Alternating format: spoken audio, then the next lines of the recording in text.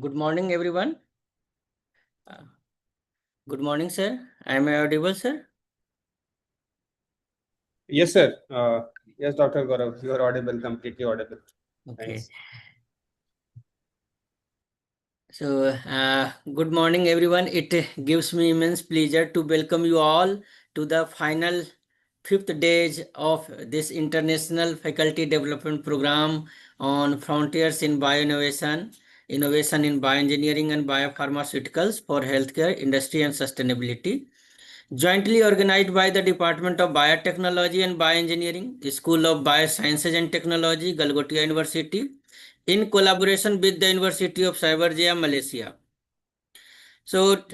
Let me introduce first our speaker, uh, Dr. Sanjay Saxena, sir. First of all, I would like to thank our speaker that he has um, taken up some time from his busy schedule, as he is very busy in uh, in this day. So I have requested and he has accepted.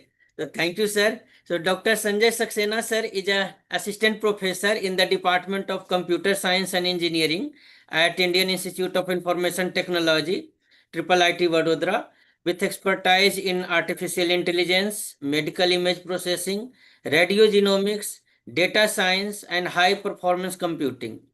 He earned his PhD from the IIT BHU Varanasi and completed his postdoctoral research at the Artificial Intelligence in Biomedical Imaging Laboratory, University of Pennsylvania, USA, where he has worked on advanced AI application in cancer research. His research focused on leveraging the artificial intelligence, deep learning, and medical image analysis for precision oncology and healthcare application. Dr. Saxena has authored several books, book chapters, high impact research paper in reputed international journal and conference. He is an active member of IEEE, ACM, and the New York Academy of Science and has presented research at prestigious institutions including Imperial College London, Stony Brook University, and Vienna University of Technology. He is passionate about teaching artificial intelligence, data science, image processing, Python, Java, data structure, while mentoring students in cutting edge AI driven research, healthcare research. So, we would like to thank you, sir, for accepting our invitation. Now, the virtual podium is yours, sir. Over to Thank you, you. sir. Thank you, Okay. sir. Thank you, Dr. Gaurav, for inviting me. It's completely my pleasure to be the part of this International Faculty Development Program. So it's very nice. Like I can see that many people are from, I mean, more than 120 people. It's very great. And I'll be happy to give whatever I have done in last couple of years based on artificial intelligence, neuroncology, and so on. So I'm very happy to be the part of this faculty development program, and I could get some time to present my work today. So I'll be sharing my screen, and it will be great. It will be great to all of the audience if you can interact me after the talk or in between the talk, as per as your wish. And let me share my screen, and I'll be starting my presentation. 1 minute.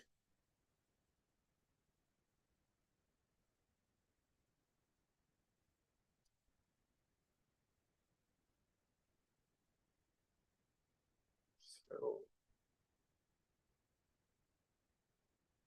is it visible? Yes, sir. It is visible, sir. I just want to scroll my slides, so please let me know whether that transition is working or not. It is Okay, fine. sir. Yes, sir. It is working, sir. Okay, that's great. So yesterday I was giving some presentation that at that time it is not working. Anyways, that is great. So good morning all. So today we'll be discussing about the decoding brain cancer biology using AI and radiogenomics. So as we all know that we are living in the era of artificial intelligence. Everywhere there is artificial intelligence. So we are working in the healthcare specifically. My group here working in the area of developing basics and an advanced artificial intelligence based method to understand the biology of the cancer, specifically brain cancer and glioblastoma. So Glioblastoma, we will be discussing in detail glioblastoma, what is glioblastoma, IDH wild type. So there are a couple of things related to the brain tumor that we will be discussing in the next, uh, when I will be discussing about the case studies of my recent research work.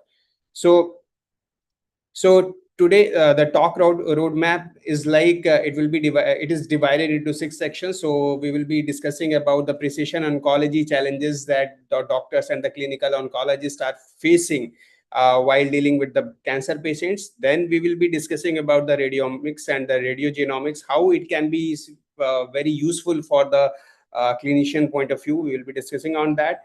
Then what are the spatial AI building blocks are there, like texture features, CNN transfer learning, and couple of more advanced methods that we can use while developing a robust model for that could be helpful for the clinicians. So we will be discussing on that, and then I'll discuss case studies in GBM. So in the last couple of years, I'm working in the area of GBM. So let me tell you one thing.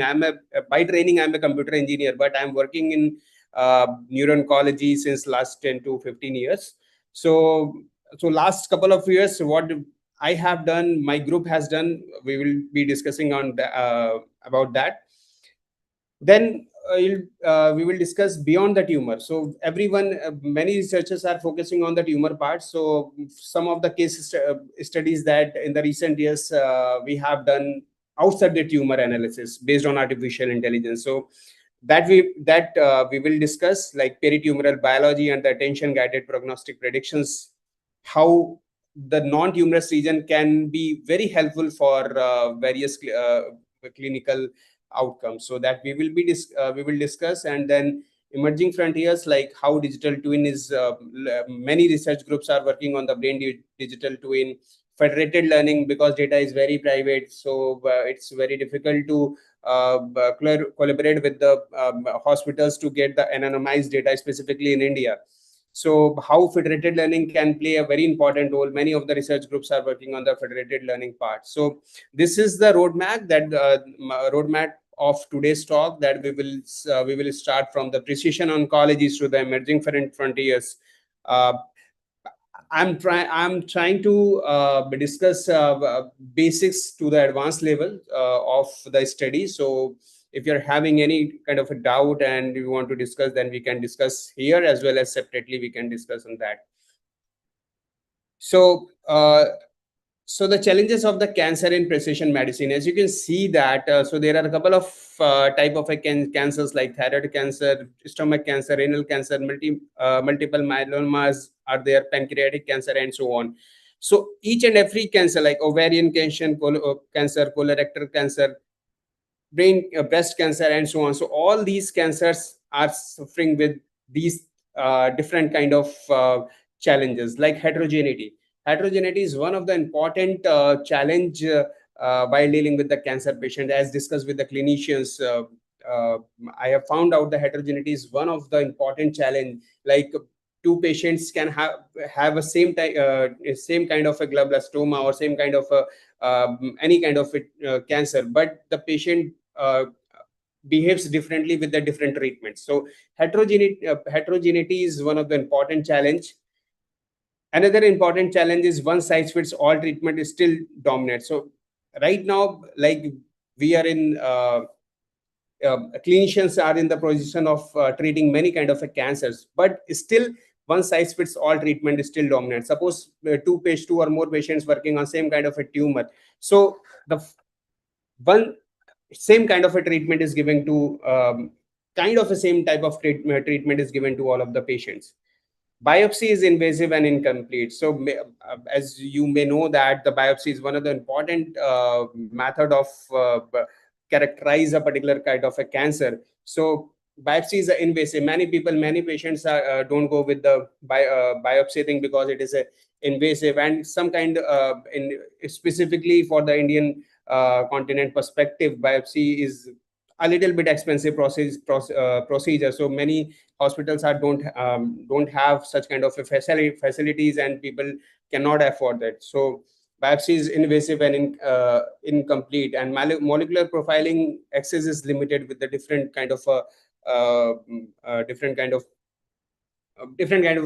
patients for the different kind of hospitals. So molecular profiling like NGS sequencing or IC. So this profiling access is limited in specifically in the Indian subcontinent. Like if we talk about the European or US, so molecular profiling is frequently done over there. So that is they gain some kind of a benefit for this because they are having, like, if we talk about the Western cohort, so they are Western countries, so they are having this kind of resources so that they can do the biopsy for all the patients. They can do molecular profiling so that they can give the appropriate medicines, precision medicine for the particular patients. Another important challenges is clinical decisions lack predictive markers. So like we don't have, as discussed, like we don't have a sufficient amount of data. So predictive markers are less while dealing with the patients. Another important challenge is outcome disparities across populations. So yes, while giving the chemotherapy or radiotherapy or any kind of a medication, so outcome disparities across various kind of populations are. So these are the couple of challenges of cancer in the precision medicine. So I'm not talking about the glioblastoma or a brain cancer. For any kind of a cancer, such kind of challenges are there. So we have to treat, we have to deal with such kind of challenges. So precision oncology paradigm is having the right patients, right treatment, and right dose at the right times, right regions. So that is a important importance of the AI thing. So we have to identify the right patients, we have to identify the right treatment, and then right dose to the right region should be given. So right patients to show the tumor biology and the clinical profile vary widely between individuals. So we need predictive biomarkers to identify who will benefit most. So that is the basically the identification of the right patients. Right treatment means therapy must match tumor molecular characteristics. So right treatment should be given appropriately. AI-driven radiogenomics map aggressive and infiltrative zones. So there are a couple of infiltrative zones are there. What is radiogenomics? That we will be discussing in the further slides. So right dose, the important point here is with the help of radiogenomics, we can plan a right dose to the right regions. It improves local control while minimizing the toxicity to the healthy tissue. So if we are planning a advanced AI like expert AI with any kind of this section, like if, to identify the right patient, to identify the right treatment, and to identify the right dose to the right region, so AI can play a very important role. So this is basically the precision oncology paradigm. Now, where imaging meets biology. So imaging can play a very important role. So for AI perspective, imaging can provide many kind of information. So those information can be used for different kind of analysis. So if we talk about the MRI captures phenotypic expression of the tumor biology. Imaging basically reveals cell density, infiltration, and the vascularity. Peritumoral MRI signals reflect aggressive tumor spread, and the radiogenomics converts imaging pattern into molecular insights. You must be thinking, what is radiogenomics thing? That we will discuss after one or two slides. So, and if we deal efficiently imaging, then we can enable the non-invasive virtual biopsy of a particular tumor. So if we are planning a non-invasive thing in future or in after a couple of years, then imaging can play a very important role. So let me tell you one thing. So radiogenomics is having two important components like radiomics and genomics. So first of all, we will discuss about what is radiomics. So radiomics is a method that extracts many quantitative features from medical images using various data characterization algorithms. So in the late term or in the very basic perspective, we can say that the radiomics is nothing but identifying or extracting the quantitative features from the images. So this is the flow, like patients go with the examinations, like it could the patient could go with the CT scan, PET scan, or some kind of X-ray, and so on.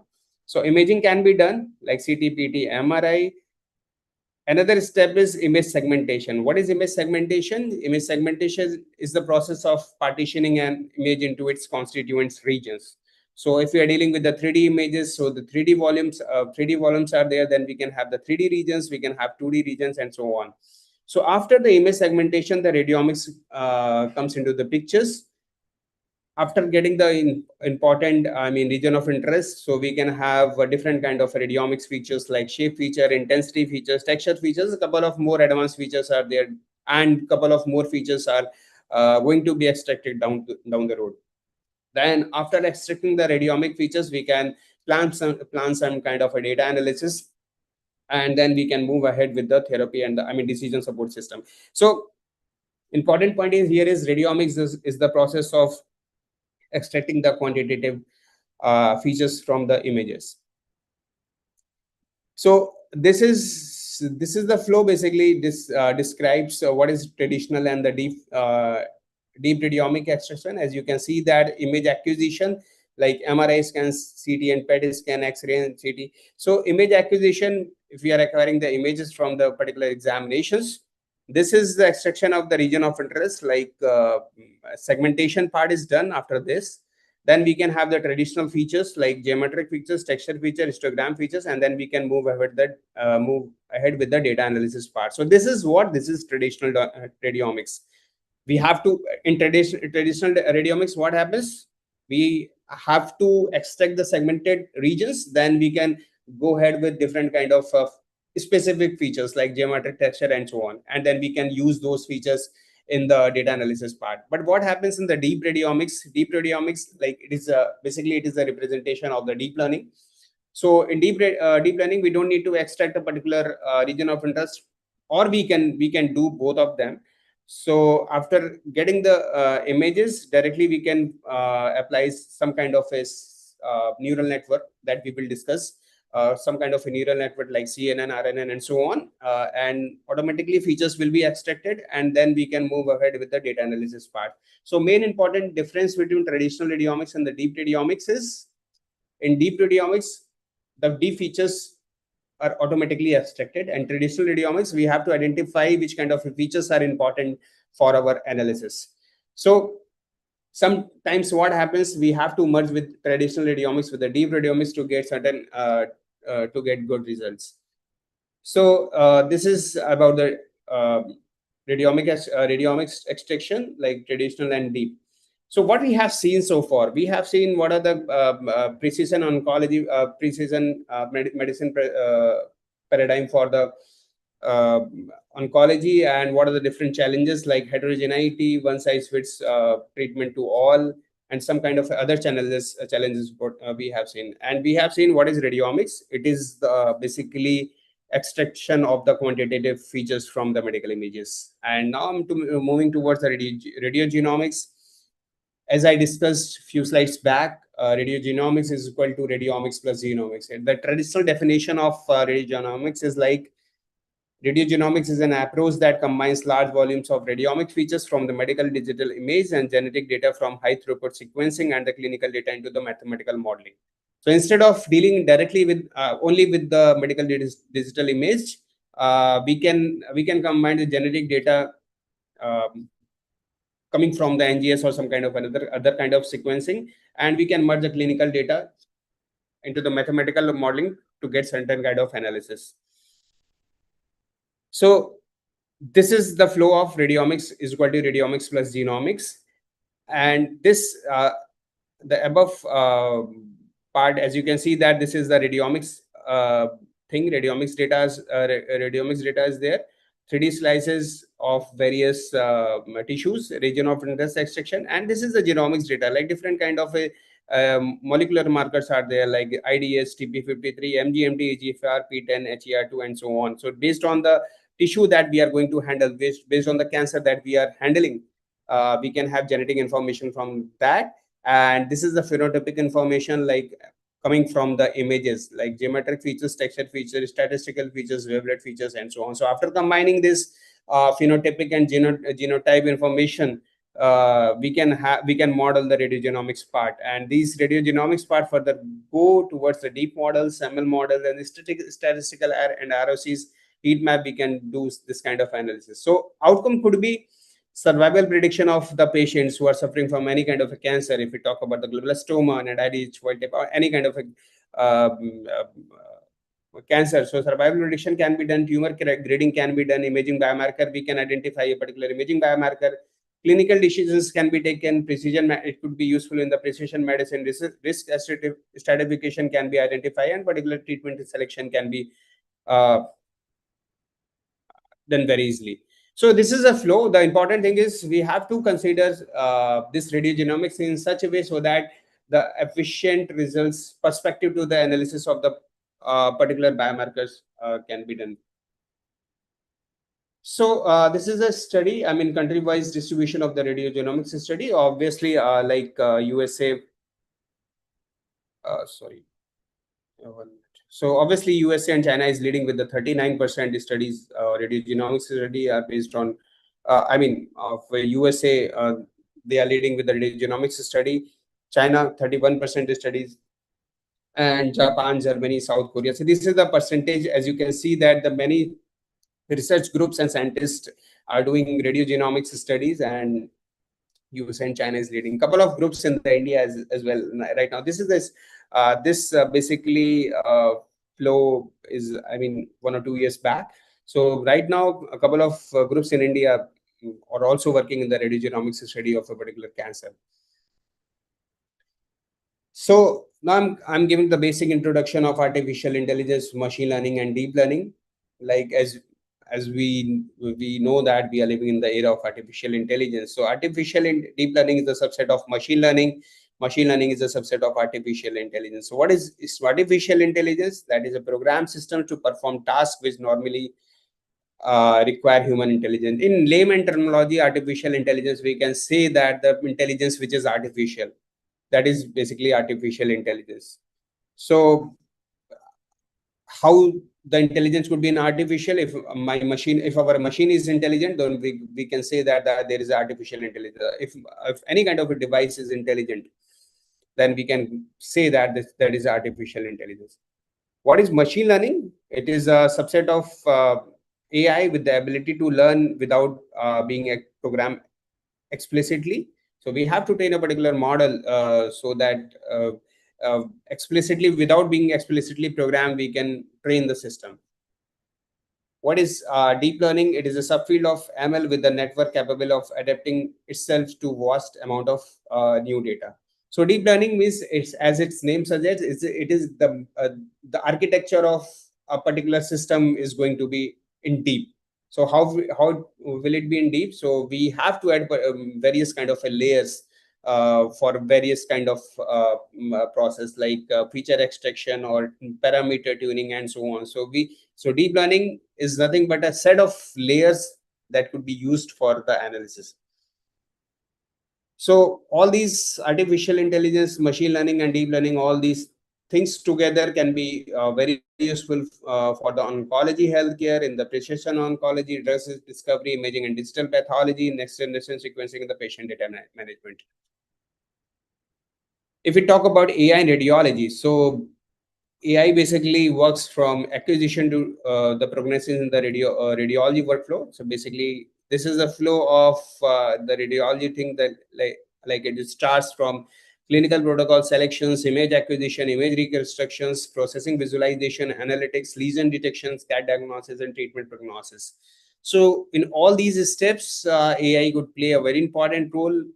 As per the requirement, we can implement any kind of a model or any kind of the procedure from AI we can use in any kind of any kind of a step of the radiological workflow. So I'm coming towards a basic thing, machine learning and deep learning. As 3 to 4 slides back, I have discussed about the traditional radiomics and the deep radiomics. So this is the basically difference. You can easily understand what is the difference between the traditional and the uh, deep radiomics. So in machine learning, what happens like this, as you can see that this is the object-led tree, and then feature extraction and the classification are two different steps are there. Like the programmer needs to identify which features could be useful for the analysis. Then the programmers can identify that particular kind of features, and those features could be passed to a particular classification system, and then it will be predicted like whether this object is tree or not. What happens in deep learning thing, feature extraction and classifications are done in a single steps. Like it starts from different set of layers for the deep network. So this is a basically example of the deep network.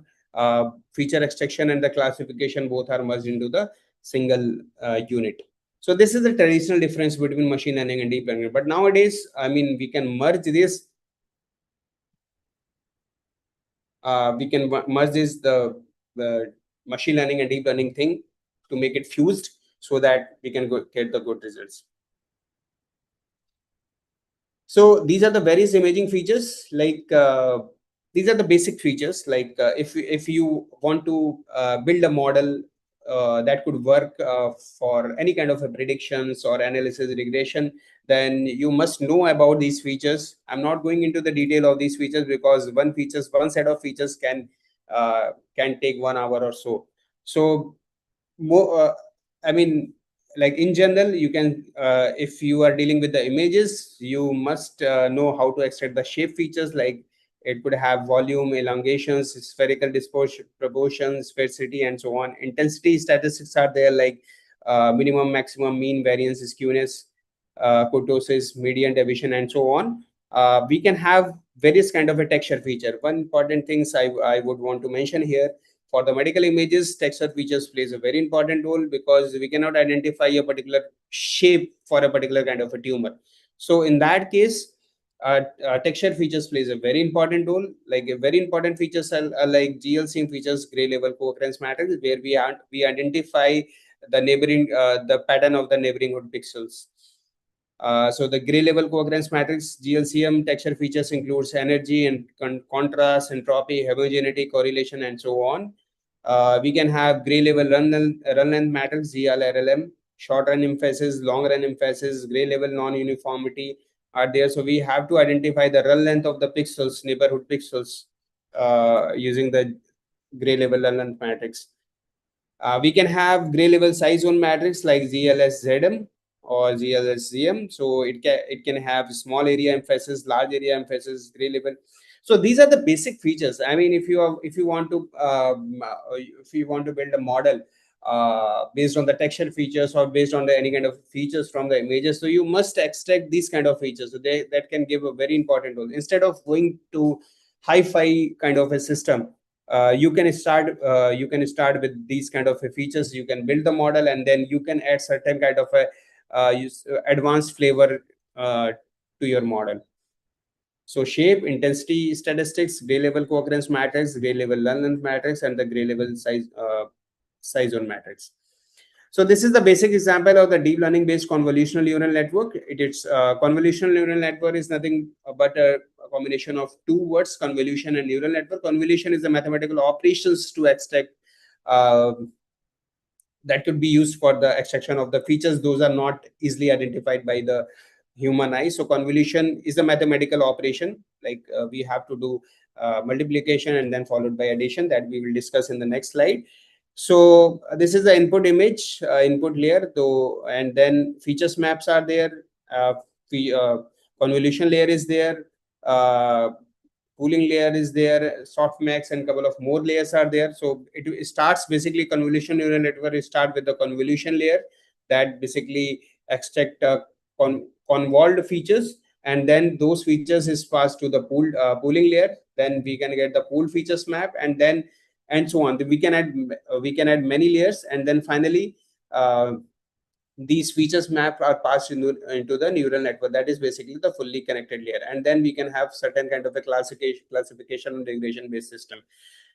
So important take home point here is that convolution in some cases or we can say that in majority of the cases, if we are dealing with the medical images or the radiomics thing, convolution plays a very important role, because we cannot identify, uh, in most of the cases we cannot identify a particular shape, and we cannot identify a particular set of features which features could be useful. In that case, convolution neural network plays a very important role. So this is a basic convolution operation. It is a 3D volume I mean 3D volume with the 3 layers, and these are 3 filters, and this is multiplication followed by addition. So that particular region of interest is highlighted uh, while uh, uh, while implementing the convolution. So these are the foundational approaches for the healthcare data analysis. I'm not, obviously this is a very vast thing, I'm just summarizing it.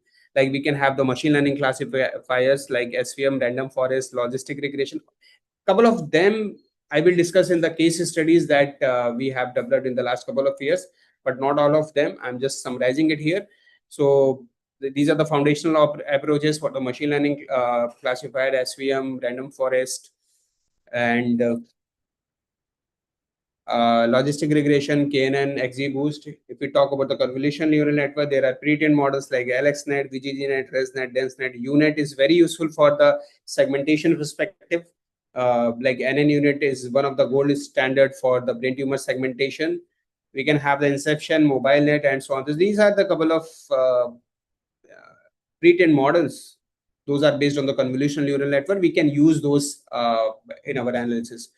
We can have, if we are dealing with the sequential data, then we can have the RNN, recurrent neural network, LSTM, GRU, bi-LSTM, 1D CNN, HMM, and so on. So these are the, if we are dealing with the sequential data, then we can go ahead with this kind of a model. So for the unsupervised learning, if we are having the label data and we are doing some certain kind of a classification, so that comes under the supervised learning. And if we don't have the appropriate labels, and then if we are then we are doing any kind of a machine learning, implementing machine learning and deep learning thing, so that comes under unsupervised learning. So we can have k-means, PCA, autoencoders, Gaussian mixture, Cox PH regression. So important point here is these are the foundational approaches for healthcare data analysis if you are dealing with the radiomics or radiogenomics thing.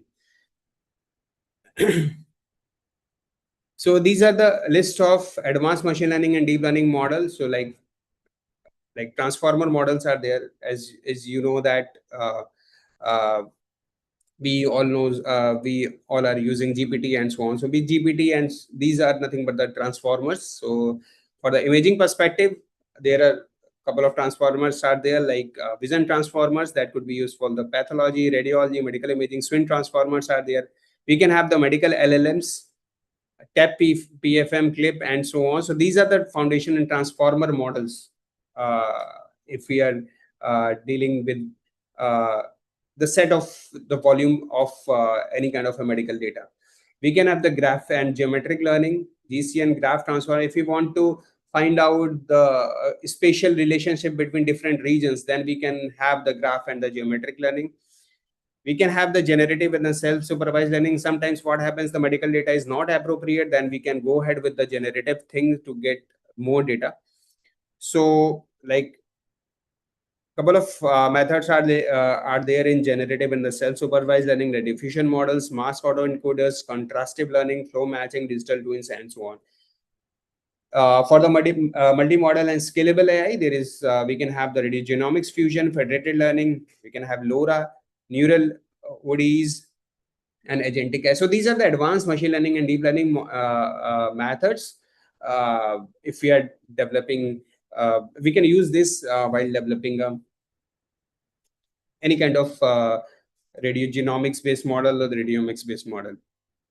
One important thing you should know about the transfer learning. Learning is nothing but if a model is trained for a particular task, that knowledge could be used for the uh, for any kind of other task. So that is transfer learning. In some cases, recent researches show like for the medical perspective, for the radiogenomics studies,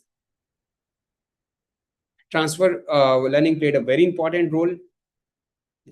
Because if we talk about the ImageNet, it is having the millions of images, the models are trained on that, and then we can use that knowledge to our analysis. It could be medical or it could be some other. So, like as I said, that ImageNet is having millions of images. So AI used in radiogenomics study, if we talk about it, this is a statistics that shows the AI used in radiogenomics studies. Like 57% of the studies are based on the machine learning, 33% studies are based on deep learning, and both ML and DL are used for the in the 4% of the studies, and some studies are based on the data analysis perspective, so they don't use ML and DL. So this is around 6%. So AI model in the radiogenomics history, this is a plot that you can see that CNN is leading with leading with various kind of studies, followed by regression and so on. So in radiogenomics, this plot is basically shows how AI can be is used in the radiogenomics studies. If it this plot basically shows how for the radiogenomics studies which imaging modalities are specifically used. Like 45% of the studies are based on the MRI, 39% of the studies are based on CT scan, and 8% studies are based on CT and PET. 2% studies are based on MRI, CT, and PET, and 4% PET, and 2% mammography. So this basically shows, like, radiogenomics studies are mainly basically uses the volumetric kind of data like MRI and CT scans. Now, this is till now what we have discussed about the basic components of the radiogenomics, like it is basically combination of radiomics and genomics, and we have seen the basic stuff of machine learning, different kind of features like texture, GLCM, GLRLM, GLS ZM, and so on. Also, we have seen some kind of basic and foundational and the advanced machine learning and deep learning methods. We have seen about the use of AI in the different radiomics, workflow. Now I will discuss the case studies. Now you will understand how those things could be used for various case studies related to the brain cancer. So let's start. So when a patient is diagnosed with a brain tumor, so what doctors mainly sees, how it behaves. Like, does it grow aggressively? Does it infiltrate surrounding tissues? Does it respond to the therapy or resist it? So doctor mainly sees how it behaves. So based on this, we can say that cancer is not just a tumor, it is a dynamic system. So based on this dynamicity, we have to, as a data scientist or as an AI engineer, we have to build our system so that the cancer will be treated as a dynamic system. Like, we have to be in the mind of the doctors, like how it with the particular cancer or a brain cancer, it grows, whether it infiltrates surrounding tissues or not, and whether it basically respond to the particular therapy. So the problem here is brain tumors are one of the deadliest and least understood heterogeneous cancers. Like 330K plus new brain tumor cases globally per year. And if we talk about the median survival rate, specifically for the glioblastoma, it is nearly 15 months. Sometimes patients survive less than 6 months, and sometimes patients survive more than 3 years or so. So it depends on the nature of the brain cancer. Basically, that, as with the discussed with the clinicians, it is proved that the glioblastoma is highly heterogeneous in nature, so that specific identification of the survival of the patients cannot be determined very easily. But the thing is, 5-year survival rate, less than 5% is the 5-year survival rate for the GBM patients. So current treatment is blind to how tumors behave at a structural and the molecular level. So we need smarter AI, not just detection, but the deep characterization of the tumor. So basically, what current methods, like 3 critical blind spots are there. Spatial relationships. Many studies are there when you will Google it. So there are many studies are in PubMed or in Google Scholars, those are dealing with the AI with the brain for the brain cancer, AI radiogenomics for the brain cancer. But what they are lacking in the identifying the spatial relationship between the various tumorous subregions, molecular heterogeneity, and the peritumoral regions. So, what is spatial relationship? Spatial relations in tumors are network of interacting subregions, and the conventional radiomics treats each voxel in isolation, so missing the bigger topological picture. So, and another thing is molecular heterogeneity. A single biopsy sample, one spot. So, and MGMT methylation. This is another. This is an important marker is there that we will discuss MGMT methylation. So, can vary dramatically across the tumor mass. So, molecular. The people are. I mean, mainly the people. Don't go ahead with the molecular heterogeneity. Tumoral lesions, the tissues beyond the tumor boundary carries powerful predictive signals, as I discussed in the beginning of this today's talk. So these are the blind spots are there. So our researches, our studies are dealing with this kind of a blind spot through a unified AI framework. So we have to treat the tumor as an active living system. As I discussed, what if the tissue beyond the tumor boundary holds the key to the patient survivals? So spatial modeling, molecular fusion, and the peritumoral AI. So based on three things, we have completed various studies.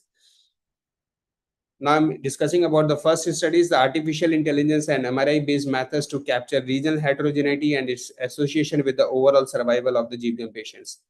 Perspective on the MGMT methylation. Now I'm giving the brief introduction. Some of you know about the glioblastoma and some of you know not. So in that case, glioblastoma, GBM, a malignant and dangerous type of a brain tumor, the median survival rate is 15 to 16 months, which is unpredictable because of highly heterogeneous. Multiparametric MRI scans like T1, T2 flare and T1GD are the reliable way to visualize the GBM. Another important marker is the MGMT, O6 methylguanine methyl transferase. What is MGMT? MGMT basically it is an enzyme that repairs damaged cells. So when chemotherapy kills cells, MGMT fixes them. So and it is associated with an improved response to chemotherapy with the temozolomide and longer survival. And invasive biopsy is only one of the reliable way. I mean, only the reliable way of MGMT methylation determination in the current clinical practice. So for this study, the objective and motivation was to develop a reliable non-invasive way to determine MGMT methylation using ML and MRI-based methods, and capture the spatial heterogeneity perspective to MGMT methylation in GBM patients. And we wanted to identify the relationship between MGMT methylation with the overall survival of the GBM patients. So this was the motivation. I mean, this is the basics and the motivation. So we for some of the studies we have focused on the MGMT methylations and the survival of the patients. So for the images perspective, we have considered structural brain MRI scan like T1, T2 flare and T1GD. So this is basically, you can see that this is the whole tumor region. Red part is nothing but tumor core region. Blue region is enhancing tumor region, and the green is the edema regions. So sometimes we have to consider the entire whole tumor regions for the analysis, and sometimes we have to deal with the tumorous subregions. And if you wanted to identify the spatial relationship between the regions, then we can move towards the graph. We can move towards the graph modeling of the regions.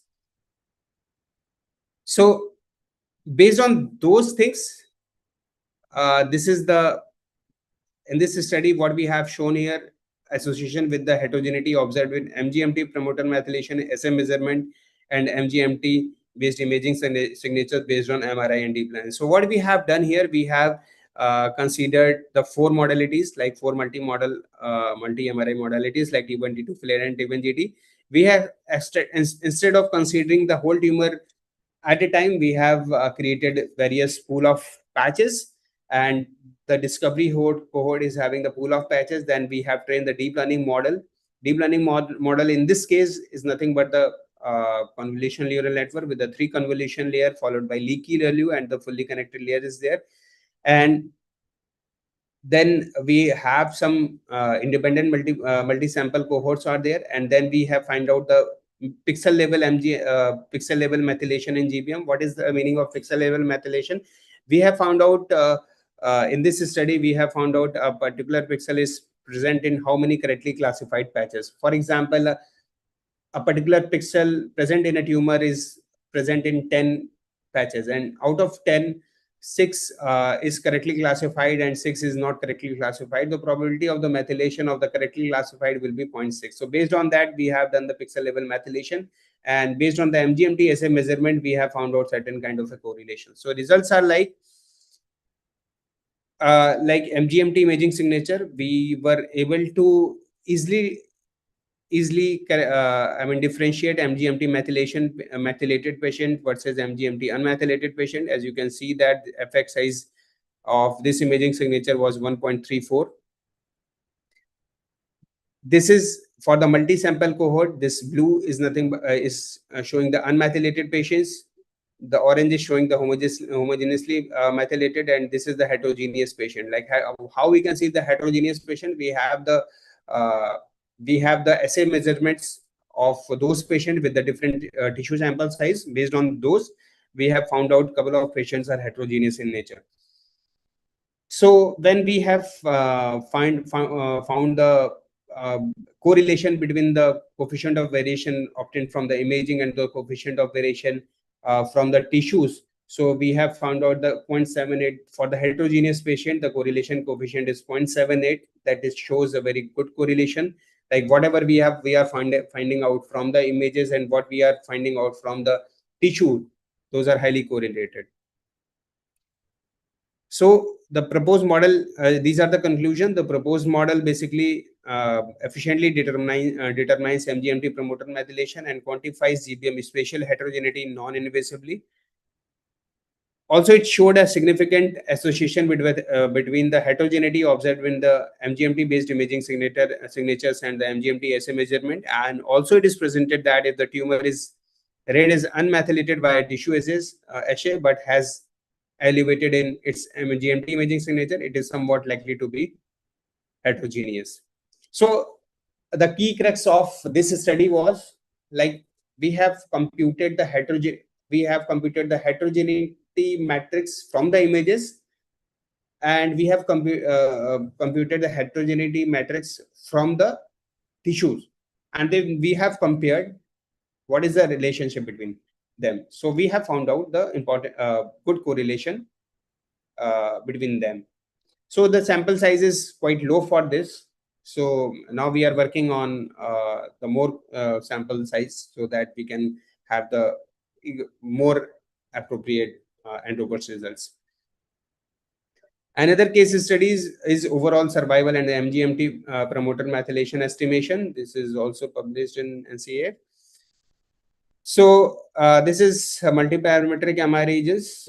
We have considered, as I discussed in the previous slides, like sometimes not previous slides, in the beginning, few slides back, we have discussed sometimes we need to focus on the radiomics part, sometimes we need to focus on the deep radiomics thing, and sometimes we need to merge them. So in this studies, we wanted to predict the overall survival of the patient and the MGMT promoter methylation prediction. So we have taken conventional radiomic features, we have taken the deep radiomic features.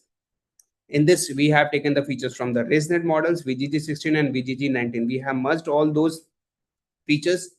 Then these features went through different feature selection schemes like variance threshold removal, recursive feature elimination, and then we did survival prediction and the MGMT status predictions. So this is the signatures that we have obtained with this. For MGMT methylation signature, we were getting 0.76 AUC with the 95% confidence interval of 0.70 and 0.80. So that basically shows very good findings for the MGMT methylation prediction. For the survival for this study, we were not getting the good results. That is the reason sometimes this fusion works for a particular task. Sometimes fusion does not work for the particular task. That is the important finding for this word. If we talk about the MGMT index, so Cohen's d effect size is 0.73. That shows basically a clear-cut separations between two cohorts. Another case study is clinical measures, radiomics and genomics offer the synergistic value in AI-based prediction of overall survival in the patients with glioblastoma. So in that, this is published in Nature Scientific Reports. So this study is having two stages. Stage one, model training for the radiomic signatures. So and stage two is the multi-omic based stratification. So in the first stage, we did the radiomics part. We have restricted a particular kind of index from the images, and then that particular index is merged with the multi-omics thing, like different genomics information and different clinical information. So the radiomic cohort is having 516 patients. So that cohort is divided into the discovery and the replication cohort. And then SVM model is trained, and then particular index, survival index is generated for the particular 112 patients. And this survival prediction index here is used with the different uh, kind of parameters like clinical measures, MGMT methylation and the genomics. And the Cox pH regression model is trained for the 112 patients, and the risk stratification is done. So the point here is there are two stages in this radiomics part for getting some kind of index. And after getting some kind of index, we have used that index for the multi-omics risk stratification, and that index is merged with the genomics and other kind of parameters. This is the radiomics thing. Like again, we have considered T1 T2 flare and T1 GT or T1 C. We can see that say that. So we have considered this patch uh, of tumor, and then we have passed this tumor patch into the classification system. We have trained two classifiers, like patients with overall survival less than 6 months with the versus all, and the uh, uh, classified two, basically patients with overall survival greater than 18 uh, months versus all. So based on that, we have computed the serial probability, and then we computed the SPI radiomics. And then an important point here is for training the model, we have used VGG19 architecture. VG90, just let me tell you, VGG19 is nothing but uh, the model is trained on the ImageNet set with the 19 layers. And we have used transfer learning to extract the features from the VGG19 and further to compute the survival prediction index.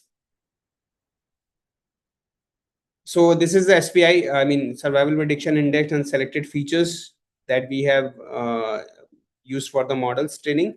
Like as you can see that this feature importance, as you can see that there is a combination of like flare, deep, T1 deep. T1 is flare, means flare is the modality, deep means deep features, and this is T2 ED, histogram and interquartile. These are the basically texture features. So this feature importance basically shows uh, like for building the model, both kind of features could be useful, like deep features and the machine learning based features.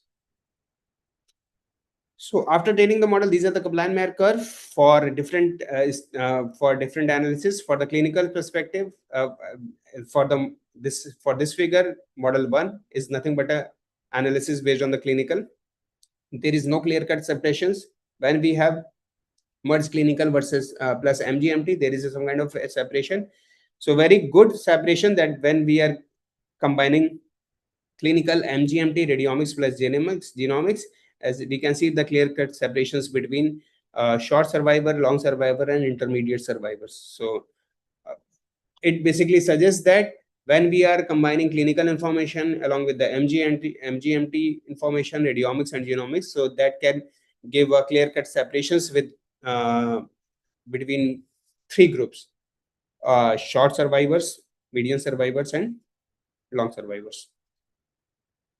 So this was another study. Another study basically GAN augmented radiomics and machine learning for post-therapy GBM progression assessment. So what happens?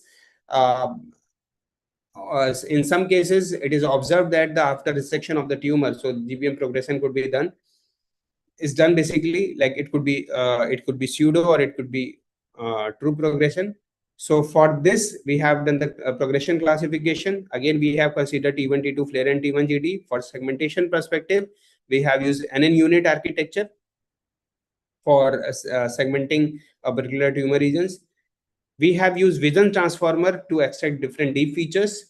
Also, we have computed the deep radiomics features extraction, and then we have combined deep and radiomic features.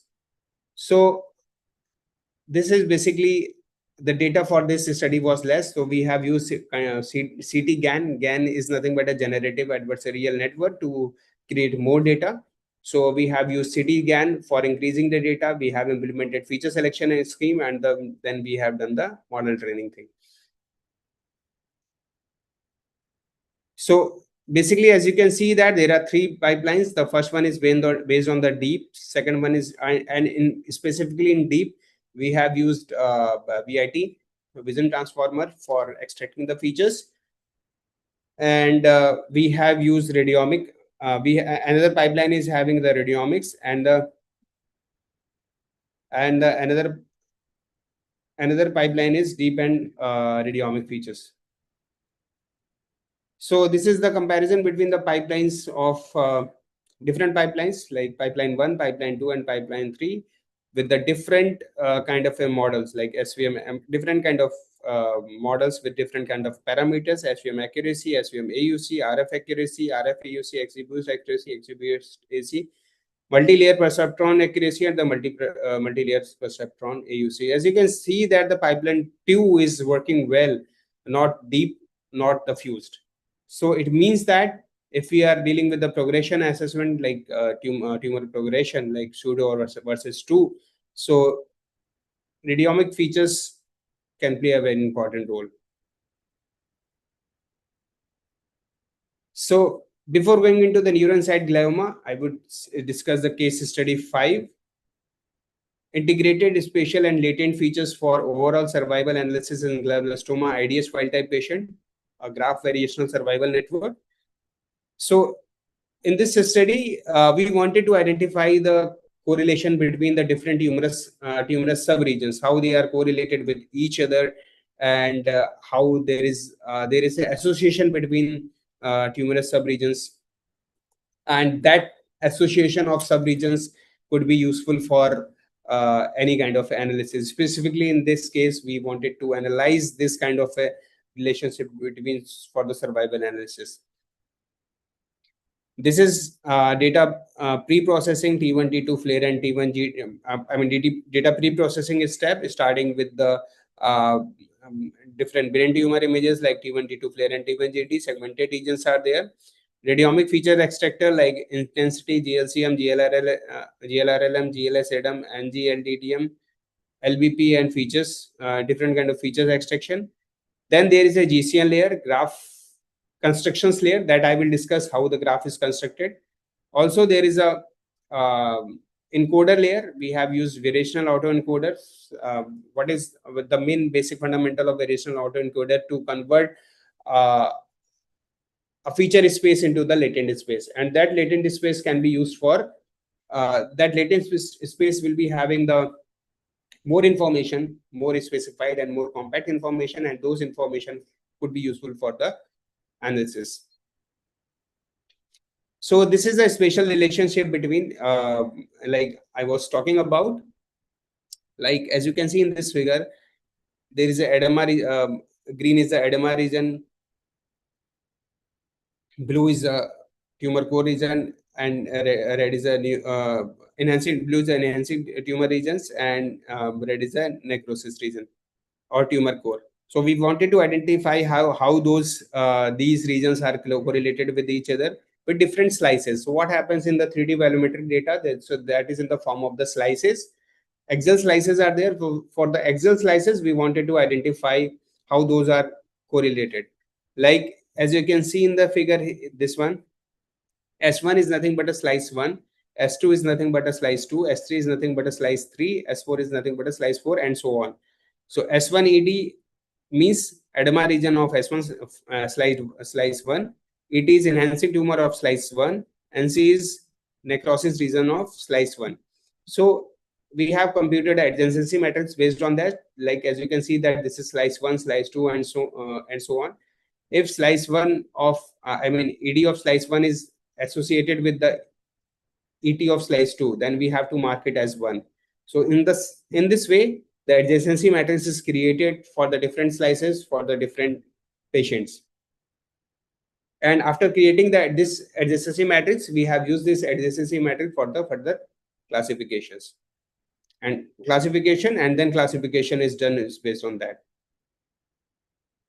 So this is the survival probability. This is a Kaplan-Meier curve to segregate the short survivor versus long survivor. Short survivors, the patients who are living who are alive less than 12 months, and long survivors who are alive more than 12 months. So based on that, the stratification is done. So we have taken 3 set of data: UPenn GBM, UPenn PDGMs, all are open source data, RHUH GBM. So AUC is very promising. AUC is what we are getting from this, like 0.978, 0.938, 0.965. So these are the accuracy that we are getting. AUCs we are getting. These are very promising while segregating short survivor versus long survivors. Another case study is like deep peritumoral radiomics for the predicting overall survival and the MGMT status in GBM. Like instead of focusing on the tumorous regions, we wanted to identify the non-tumorous regions and what are the important signals that we can get. What are the signals we can get from those non-tumorous region, or we can say that the peritumoral regions. So again, we have considered these 4 kind of modalities. And then we have considered vision transformers and the convolutional neural network as per the deep feature extraction part. Then we have move ahead with the low variance removal and the recursive feature elimination. So what we have done to identify the peritumoral regions, so we have dilated the regions, and then we computed survival estimation and the MGMT method, MGMT promoter methylation estimation. So after dilating the tumor region, we wanted to identify whether the dilation of that tumor region is giving certain kind of signals or not. So as you can see that this is the dilation part. So we are dilating it here, and these are the results for the overall survival and the MGMT parameter, MGMT promoter methylation prediction. So this is the AUC, like 0 mm margin means if we are considering on the tumor region, then what is the result? It is basically 0.74 AUC that we are getting. When we are dilating it with the 8 mm tumoral plus peritumoral region for the overall survival prediction, we are getting 0.76. For the MGMT methylation prediction, if we are considering on the tumor region, then we are getting 0.71 AUC. But when we are going towards the 10 mm margin, then including tumor plus peritumoral region, we are getting 0.81 AUC. That shows like for a certain dilation, the signals give more information for the MGMT for this overall survival prediction, as well as for the MGMT promoter methylations predictions. So these are the couple of studies, like 5 to 6 studies, and the recent years we have done, and all are published in very high impact journals. And those are basically glioblastoma and the overall survival and the MGMT methylation predictions for the radiogenomics perspective. Now, emerging frontiers, basically the next decade of the AI-driven neuro-oncology, like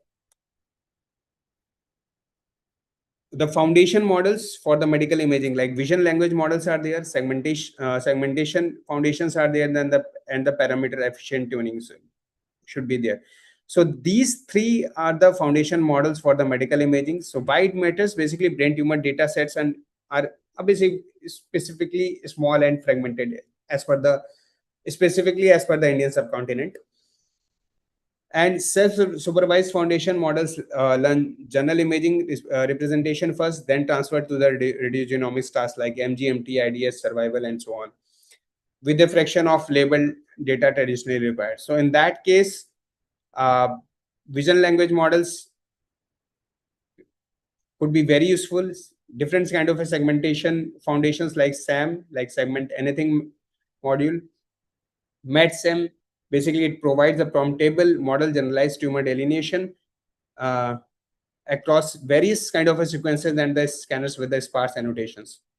We have we can have the LoRa and the adapter specialize a shared backbone to each site or task without retaining billions of weights.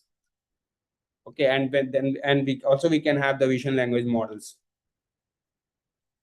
Federated learning across institution is one of the important concepts here, like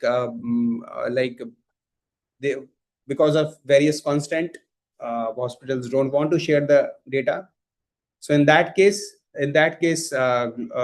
we need a local training within a campus only, and then we can create a global models. Like for example, AIMS Delhi, New Delhi, one of the project that we are working, like one of the project that we have planned based on the AIMS Delhi, NIMHANS Bangalore, so that the model is trained on a particular site, and the global model, we can work on the global model, so the data could not be shared, and the training would be done very easily. So federated learning is playing a very important role while designing such kind of a thing. Like it is a very important, because of the privacy by design, like patient data stays behind each hospital firewall, like GDPR, and that could be GDPR and HIPAA line. Larger effective cohorts. Obviously, if multiple institutions are involved, the diversity of the patients will be there, cohort size will be large, and model will be more robust. Domain robustness, like scanners and the site variation is backed into the model, that will basically give that will provide the good generalization of the model. So digital twins of the glioma patient, like glioma or glioblastoma. So digital twins is the artificial generated brain, you can say that. Okay, so it can sense, it can simulate, and it can steer. So for the sense perspective, multi-parametric MRI, radiogenomics, and clinical data initialize the twin. Simulate mechanistic PD growth models we can have. It can made differentiable by deep solvers. It can steer. So in silico therapy trials predict the response before treating the patient. So we should understand what is the digital twin. Basically, it is a living patient-specific virtual model that fuses imaging, mechanistic biology, and the deep learning, or any kind of artificial intelligence-based methods. So people are working on the Neuro Twin GBM, which could be which is basically a federated radiogenomics digital twin framework coupling mechanistic PD modeling with differentiable deep learning solvers for the individualized glioma or glioblastoma care. Generative AI neuro-oncology, so diffusion and generative models that create complete and augment brain tumor imaging data. So sometimes what happens, we need more data to analyze or characterize a tumor. So in that case, generative AI plays a very important role. Like it is basically used for the missing modality synthesis. Sometimes what happens, patients are having T1, but it is not having T2. Patients having flare, it is not having T2, or patients having perfusion, it is not having diffusion, and so on. So missing modality synthesis can be done easily by using generative AI. Data augmentation could be done very easily. Safe sharing.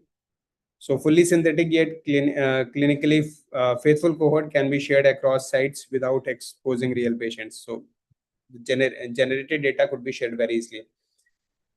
Report and insight drafting, like LLMs draft structured radiology impressions and the summarized radiogenomics evidences for the tumor board. So generative AI nowadays plays a very important role for these kind of importance, like missing modality synthesis, data augmentation, privacy sharing, and report and insight drafting. So this is the bridging imaging and the spatial biology, like multi-parametric MRI phenotypes, radiomics, and deep texture signatures, peritumoral infiltration patterns, the whole tumor heterogeneity maps. And that could be spatially mapped to the molecular scales, like spatial transcriptomics niches, MGMT, IDH, 1PQ, 1B19Q, or ATRX, different kind of molecular markers can be used for mapping with these images. Cellular density and the vascularity can be measured, and the region-specific gene programs could be done. Important thing is, while developing a AI, we must have the trustworthy and the explainability should be there. It should not be like a black box. We have to identify which part of the AI is really contributing while creating a robust model. It could have explainability, uncertainty, fairness and equity, and the regulation ready. So trustworthy and explainability should be there while treating the model. So this is the basically from bench to bedside and to know to everyone. So discover, validate, federate, deploy, and equalize. So discover means which kind of a radiogenomics marker that we have to identify. Validation should be done with the multi-site replication cohort. Federation could be there for the privacy preserving at the training at a skill. Deployment and the equalize. Equalize in the sense like LMICs and HICs. LMICs are low and middle income countries. HICs are basically high income countries. So how it could be equalized with the with this kind of deployment. So this is a neurometabolic digital twin, which is having the computer science scientist, bioinformatics, multi-omics specialists, nanomedicine, deliveries is there, tissue engineering, computational biology, introduction, the structural bioinformatics, DNA, nanoprotein structures are there. So while creating the digital twin, like here you can see that while creating a digital twin, many things are involved with different aspects, like bioinformatics part is there, nanomedicine is there, computer engineer is there, DNA nano is there, tissue engineering there to create a uh, neurometabolic digital twin. So the conclusion is AI and radiogenomics. Obviously, it enhance the diagnostic accuracy. It could be used for the individualized therapy optimization. It could be used in progression and recurrence monitoring. Yes, it provides a new hope to the reduced invasiveness. If all goes well, then we will have a non-invasive, efficient non-invasive way for the analysis and advancement. And it will provide advancements in the research and different clinical trials. Except this, I also want to discuss few slides. I want to discuss a couple of more important things, like we are living in the global world. So global disparities are there in brain tumor care, like high access countries, middle access countries, low access countries, and some other countries are there. So we have as a human being, we have to create a system where every kind of a countries could gets benefit. So AI can bridge the gap between them. And if you are following a certain parameters while creating the models, then definitely for creating an AI model, definitely that we can mitigate the gap between low access and middle access countries and the high access and low middle access countries. It starts, so this is the basically flow that it starts with the data. There are 4 pillars: data preparation, model building, validation and clinical readiness, and the deployment and monitoring. In data preparation, it starts from data collection, standardized pre-processing, tumor annotation, and the ground truth transparency. For the model building perspective, it is having multi-model integration, global data set representation, model training and optimization. Open benchmarking should be there. This is one of the important way, open benchmarking, so that we can benchmark the model effectiveness. We must have the external validation. Clinical utility focus, we have to identify clinical utility as per the requirement by the clinicians. We must have the explainable AI integration like Sharp, LPR, GradCam, and so on. For the deployment and monitoring perspective, we must have ethical and equitable AI. Continuous, we have to monitor continuously, and the global open science collaboration. So it should not be like a one man army shows. So we have to open for the global collaborations. So these are the different steps. If we are following all these steps, then definitely we can mitigate the gap between different kind of countries. So this is basically plot shows the AI readiness index.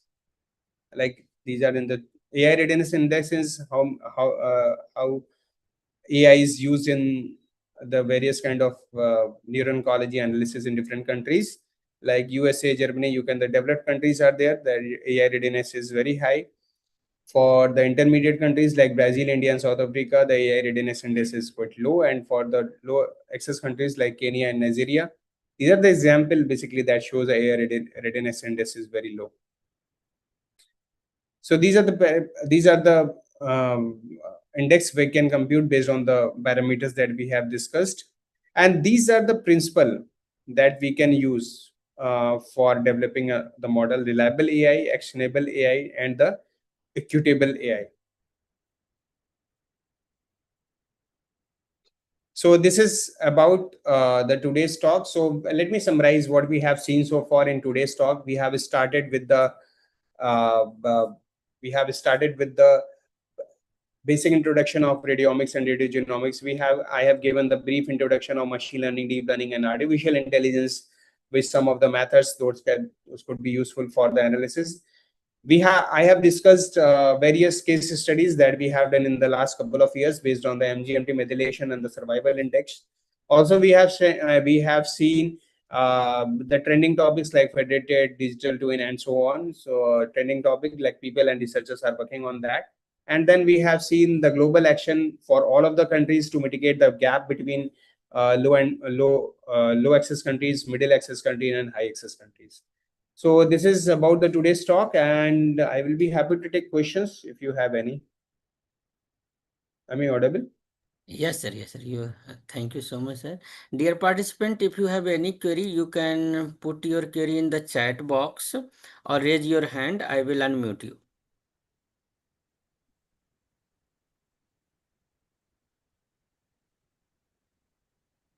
If you have any query, you can ask. Yes. Well, Can I see the chat box? yes. Yes, Palvi ma'am. You can unmute. Yes. Hello, am I Yes. audible? Yes, yes. Hello, Hello. thank you. This was a very informative talk, and it was very insightful explanation of fundamentals of machine learning and deep learning. So thank you for the information. So I have one query, like I'm working on the in vitro cell culture, and Mhm, it is on the radiation biology. mhm, So I'm actually treating the cancer cells with the radiation, and I have the in vitro data, right? mhm, So mhm, I wanted to predict these in vitro data in vivo model. Since I'm working on the particle beam, and in India we don't have the facility to treat the mice in mice. So I have data only in the in vitro condition. So can we mhm. predict the result, the in vitro result in vivo condition? Is there any method through AI so we can predict some results? Uh, And if so, so which kind of data set is required? uh, yeah, I have seen couple of studies like they have used in vitro to in vivo conversion for AI based analysis. So yes, there are methods. So for in vivo, for implementing in the in vivo thing, you must have the data in the CSV format first. Okay, so conversion, I have to see how the conversion will be done. I have not done yet, so I have to see how it will be converted. But obviously, if you are able to convert those data into the CSV and with the proper labeling thing, then we can definitely you can definitely go ahead with the prediction thing. I have never worked on this aspect. Very nice question. I am just noting it down.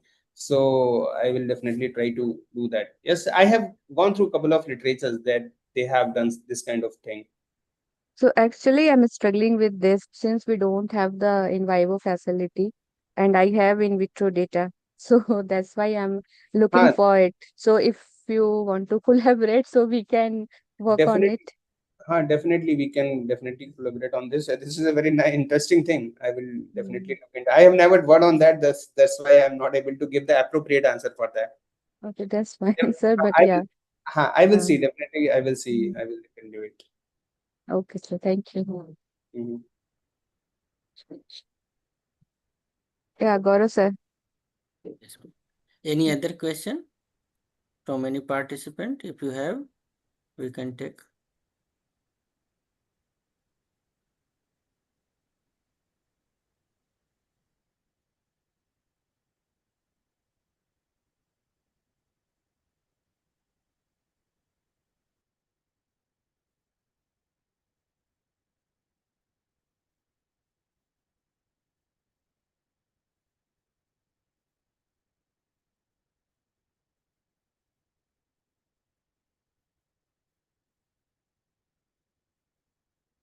So, a really wonderful and insightful talk by Dr. Sanjay Saxena.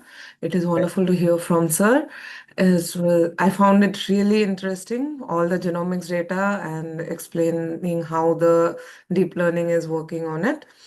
The algorithms are finding out the deepest meaning of the human genome and the application of radiogenomics. So it was really wonderful to hear such a insightful talk. Thank you, sir, for taking that time out for talking to us. And I'm pretty sure the participants have learned a lot from today's session. And if there are far more questions that you don't want to ask today, please reach out to sir.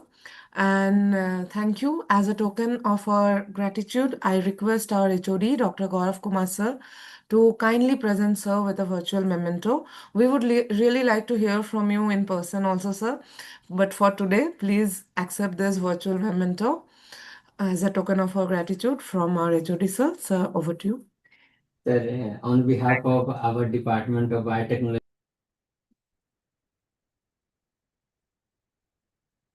You are muted, Dr. Gaurav. You are muted, I guess.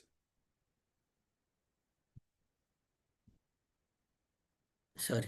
Sir, on behalf of the Department of Biotechnology and Bioengineering, School of Biosciences and Technology, Galgoti University, as well as our collaborator, University of Cyber Jaya, Malaysia, I am honored to offer you this digital memento. So kindly accept, Thank sir, you. Thanks a as a lot. token of gratitude. Thank you, sir. Thanks a lot. Thanks, Dr. Gaurav. Thanks, Dr. Sumedha, for this wonderful memento.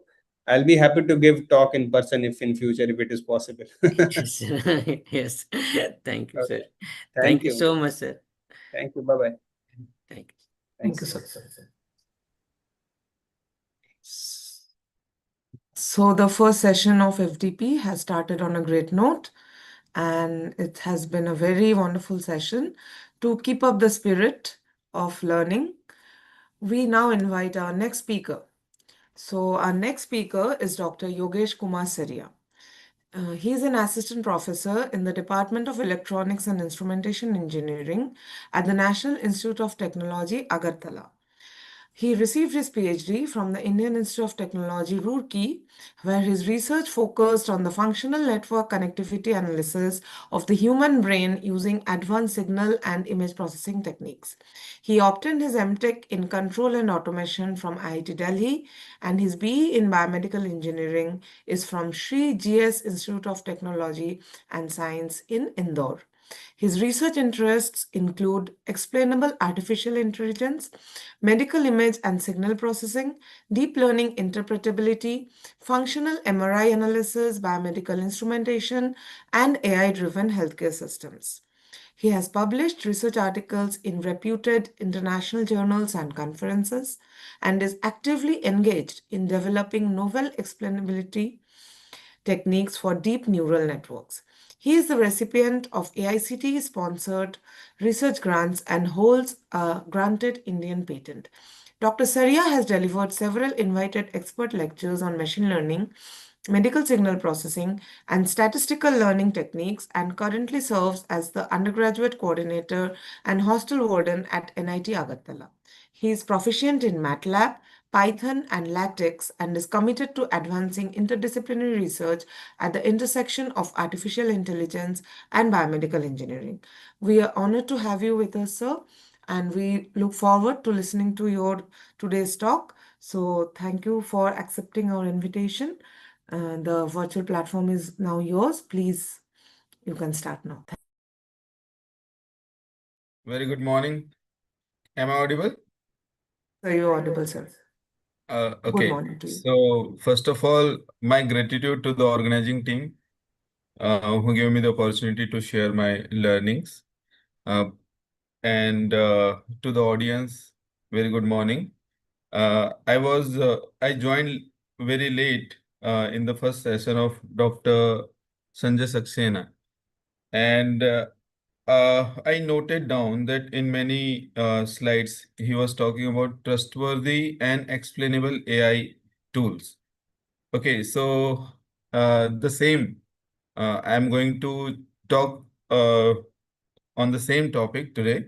So before beginning, let me just share my presentation. Just let me know whether it is visible or not. Sure, sir, sure.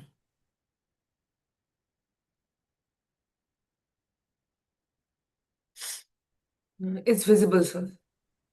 Yeah. Your screen is visible.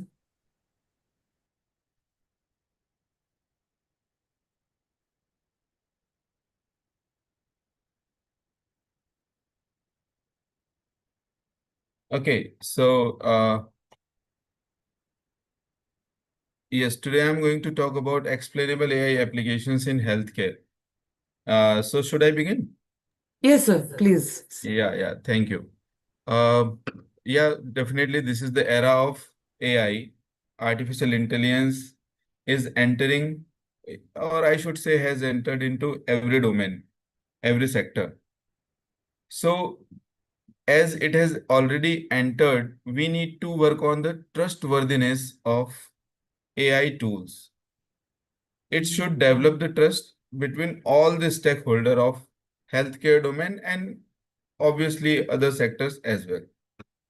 So explainable AI is basically working as a trust architecture for many sectors. So whenever, in the previous talk also, Dr. Saxena talked about deep neural network and many techniques. These days, many complex network, deep neural network, and many machine learning techniques has already developed. Now, we give some data and it is predicting or giving some results. So now, whether this result are trustworthy, whether the architecture is transparent enough, it is the question. Because whenever we are able to understand how some technique, whether it is deep neural network, whether it is machine learning, how a technique has arrived at a certain result. When we begin to understand this thing, we begin to start developing our confidence. So this explainable AI tools help us to develop our confidence in these very complex algebra or algorithms or deep neural network or machine learning techniques. So today I will focus particularly on three techniques. One is lime, shape, and grade chem. I also heard in the presentation of Dr. Sanjay Saxena, he was talking about this shapely analysis, lime analysis, and grade chem. So I will focus on these three techniques and I will also demonstrate the working of these three techniques. Okay, but before understanding this technique, I will also explain on a very brief note decision tree and random forest, because uh, whatever I'm going to explain today, the very first model which I'm going to apply is this random forest. And for random forest, it is very necessary to understand the decision tree. So what is the black box mechanism people are talking about? We have a very pretty model, AI model. It is receiving some input and giving some output. And until unless we understand what is the mechanism or what is the area or what is the parameter on which our technique is focusing or paying attention, and based on which criteria or which parameter it is giving the result or the prediction, then it will be very easy to debug it in a later stage. Because if we are only using it as a magic box, any technique as a black box, then it will simply receive input and give you output. But you won't be able to explain whenever you stuck in any problem.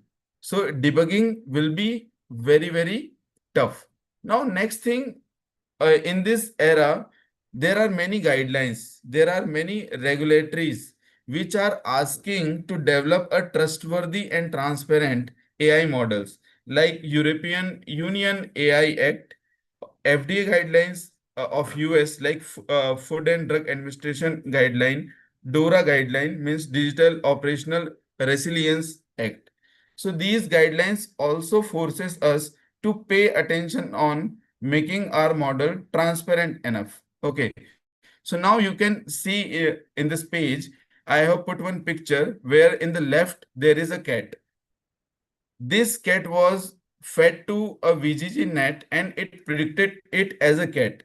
But if I want to understand what was the area of this image where my VGG net has paid attention, then you can see it has paid main attention on the face area. How do we know this thing? Because there is a heat map in between, and you can see there are some certain colors: blue color, red color, green color, yellow color. So there are explainable technique which I have applied on it. The technique is known as GradCam, and it is giving color coding, which is known as the heat map. Now, if it is the red color, means in that particular area, the technique is paying the highest attention. And if it is the blue color, then in that area, the neural network or the technique is paying least attention. Now we can see, now with the help of this heat map, we can say that the VGG net has paid main attention on the face area to identify this object as a cat. And this is one of the example of application of explainable AI technique. But mind one thing, this is a retrofitting technique. You can see in my third box, it is a retrofitting technique, means your neural network is working separately and your explainable AI technique is working separately. When your neural network has already given the prediction, thereafter my explainable technique comes into action, and in this manner it is a retrofitting technique. But nowadays people also have started to work upon transparent deep neural network, means you need not to apply a explainable technique separately. But right now most of the research work which I have encountered with are working on this retrofitting technique. Now we can understand one of the examples. Suppose there is a radiology image and certain result was given by the radiologist. Now imagine if someone is applying some AI tool to predict what was the actual disease, and some result is already developed, or the machine or the model already arrived at certain result. Now, if we implement some GradCam heat map and it says this particular region is responsible for a certain identification or for certain prediction, then it will develop the confidence of that radiologist. Yes, I can go with this AI tool in my domain.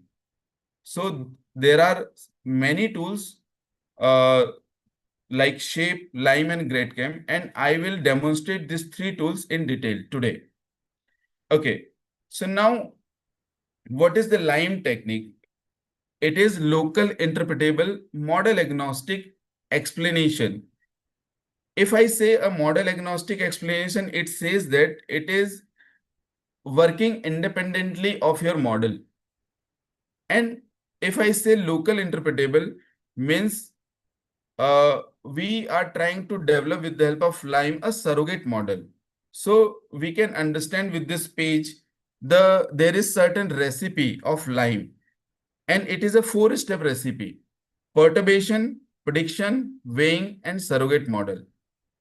Now, we know that whenever we are training a model or training some machine learning tool, then we initially give some data and train it. And after the training, we can give any actual data and try to judge whether my model or deep neural network is working perfectly or not. Just try to understand, whenever I am giving some data and it is giving some prediction, then definitely my machine learning model or my deep neural network is paying attention on some certain parameters. And based on that, it is giving some result. Now, we can imagine one situation: one person is visiting a physician and saying the symptom witnessed by that fellow. And based on those symptoms, that physician will do the prognosis and can suggest for a diagnosis, right? So whatever symptoms was mentioned by the patient, in case of LIME technique, the perturbation is with those symptoms. Suppose the person is saying 3 symptoms, then one by one we can switch one symptom on and off, and it is known as the perturbation, and we try to keep this perturbation very local. Now, with the help of every perturbation, there will be the prediction of the model. Now, with every model, we try to find out some weight and we can build a surrogate model. Now, this surrogate model can be a linear regression. Now, as I have already mentioned that I have used random forest. Random forest is some complex algorithm with respect to the linear regression. So now, in case of LIME technique, we are taking help of a less complex model, which is a linear regression model. And all this LIME recipe I will demonstrate very soon. So the recipe is perturb, predict, weighing, and surrogate model. Now, what do we understand by this perturbation? So this perturbation is, it may be some masking words in text. We know that the Google Net, whenever we do the searching on Google, it is working on some syntax, okay, sentiments. So there may be some masking of words.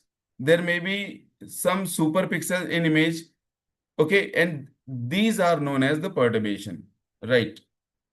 Now, as I have mentioned that I have used random forest for my technique, so I will spend little time on explaining this random forest and decision tree. Then I will switch on the demonstration of LIME. Okay, so decision tree is one of the machine learning technique. How does it work?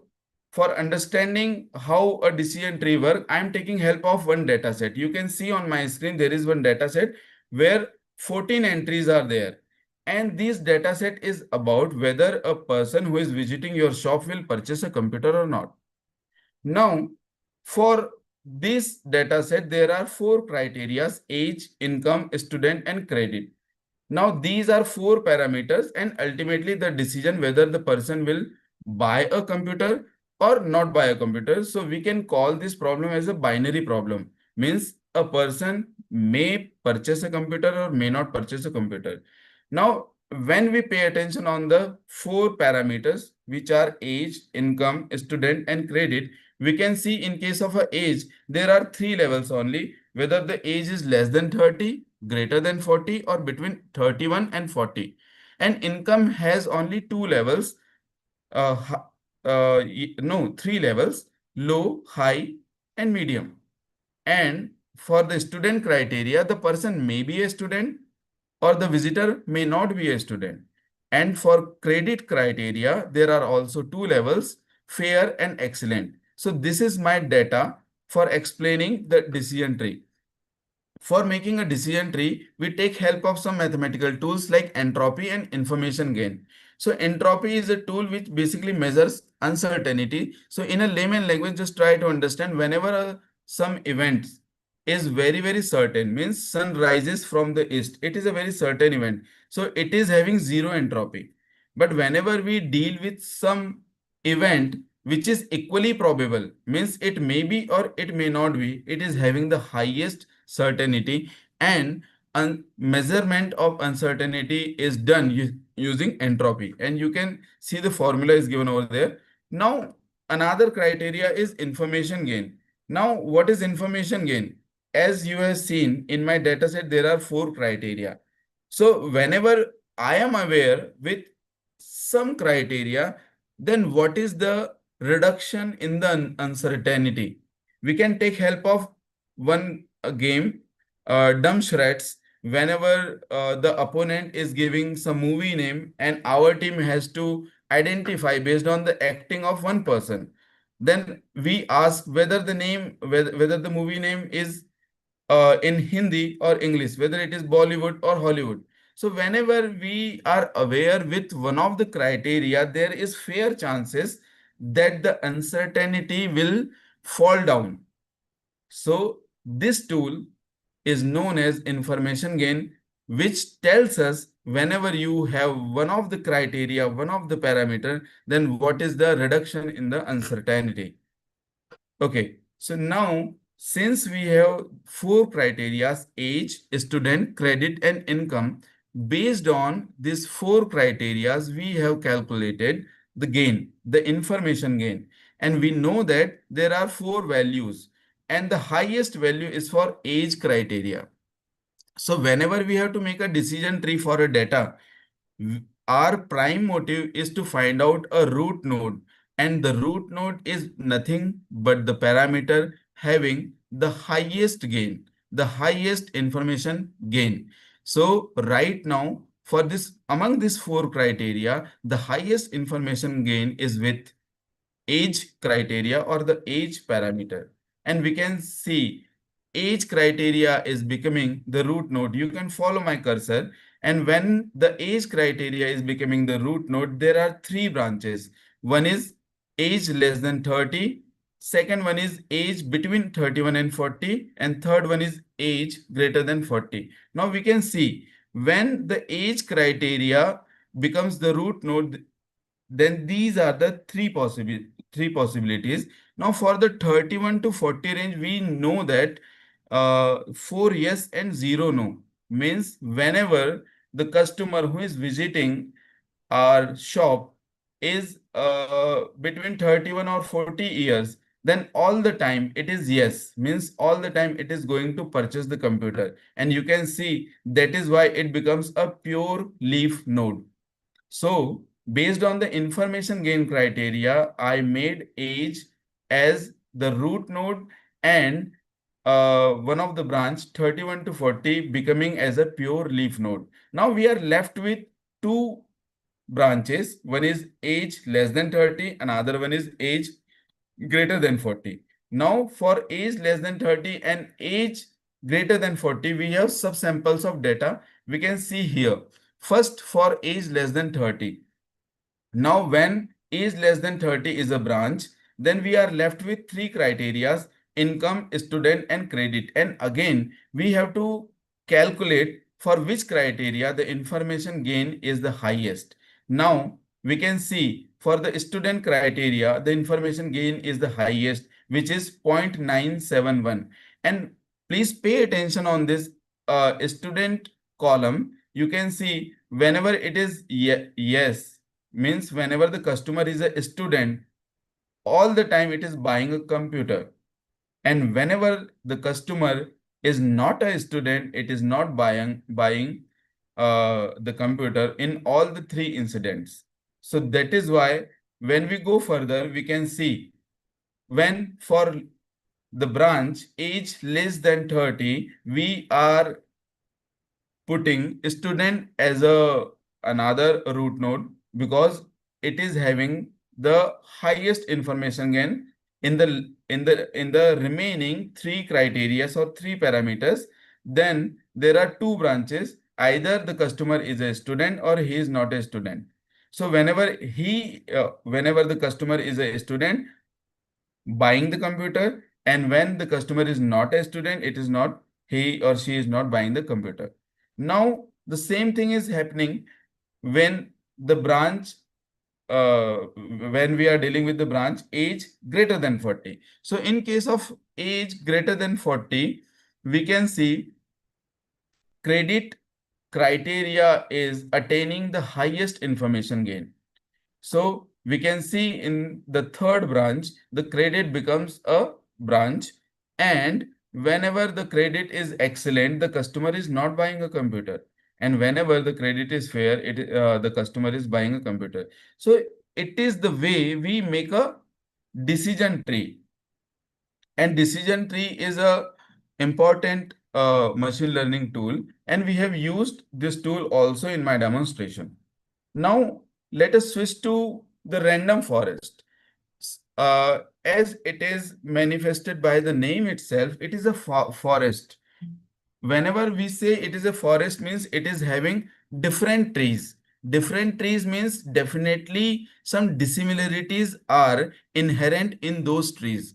So our criteria, whenever we are dealing with the machine learning tool named as random forest, we have to embed the randomness or dissimilarities between the various trees. So basically we are trying to make n number of trees which are having randomness. So how to include that randomness? It is whatever mother data you have, you can make different subsamples which are dissimilar. It is known as bootstrap sampling, where every tree which is trained are receiving a data which are different from each other. And in that manner, we are embedding randomness in the data. Now, the second thing, we have n number of features. We can keep randomness in the features also. And based on this two randomness, we can make n number of trees. Now, whenever some new data point comes, our n number of trees are ready with their result. Now for a final result for our random forest, we can do the voting or averaging. And this is the recipe of random forest. We do bootstrap samples, we do random feature subsets, and ultimately aggregate output. Now just focus on the PPT.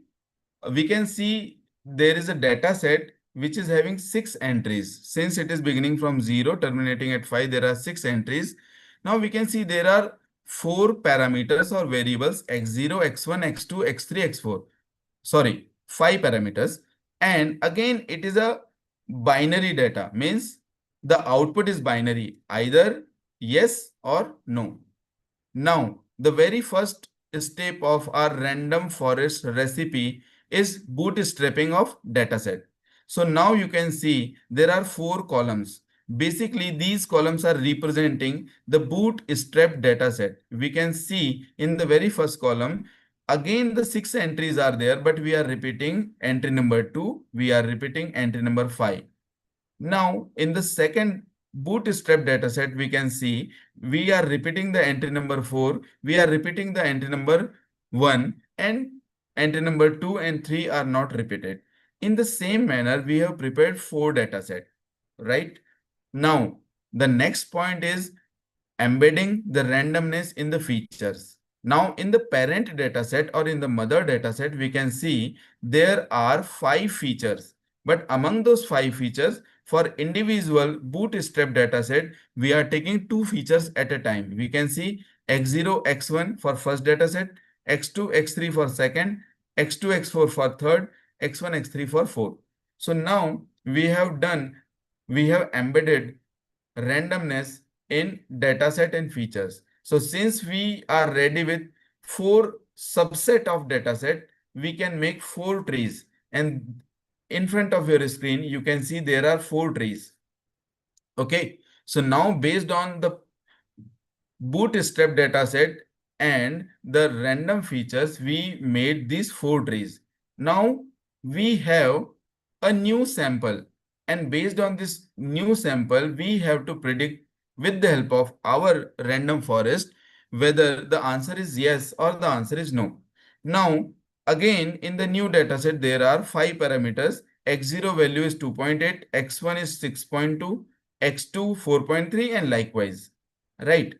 Now, if we pay attention on the very first decision tree, the root node says whether the parameter x1 is less or equals to 4.9. Now, x0, x1, we know the value of x1 is 6.2. So 6.2 is not less than or equals to 4.9. That is why it terminates to 1. And this is the prediction of first decision tree, and the prediction or the answer is yes. Now, for the second decision tree, the root node asks whether the x3 parameter is less or equals to 4.6. We know this x3 parameter is actually greater than 4.6. That is why the answer of the second decision tree is 0.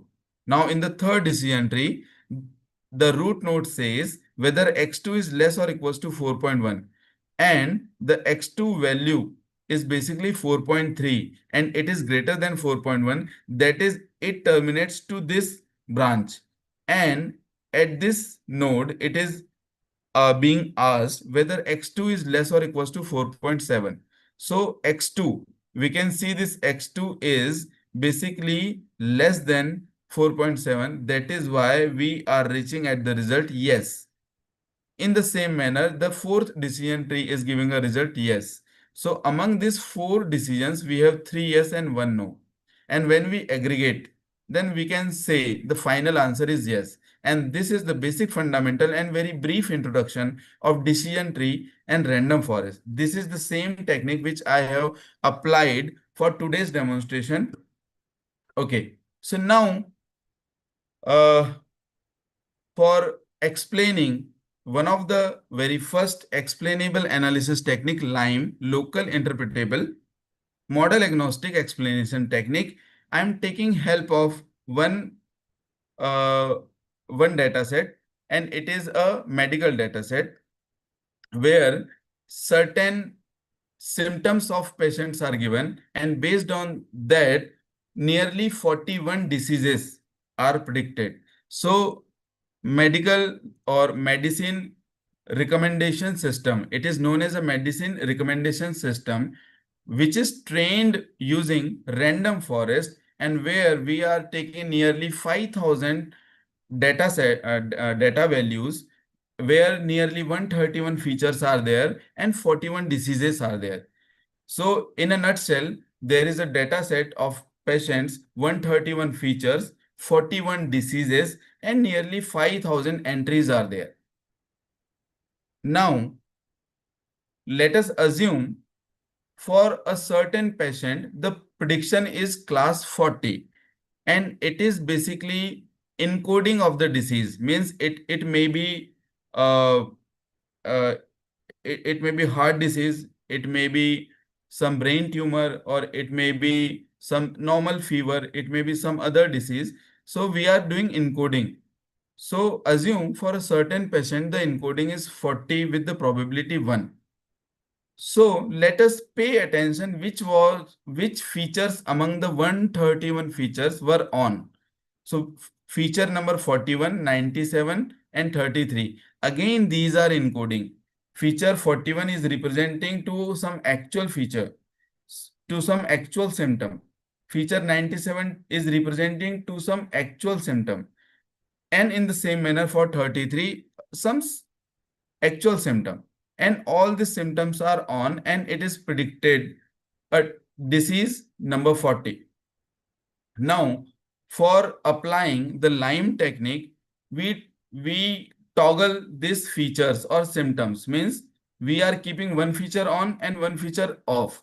And then we are finding out what is the result of my random forest. And when we pay attention on the lime recipe, this recipe says that perturb, predict, this perturb, predict, weighing and surrogate model.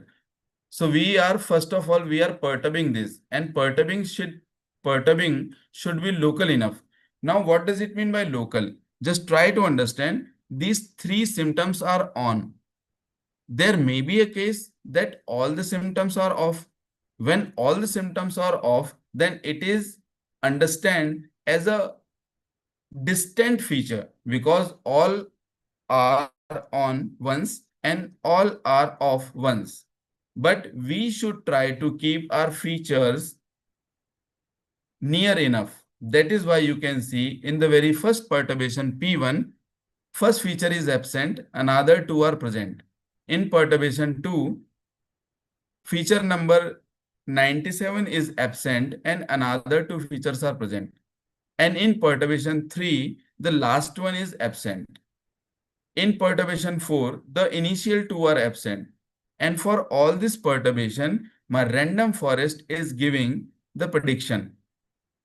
So initially the confidence is high, it is 1, the probability is 1. For first perturbation, the probability is 0.3 only.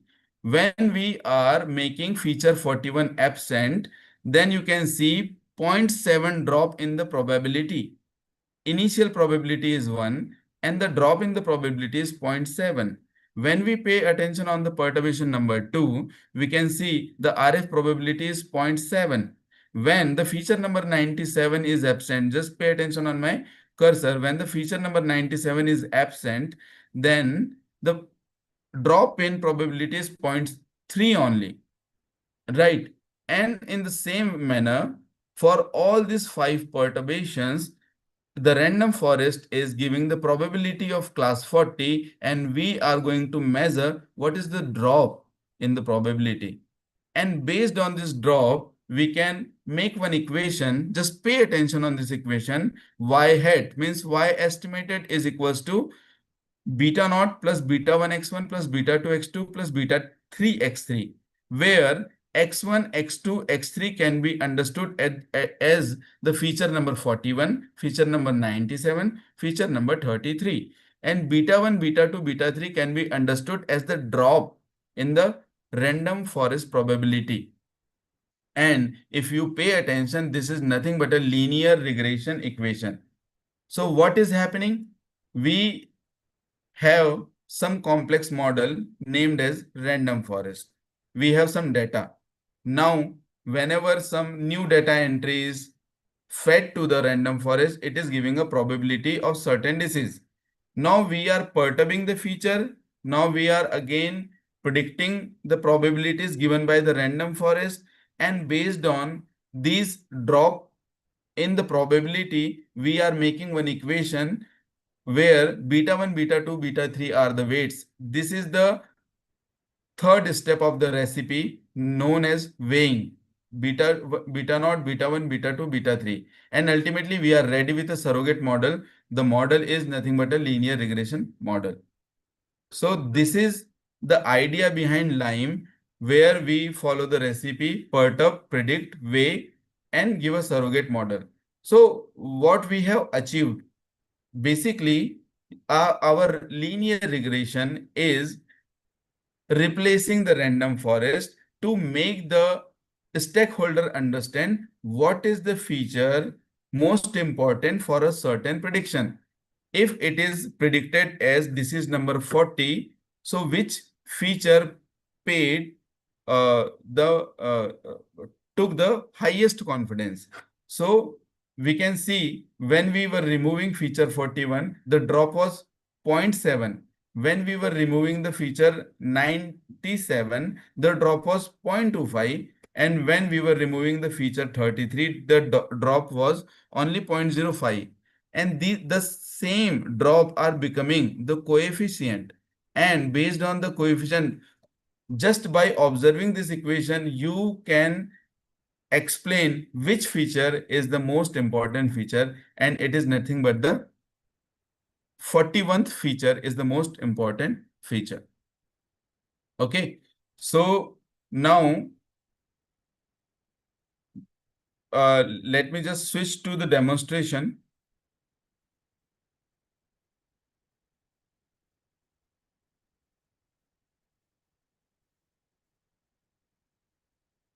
Okay, so here we can see I'm just loading the dataset, then importing Panda. Then you can see here 20 samples of my actual dataset has been loaded. But when we pay attention on the fifth line, it is showing 4920 entries. Means total 4920 samples were given to the random forest for its training. And this 133, it is showing the number of features. Okay.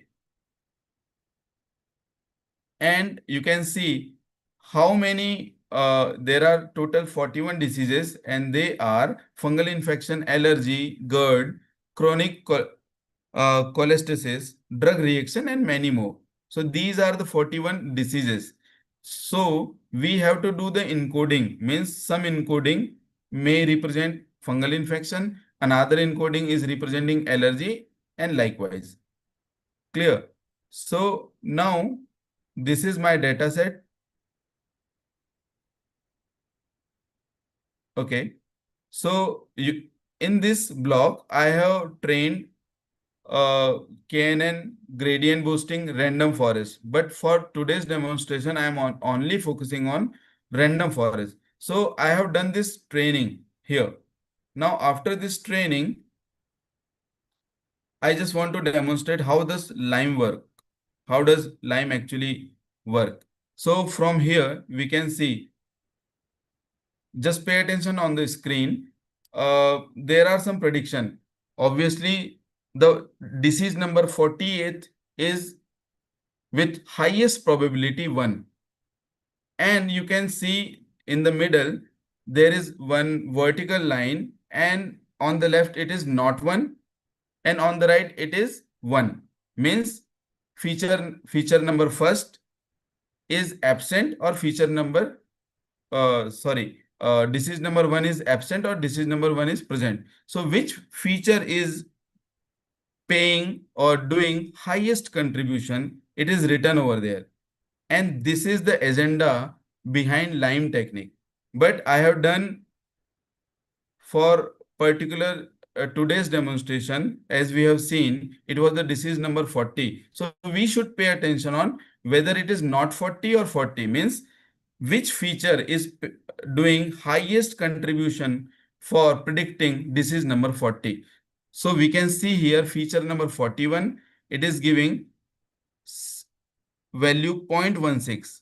Feature number 97, it is giving value 0.09. And feature number 33, it is giving value 0.02. And just recall the equation beta naught plus beta 1 x1 plus beta 2 x2 plus beta 3 x3. So ultimately, this beta 1 will become 0.16, beta 2 will become 0.09, and beta 3 will become 0.02. And just by watching the equation, you will be able to understand which feature paid the most contribution. And this is the agenda behind Lime. Since I'm running out of time, I'm not going to explain each and every step in my Jupyter notebook. Rather, I will now switch to another explanation technique. And the next explanation technique is shapely additive explanation. So it is based on a game theory. How does it work? For understanding these shapely values, just focus on this example where there is a team of 3 members A, B, C, and they are jointly earning 1000 rupees. So let us try to understand what is the actual contribution given by A, B, C. Now we can apply the same philosophy of game theory for any healthcare problem or any AI tool training, where we will try to quantify the contribution of individual feature. right? So for this example, suppose ABC is a team and jointly it is earning 1000 rupee. But when A alone joined the team and there is only one member, then A is able to earn only 400 rupees. When B joins A, you can see here the sequence A, thereafter B joins, thereafter C joins.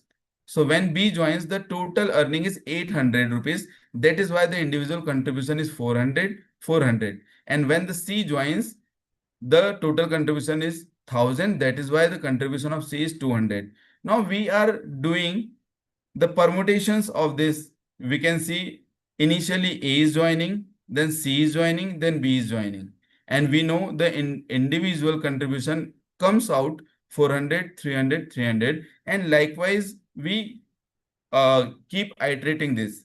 And now for the n number of permutations, we have the contribution for A, we have the contribution for B, and we have the contribution for C. Now we can do the averaging of individual contribution, and we can say genuinely what is the contribution of A and how much share A should get, how much share B should get, and how much share C should get. And this is the philosophy, this game theory philosophy is playing behind the shapely values or shape explanation technique.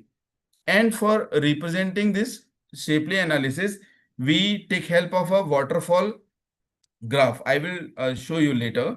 So this game theory concept can be mimicked in a machine learning protocol where initially we have three players ABC and we were doing the coalition. In the same manner, there may be many features. Like in our example, there are 133 features. So we can make the permutation or subset of these features, and then we can identify the model prediction. And then we will find out the change in the prediction. And after the averaging, we will try to answer what was the actual contribution of feature number 1, feature number 2, and likewise feature number 133. So this is basically adoption of game theory technique in machine learning. Okay. So I am just trying to show you the graph of this shape analysis. Further, after this lime technique, I have implemented the shape analysis. And you can see here, I'm just showing you that. Okay. So this graph is known as a waterfall graph for shape analysis. And you can see for prediction of that disease number 40th, there are n number of features and which feature is paying the most contribution. You can see here mild fever. This mild fever, it is 25%. Muscle pain is 22%. Dark urine is 7%, and likewise.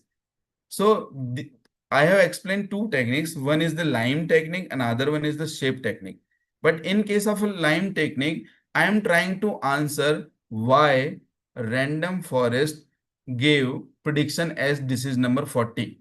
But in case of a shape analysis, I am trying to answer among the 133 feature, what is the contribution of individual feature for the prediction of disease number 40. And this is the fine line difference between the working of lime and the working of shape. In case of a lime technique, I am doing local perturbation.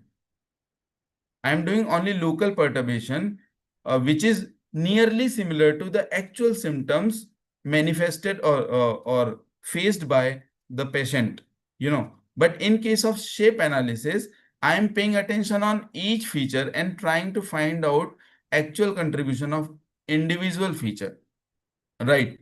So you can see in shape analysis, you can say the mild fever is giving 25% contribution. Muscle pain is giving 22 contribution, and you are paying attention on each individual feature. So now imagine you are taking help of lime and shape among the random forest.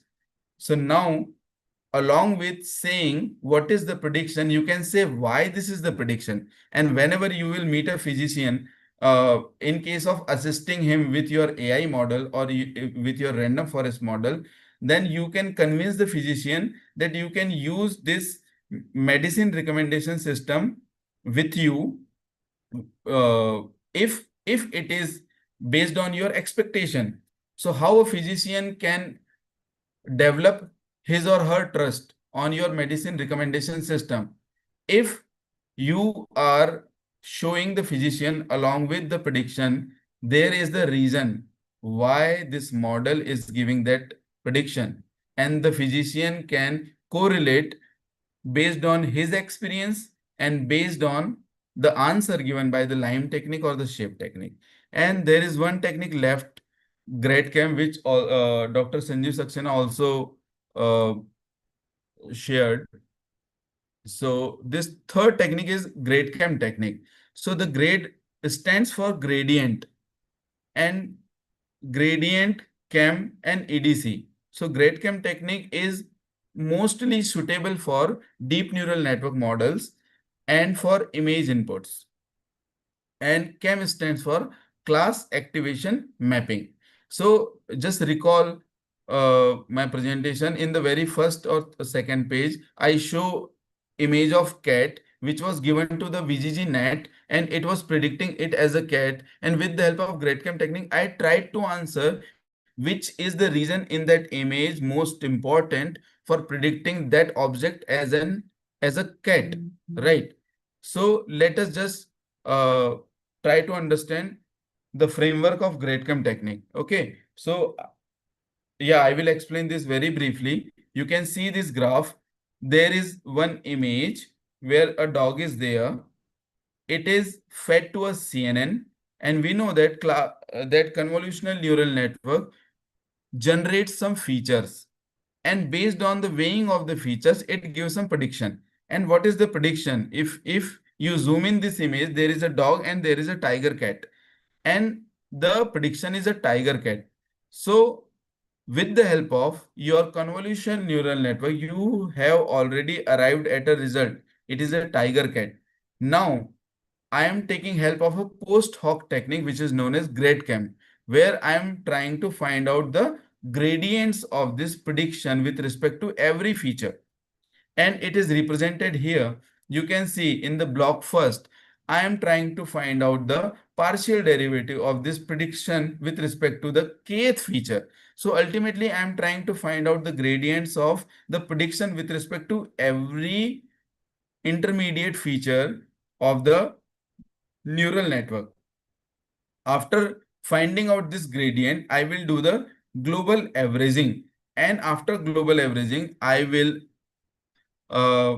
get a coefficient known as alpha k for a certain class C. That is why I am calling it alpha kc. Now with the help of this alpha kc, now you can do the weighing of individual feature, and you can get a heat map.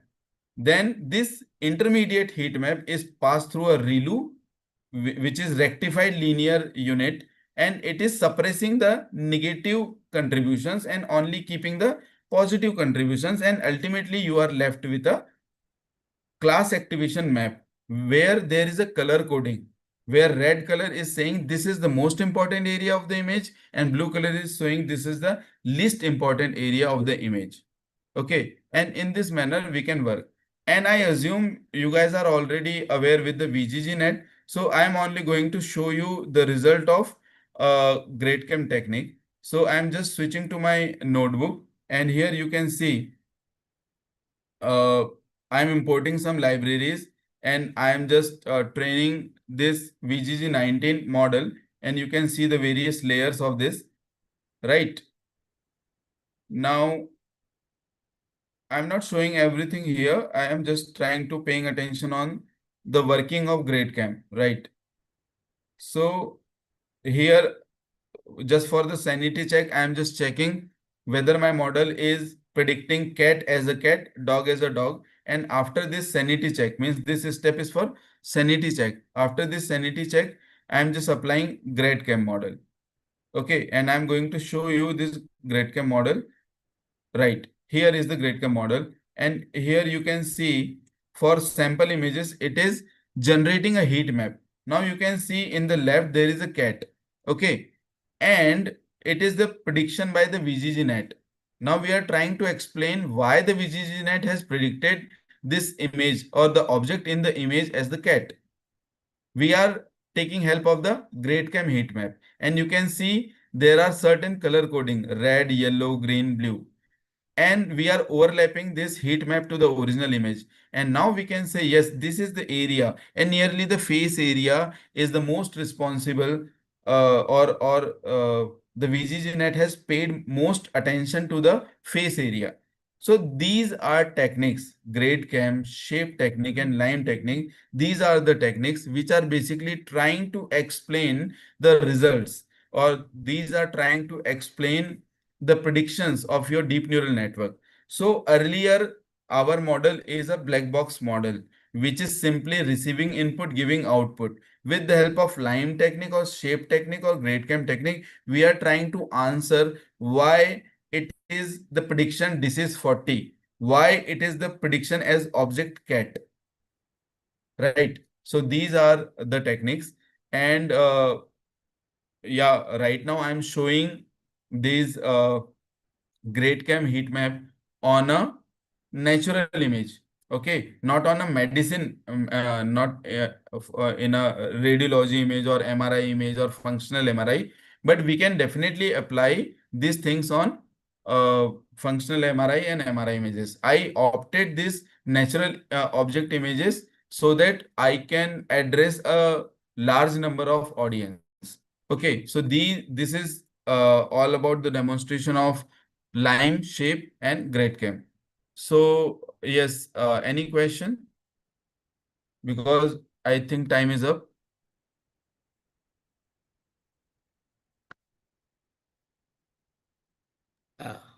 Hello. So, Hello. dear participant, if you have any query, you can ask by putting your question in the chat box,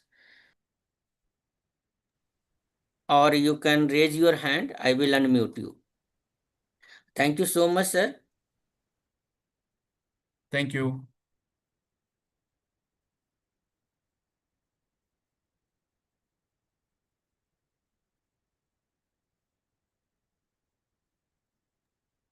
Really wonderful talk by Dr. Yogesh Saria, sir.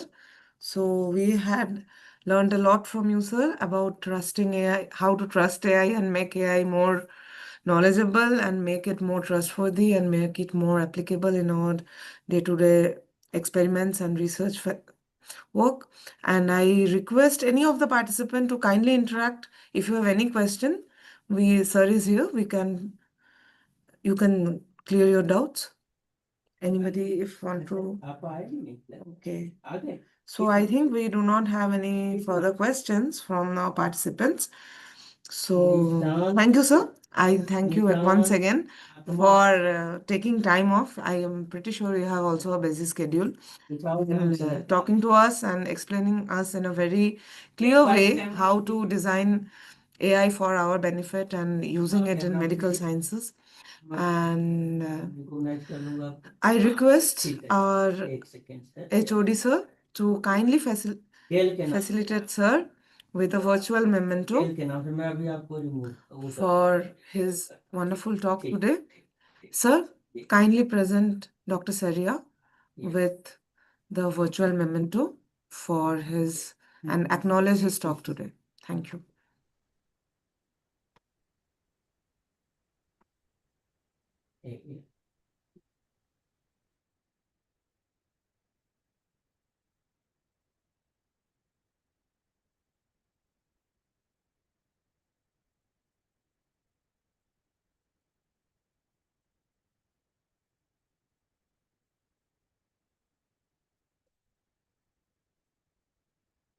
Sir, unmute.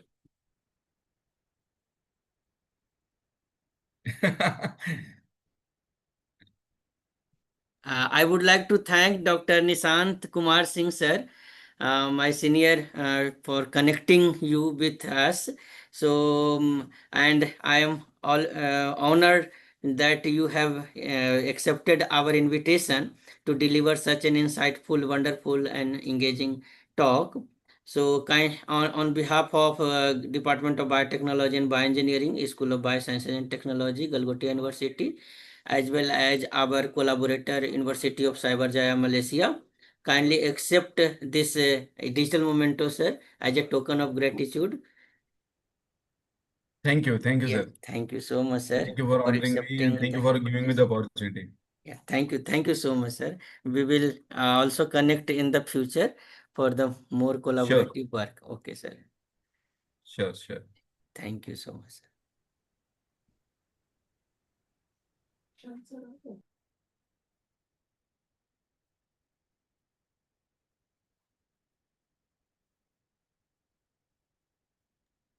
Our next speaker is here. I request our participants to be online.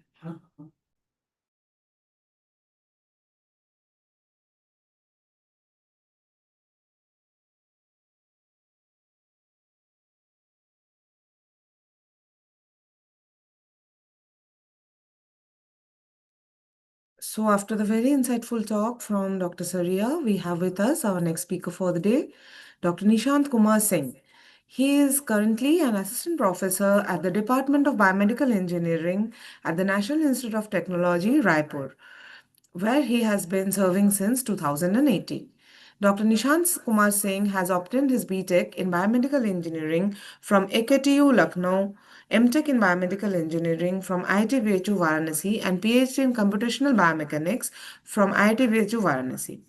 Prior to joining NIT Raipur, he worked as a technical support engineer at Larsen and Toubro Medical Systems in India.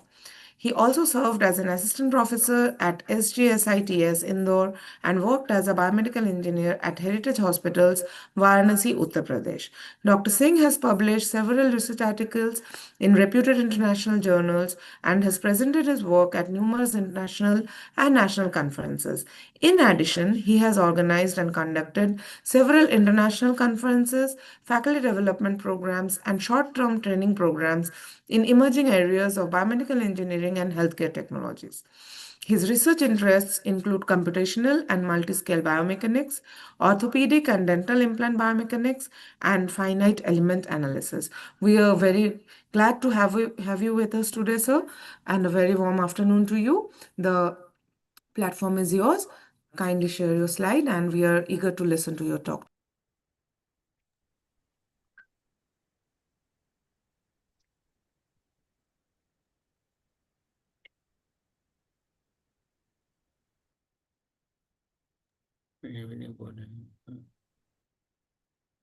Sir, please, you can kindly unmute yourself and start the presentation.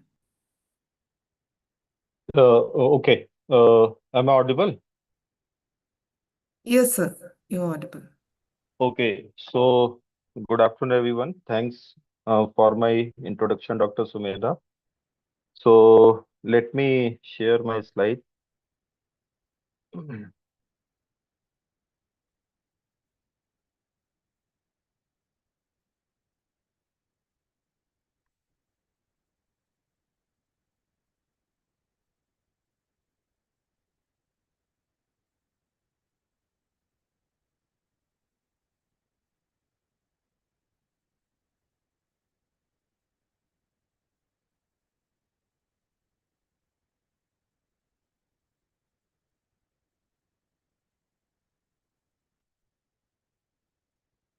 So, I hope is it visible to everyone? Yes, sir, the slides are visible. Yeah, thank you. So, so my topic will be computational approaches in biomechanics, and my work domain is also in computational biomechanics, and my area of expertise in this. So today we will be discussing about the computational approaches which are basically used into the biomechanics areas, and what are the advances which are done in the recent time. That is also that with this name computational approaches, that is very evident the advancement of due to the advancement of the computers this approach is more powerful at recent times. So if you are talking about 10 years, 15 years back, the computation facility that are weak at that time, the approaches which are very old, like numerical analysis or computational analysis, that are very old developed, but due to the inefficient computer efficiency, that methods are not very much approachable to all. But now, due to the advancement into the computer technologies, like this numerical technique becomes very powerful at recent times, and that having a very high impact into the research domain in this field and in other fields also. So, so this entire work that is focused upon how we are going to develop a implant or some medical device, and how we are going to develop a computational model of anatomical structures such as human body, such as bone, muscles, and other components of the human body. And in the real scenario, how implant that are placed into the body and what are the impact or what are the mechanical and other consequences which are coming, we can predict with this computational approaches prior to the implantation of any medical device or implant into the body. So that is the focus of this lecture. So, before starting, let me introduce what is biomechanics. So, I hope the audience that is, I think, mostly from the biomedical background. So, they are all familiar, and those who do not know, that is by its name, it is self-explanatory that bio and mechanics. So, mechanics, that is the study and action of forces on any mechanical system, and the prefix bio, that comes from the living organism. So like any forces or any stresses which are working on the human body or the living on organism, that is its study. So that combinedly, that is known as biomechanics. So why computational model? Why we are going to develop a computational model, and why we are going to why it is important in this real time. So that is, if you talk about any medical devices or any type of implant that, or apart from implant, if you go for some other sector or domain, just suppose aerospace applications or some automobile application, if you are going to develop some models, just suppose one car model, if you are going to develop, so that requires a extensive testing before launching of any product. So that itself having different type of testings, mechanical testing, thermal testing, and different domain that are taken into account to develop one product. So this is one technique by which we can estimate the result computationally without having any experimental setup. So if you'll talk about any domain, like in biomedical, specifically for biomedical domain, it becomes very important because we are dealing with the living organism or human body. So life experimentation that cannot be done.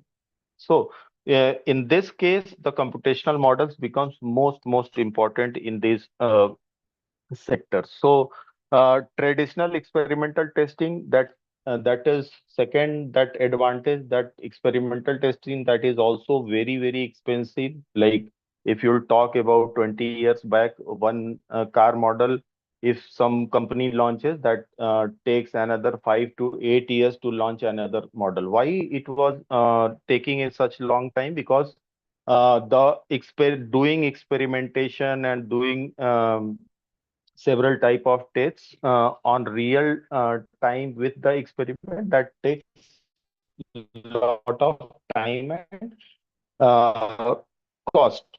So to reduce the cost and reduce the risk and reduce the if to improve the effectiveness of any model, this computational models become very important. So, and it also improves the safety and it supports personalized treatment planning also. If you'll talk about the biomedical domain, just suppose if you are if person requires open heart surgery, so if person having some valve disease which needs to be replaced by the mechanical valve, so directly rather than directly experimenting with some different size of valves, we can develop one heart model of that patient and we can put into the computer and we can develop one model of the mechanical valve and we can put and we can analyze its mechanical efficiency, its thermal efficiency also, its fluidic efficiency, and we can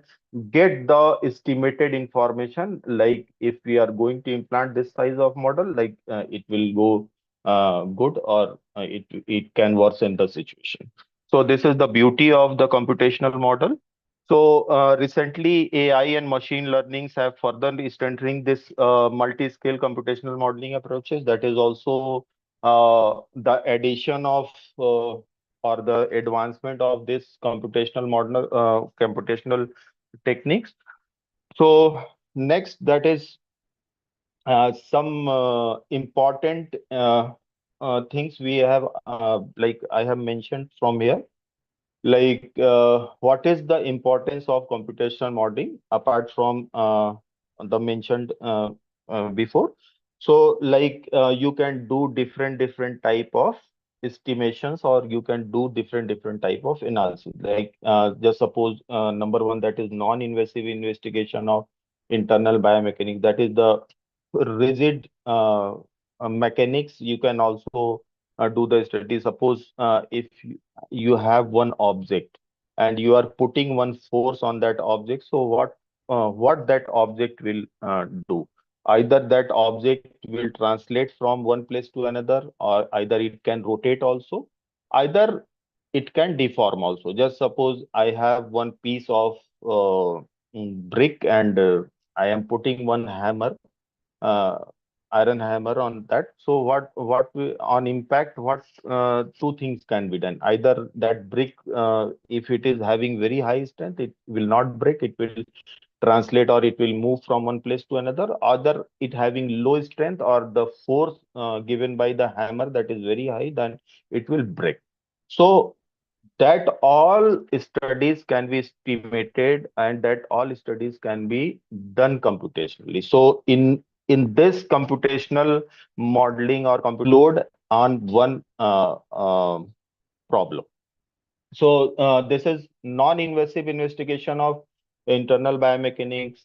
You can also do the patient-specific analysis. You can make one implant and you can do several type of alteration, and you can do several type of modifications according to the according to the anatomical location and according to the in view of the benefit of the person in which the implant is going to be implanted. So many things can be done. So even we can also estimate the cost effectiveness of the any proposed implant which is going to be manufactured. So many things can be done. It in this computational model also helps into the regulatory approvals and certifications. So many advantages are there. Uh, if you'll talk about the types of computational modeling, so that what I have talked about, like first you can do the solid modeling, you can do the fluidic analysis, you can also do the fluid interaction with the tissue, like what, just suppose one blood which is flowing from the aorta or from the heart to the systemic circulation. So what are the constituents of the blood? You can also estimate the from the original blood properties and you can put into the computational model. You can see the impact on the tissue or the impact of the tissue on the blood. So whether the blood components is going to destroy or whether the blood is impacting some other location of the artery, everything can be estimated. So, so this is the computational modeling and analysis workflow that is we will start from the image acquisition to the interpretation or analysis of the results. So that is this complete workflow involves a computational biomechanics and a medical device development. If you talk, am I audible?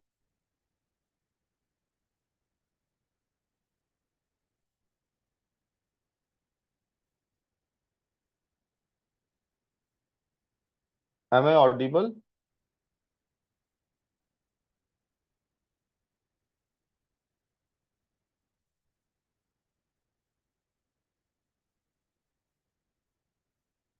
From audience, please reply. Am I audible?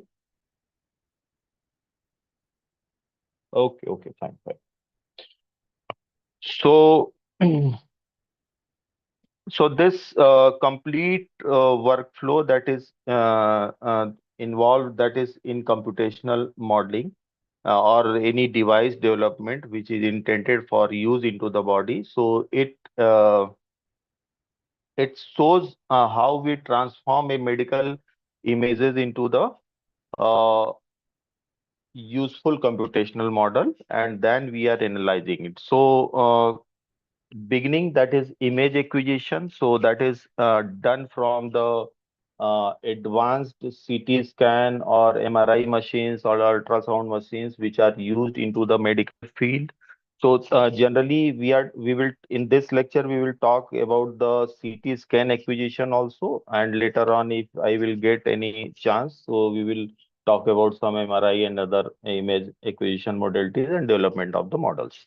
So, why we are using the CT scans? CT scan that are generally preferred for bones because of their high spatial resolution. But if you talk about the MRI, that is your magnetic resonance imaging, that is more suitable for the soft tissue, such as intervertebral disc, such as imaging of the cartilage, imaging of the ligaments, or imaging of the muscles, or imaging of the some soft organs such as kidney, brain, and etc.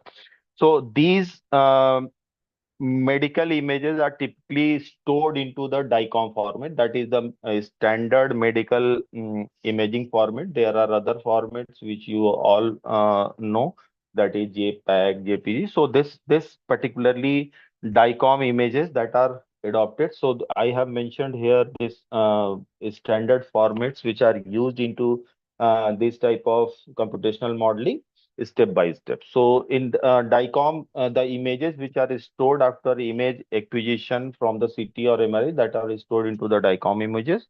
So uh, basically DICOM images which contains both the information, that is the image information and patient specific, that is metadata, just that such as what is the thickness of that slice, what is the spacing between the slice. We will come just after this slide in detail. So what is the orientation of image? So suppose in one scan, the CT scan have scanned 10 segments of your body. So each 10 segments having the that is stored in one specific orientation. So that is the advantage of using the DICOM format. So uh, and that next step, that is your image processing step. So after acquiring the image processing images, we are taking into the image processing software. So at this date, like many powerful tools which are commercially or open source available, but earlier, just 15 years back, we are having our custom made codes which do the image processing, like image segmentation, like region growing algorithm, that are all done manually. But at this point of time, like we can this can be easily done by many popular softwares that I have mentioned. That is one popular software, that is Mimix, that is commercial software. Apart from Mimix, there is many other commercial software like Simpleware, Scan IP, 3D Doctor, Amira. There are many other that this 3D slicer that is open source. You can easily get from the internet, freely available, and you can use it. And you can process your DICOM images for image segmentation. So the typical format that is .mcs, .mrml, these are the standard formats adopted for different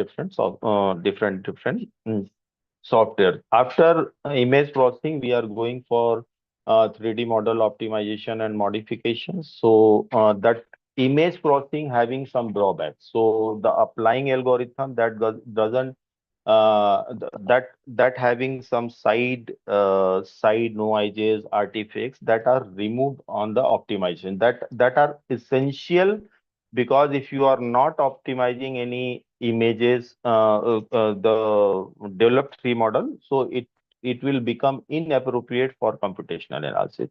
Later on, after doing this optimization, there are many tools that Geomatic, that is open source tool, that is 3matic, that is commercially available tool, and that is standard format that is used for .mxp and .xrl. So solid modeling and assembling, that is the solid modeling and assembling. Later on, we have to do like that. That is standardly done into many CAD packages, that is Creo, AutoCAD, Solid Works, and Space Clam. There are many commercially or freely available softwares which you can use. And later on, after solid modeling and assembly, you can go for the numerical analysis. So in this lecture, we will only discuss about the finite element analysis. So there are other methods also by which you can do the numerical analysis, such as finite difference method. So there are many methods which are available. So most popular for doing such type of analysis, that is your finite element analysis. So that can be done into the ANSYS, COMSOL, Abacus. I think most of the people knows these softwares. So, and later on, after analyzing this computational models, we can go for some interpretation and visualization and estimation of the prior estimation of the results before fabrication and clinical use. So, before starting this, we will start with CT numbers. So, I think everyone knows that CT that this CT numbers, or that is Hounsfield scale, that is also known as H or HU. So that is CT image, if you'll talk about, that are essentially mapped with the X-ray attenuation coefficient, that is denoted by nu. So of the tissue in the body. So as X-ray passes through the body, if X-ray passes through the body, different tissue absorbs or attenuate the X-ray to different extents. Okay, so just suppose bone having the absorption coefficient that is different with the fat or some blood. So that having some different coefficients. So depending upon depending upon the density that of that component or that part, such suppose bone or blood, that having a different density, according to the different density, that having the different attenuation coefficient. So this CT scanner measures this attenuation and assigns a numerical value to each pixels in the image. So this numerical value is basically known as CT numbers or Hounsfield units. So if you talk about this scale, that is a standard scale which is made. So water, that is scaled to 0, and air, that is -1000. So according to the higher density comparison to the water, positive values also come. So if you talk about bone, the around about 40 HU is there. So this is the standard formula by which a Hounsfield unit is calculated from the attenuation coefficient. So let's see what is means image acquisition. So image acquisition, that is uh, simply taking a photo from the your mobile camera, that is slightly different. So taking this photo, that is only 2D images which you are taking. So we are talking about the 3D images, that is voxel, that is pixel, that is converted into voxels. So here earlier I have told, like we will only focus about the CT scan acquisition because including all the imaging techniques that will take a lot of time. So considering the time frame, I have only made this CT scan image equation. So CT scan equation that already I told, that is beneficial for heart tissues imaging. So, if you'll talk about there are many type of CT scans which are available into market and still are being used. So, 16 to 32 slice CT scan, 64 to 128 slice CT scan, 256 to 640 slice CT is also available, but it is a very high cost. So if you'll talk about 16 to 34 slice CT scan, that is having the high speed screening of the chest or abdomen. So that having, just suppose this is the person and we are starting scanning from here. So it will having the slice thickness of 7.5 to 10 mm, and depending upon this slice thickness, slice spacing will be of the same parameter. If considering 7.5, so approximately 7.5 to 8 slice spacing is there. So what does it means? Means if just suppose this 7.5 gap is there, so you are having losses of information losses in this area. So obviously, if you are going to lose this information of this area, you are not getting the complete information. So image acquisition becomes very important because the accuracy and the quality of computational model, that is highly dependent upon the image quality. So depending upon the generation of the computational model, 64 to 128 slice CT scans are adopted. So in if you talk about the commonly available CT scans in the market or in the cities, like 64 or 128, that are easily available. So like after 4 5 years, I hope like 256 to 640 slice CT scan that will also be available. So, if you'll talk about the very soft tissue information, just suppose lung you are going to scan or you are going to do the CT scan. So, lung uses very thin slices, that is approximately less than 1 mm, like it is approximately zero point 6 to 8 kind of thing. Uh, with the same spacing, like if it having the slice thickness that is less than 1 mm, so slice spacing will be in the same order also only. So thicker slices that from 7.5 to 10 or 3 to 5 that capture broad anatomy very fast, but having a very low resolution. So giving the taking the balance of the device availability and the time consumption, 64 to 128 slice give the image quality suitable for generation of computational models. So this is the one artistic representation how we are scanning the object. Suppose this is the object which we are going to scan. So this is the scanner machine that will move apart from this direction to that direction, and it will take the information in this cross-sectional area, and again it will move a little bit with the same distance, and it will give, and you are going to get the resulting image set with the complete information in this cross section. So it can be visualized from this loft of bread, like if you are going to slice it, if you are going to slice it, again you are going to stack it, then you can again get the bread loaf. So that is the computational modeling or reverse engineering, we can also say.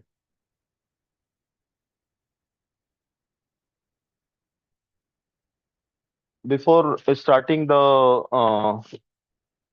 each steps have a DICOM patient coordinate system that needs to be discussed because it is very important when you are going to develop when you are going to develop any computational model, because this DICOM DICOM coordinate system uh, that remembers each coordinates of each images. Like if suppose that coordinates, just suppose you are going to work on JPEG or PNG image format, and you having slices here of 10 slices of this body and having no coordinates. So after stacking, it will get deoriented, or the position that will surely be not the actual position when it was scanned. So DICOM format that always remembers the image position. So image that is defined by the National Electrical Manufacturer Association NEMA for DICOM 3.0 image format. So in this format, like image position that is taken XYZ by it is assessed by XYZ coordinate. So Z coordinate that is from bottom, that is toe to head, and that is X coordinate that is from left to right, and that is Y direction, that is from posterior to interior direction. And it is always oriented in the left hand thumb rule. So next, that is step one, that is when you are getting that image data set. So image data set that is processed into the image processing algorithm. Now you have to segment your region of interest. So suppose you are going to scan this patient body, and just suppose this leg portion you have scanned, and you have gained all the CT scan slices of this leg portion, and having around about 100 to 200 slices of this leg portion. So what is your region of interest? Means what I am going to do, what is my scope of work? Suppose I am going to do develop some implant which will be used for into the bone. So accordingly, your region of interest is bone. So this cross section, if you are talking about this cross section, there will be many regions. Just suppose if you are cutting this location, what will be there? Inside there will be bone, surrounding there will be muscle, there will be artery, there will be nervous system, there will be some blood components also. There will be many components, but your region of interest, that is your bone. So that is your region of interest that you have to segment from each slices. So segmenting, that is before segmentation, like what we are collecting the pixel of that pixel information of that region of interest, that is known as density thresholding. So it is the segmentation object. Just suppose in this case it is bone. So in this case it is bone. So what and in this bone pixels, like already I have told, that is mapped with the Hounsfield unit that gives the density information. So obviously, if you talk about the density of bone and surrounding soft tissue such as muscle, skin, the density of the bone tissue will be high. So what will be the Hounsfield unit? That is approximately roundabout, that is gathered. This is the bone CT scan pixel value or Hounsfield unit, that is minimum that is coming for bone, that is 226, and maximum that is 2879. So in this region, all the bone area that is selected. So this is the threshold value which you are assigning before the segmentation. Now this region that is collected, now you have to separate this part. Separate this part from all this region. So you have to separate all the muscles, you have to separate all the arteries. So that all can be done into the this image processing method. So next part, that is step two, that is your uh, segmentation, that is second part, that is your region growing algorithm. So in region growing algorithm, what you are going to do, so in region growing, that is you are selecting one pixel and growing around the adjacent pixel. That is the region growing method. So you are taking one initial seed. Just suppose this is my region of interest. This is my region of interest. So if you will start from this single pixel and you are giving some initial seed, that is this one. This is suppose you are taking this initial seed, this pixel, and the adjacent pixel which is connected with the initial seed of that pixel, that will be automatically selected by region growing algorithm. And the with the same threshold value or the same Hounsfield value which is not connected with this pixel, that will be discarded. So you can see in this image, like here all this is the region grow method which is applied on all the selected bone region. So this is the selected bone region which is done during the segmentation.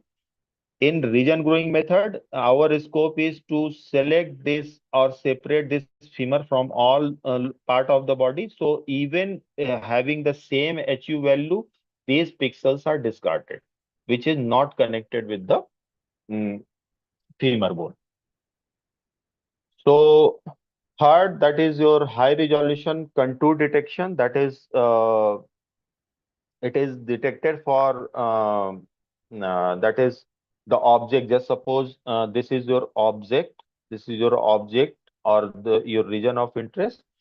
So you that high resolution segmentation contour, that is detected for the current segmentation object by polyline calculation algorithm. So polyline calculation algorithm that are used to develop this high resolution control, and it also it can be used to determine the exact threshold value for a correct segmentation. Just suppose you having a high resolution contours in this area, so you can easily calculate the threshold value. That is the reverse thing you are doing. Earlier you are thresholding, and then again segmentation you are doing, and again you are doing the region growing algorithm you are applying, and again you are getting this high resolution contours. Reversely, you can also obtain the threshold value of this area, like by selecting this high resolution contour, you can also calculate the threshold value.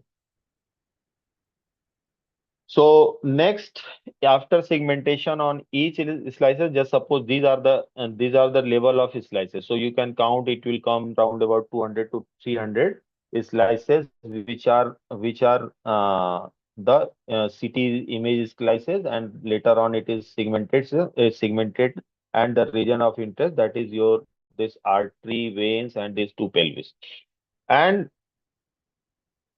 uh, now it is not connected with each other. It is stacked on each upon, but it is not connected with each other. Now you have to connect. After connection only, it will become the 3D model. So that connection, that is also having some algorithm. So that is marching cube algorithm, which is used. So for stacking this type of pixels. So this if you are stacking this region of interest upon the above one or the bottom one, that is done by the marching cube algorithm. So marching cube, this is the representation of marching cube algorithm. So this is the cube. Just suppose this is your object of one slice. This is the object of one slice, and this is the square which I have made, and having the similar type of size boxes. So this portion containing 1, 2, 3, 4 vertices. So these are the points which is considered as vertices. Just suppose this area. So this area, how much points it is coming?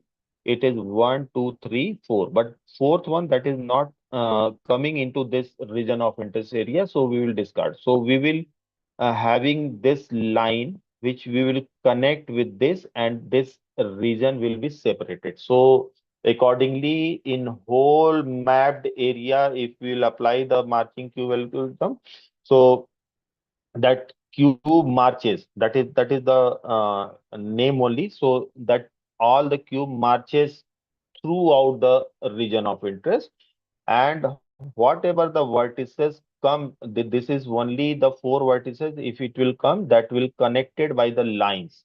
That will be connected by the lines, and it will become the triangles. So this is known as polygonal modeling. So that having the point in 3D space, that is also known as vertices, are connected by line to form a polygonal mesh. So a polygonal mesh is a collection of all the vertices or the point, all the line, that is edges, and all the faces, that is your pixels, that define the shape of an object, faces that usually consist of triangles.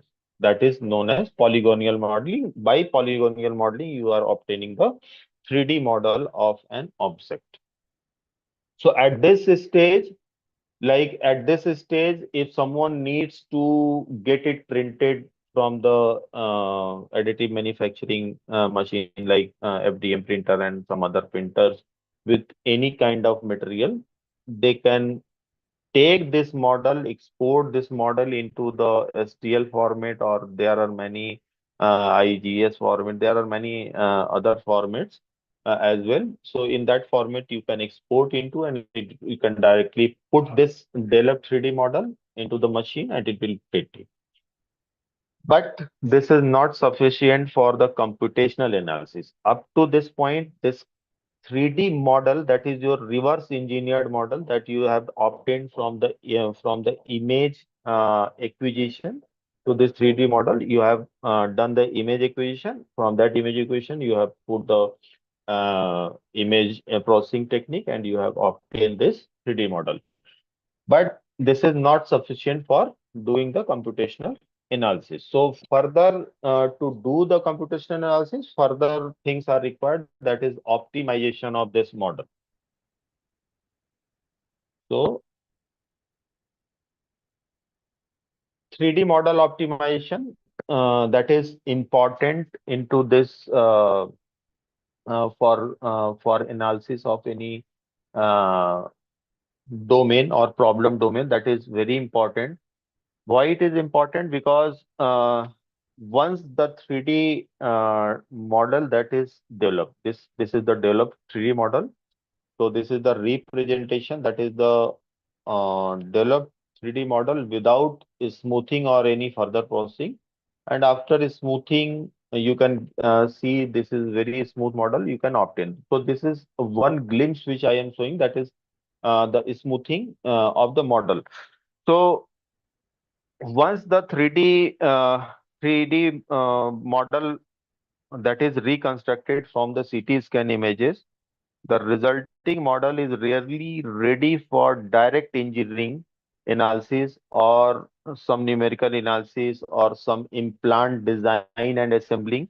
So therefore, the next important step, that is your optimization and modification. So that because the initial reconstructed geometry from the image processing technique that often contains several imperfections. That is image noise, segmentation errors, partial volume effects are also there, or these are the limitations of this marching cube algorithm. And I am not mentioning this like marching cube algorithm is the only algorithm which is used.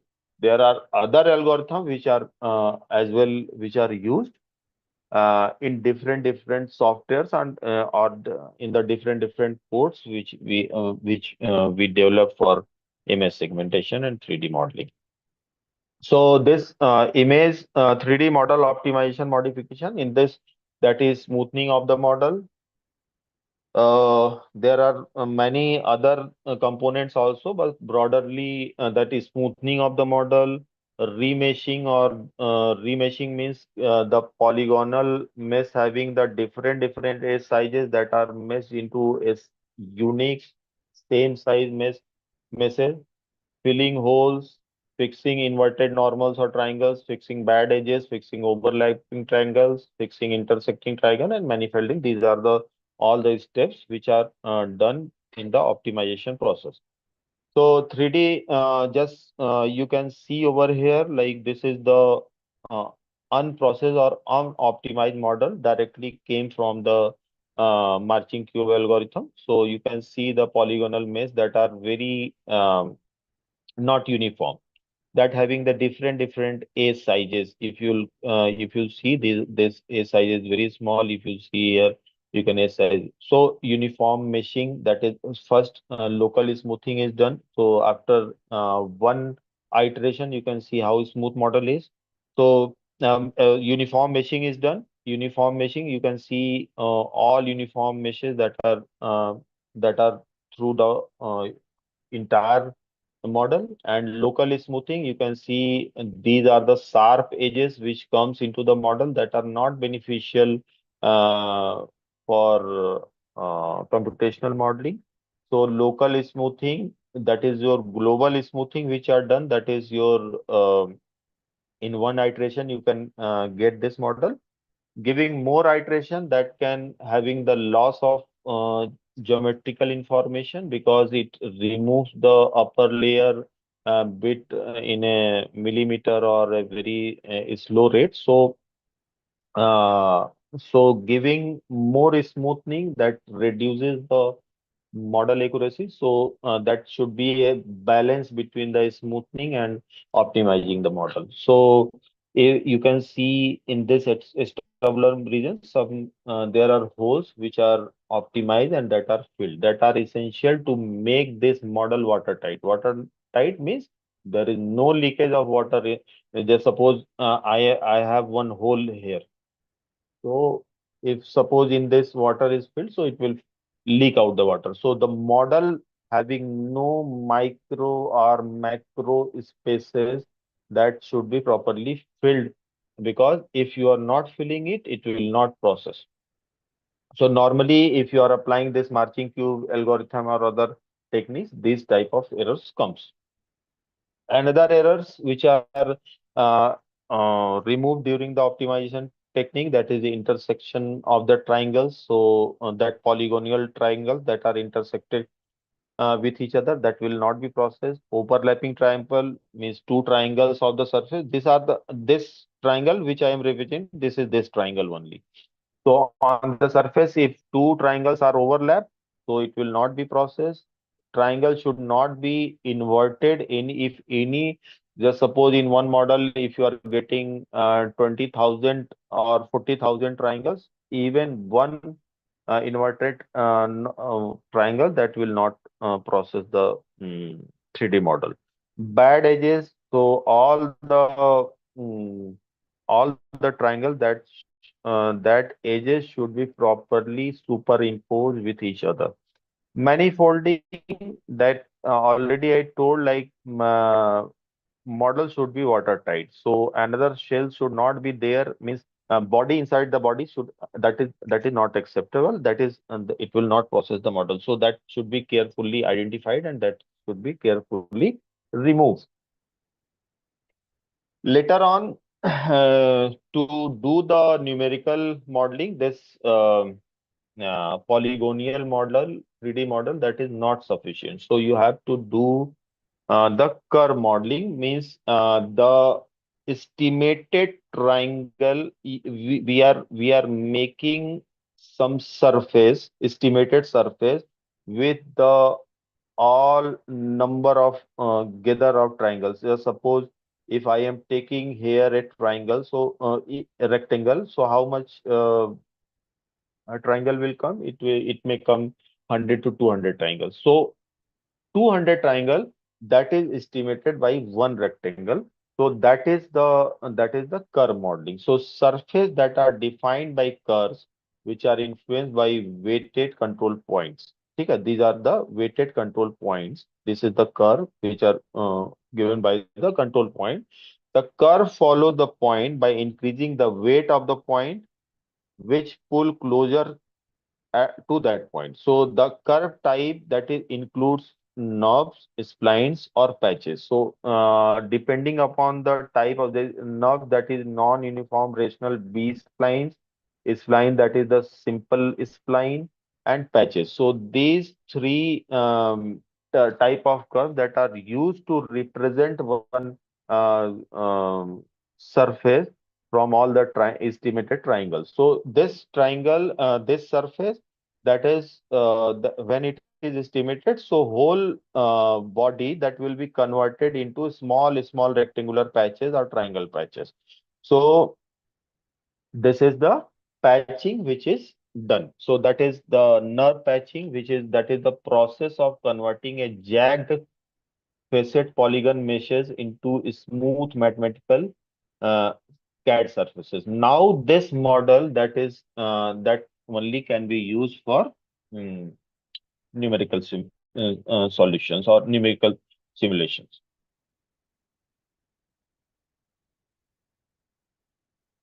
After that, if you'll cut this model, this is the rectangular patching which is done. If you'll cut model in half, you will see this is hollow. So in actual practice, this is the bone, this is the pelvis, this is not hollow. This is filled with bone only, bone component only. So that is the volume creation inside this, the enclosed surface. So that is the volume creation of the watertight geometry.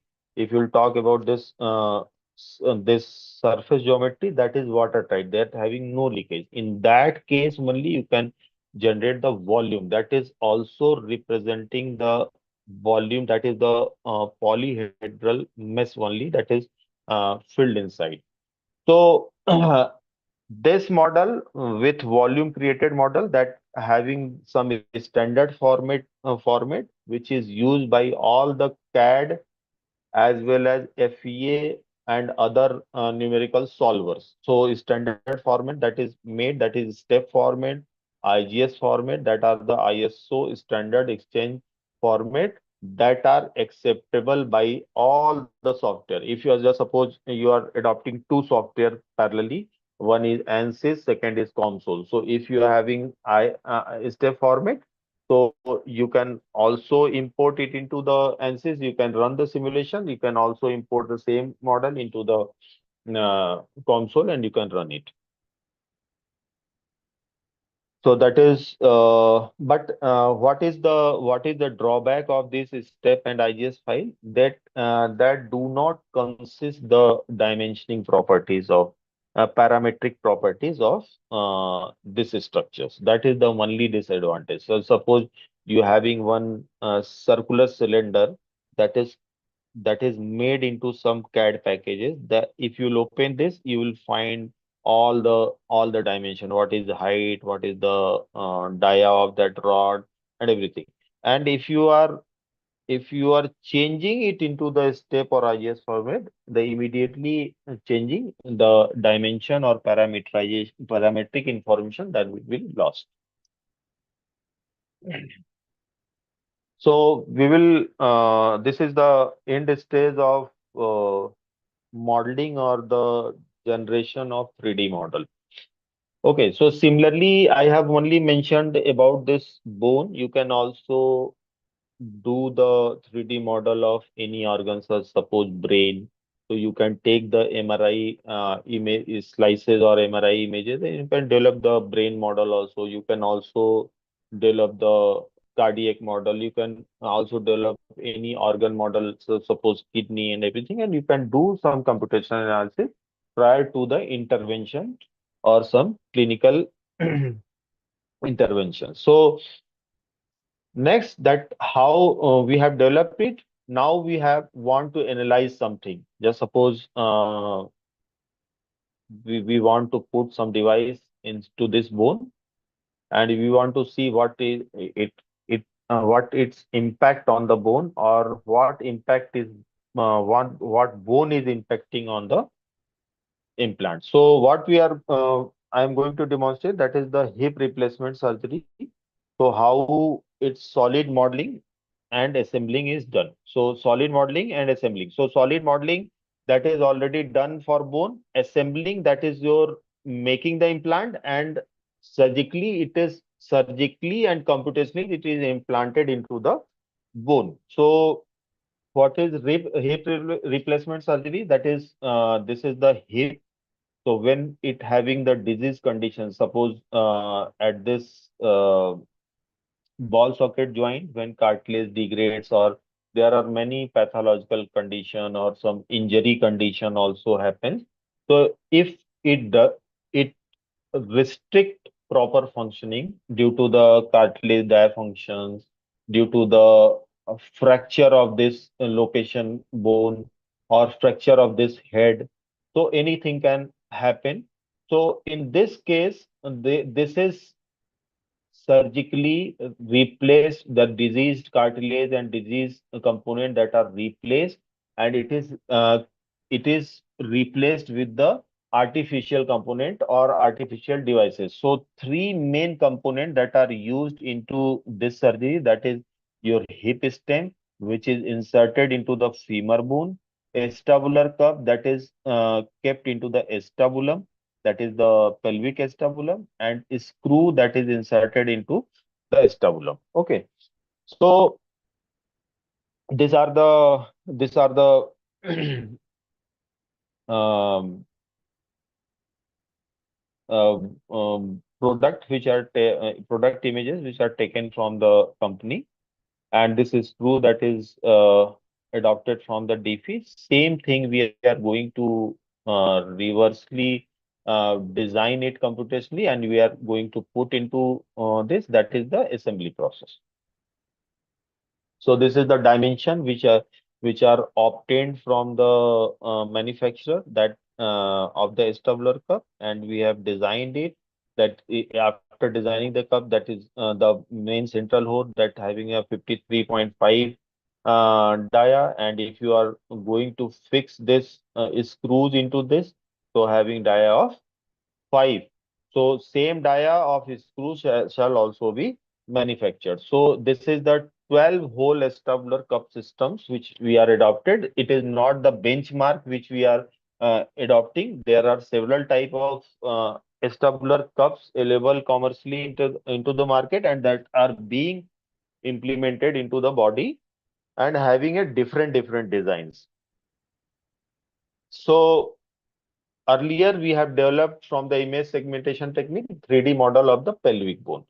So later on, we have developed this acetabular curve by the CAD package, and now we are going to assemble, like how doctor assembles, same thing we are going to do it computationally. So doctor how assembles, it orients this bone according to the patient orientation. So how patient orientation comes, that is during the image acquisition, that is from the DICOM information, that is the orientation and direction of the this model, that is remain intact at this point of time also. If you are trying to uh, deorient, or you are trying to uh, rotate, or you are want to translate, so that is not recommended, because you are changing the orientation of the model, which is the original orientation from of the DICOM format or from the scanner machine. So this is not recommended. So on the original orientation, we are aligning this pelvic bone a 45 degree from the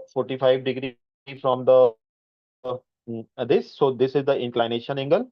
So that is usually 45 to 46 degree. That ranges, that having different person, that having 43 to 48, like that. And enter version you are seeing from top. From top, if you are looking, so this is the anatomical structure that we are not rotating. That is, it is actually in the anatomy, or that is the physiologically having the 15 to 20 degree enter version angle. So we are aligning this curve 15 to 20 degree, and we are putting this inclination of the 45 degree, and this is called as teardrop line. So above that teardrop line, that acetabular cup should be placed. So by proper fixing, in the same manner, doctor or surgeon also place this acetabular cup directly into the body. So this is known as surgical simulation of this acetabular cup with pelvic bone. So this is the surgical assembly. Now we have to fix the screws. So screw that having the outer dia, that having the same dia of the acetabular cup hole, that having the 5 mm only. So same dia we are outer dia we have adopted.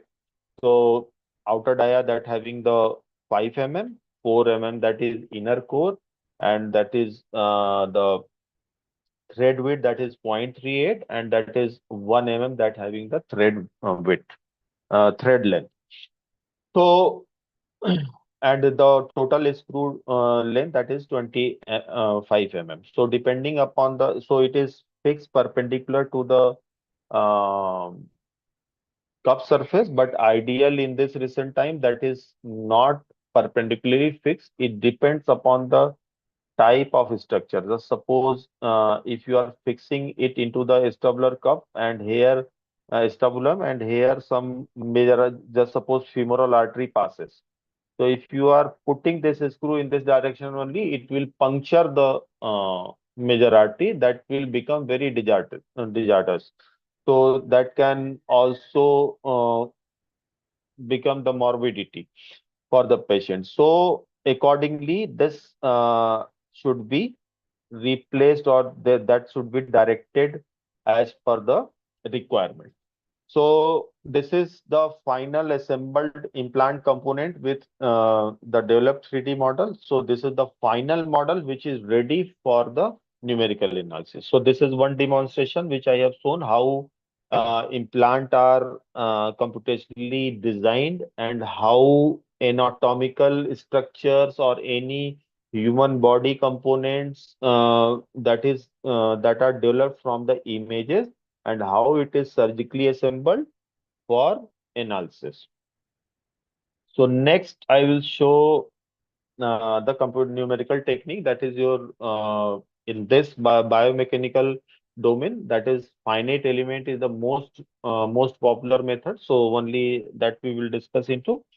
So computational method, that is finite element method. What is finite element method? That is the computer aided mathematical technique for obtaining approximate numerical solutions to the equation of calculus that predict the response of physical systems subjected to external influences.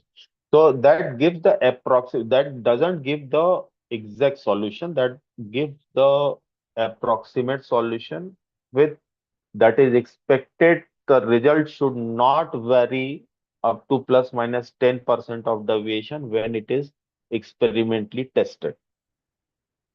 So how FEM works? So that uh, finite elements means, just suppose you have one ball.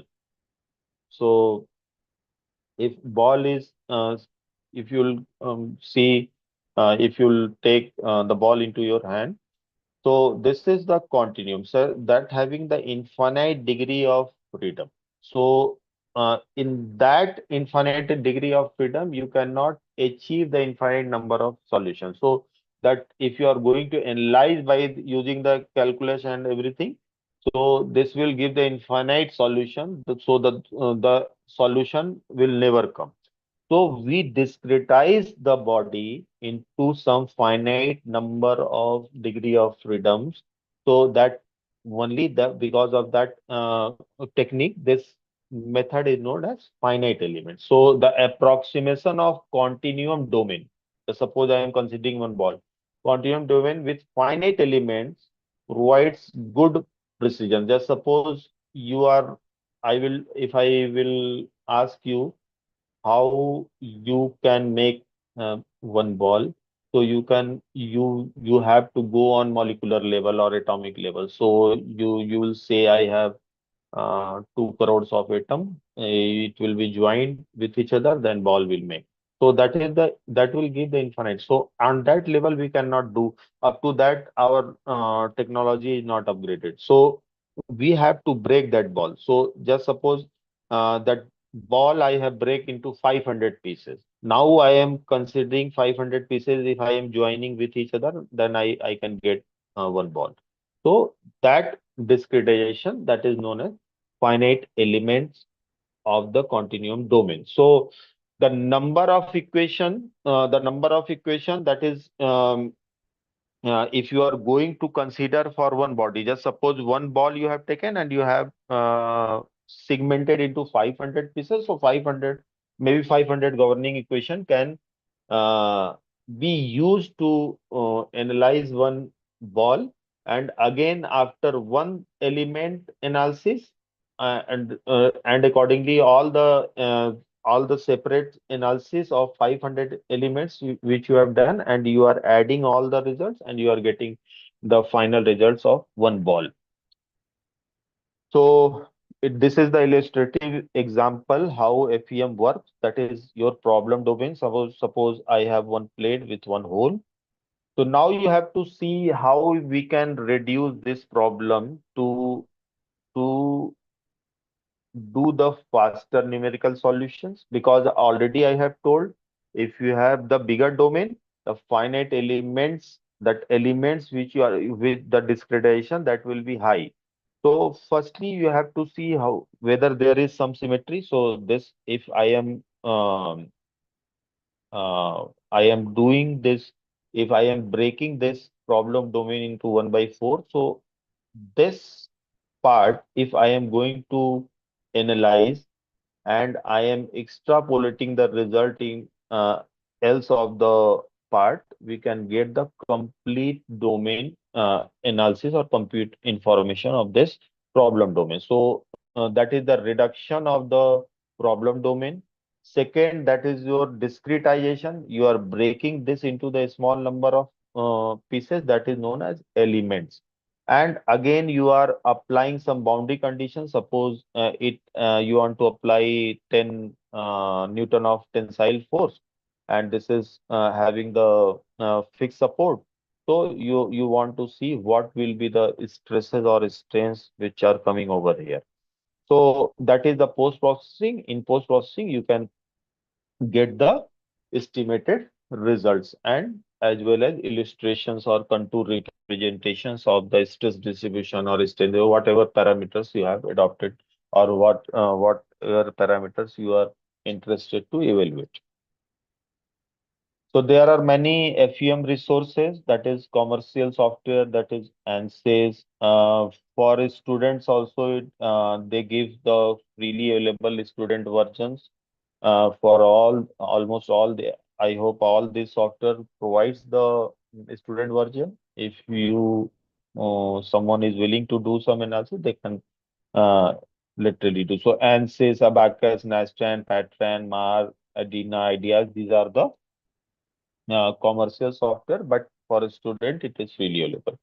Open source finite element package, there are many. I means on fingertip, I can count 100 of the.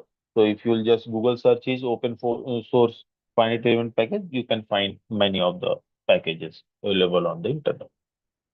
So in this building, there are 3 steps, 4 steps that you are reducing the problem geometry. If it is not reduced, just suppose this is the 2 heap.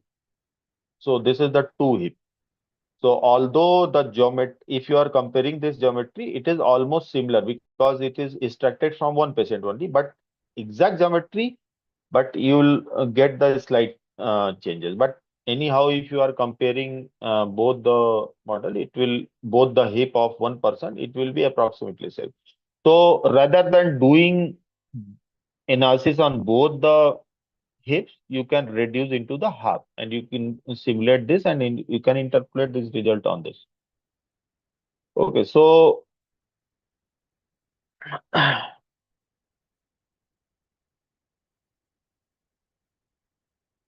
next, that is your anatomical model or geometry that already you have identified or already you have assembled, everything you have done.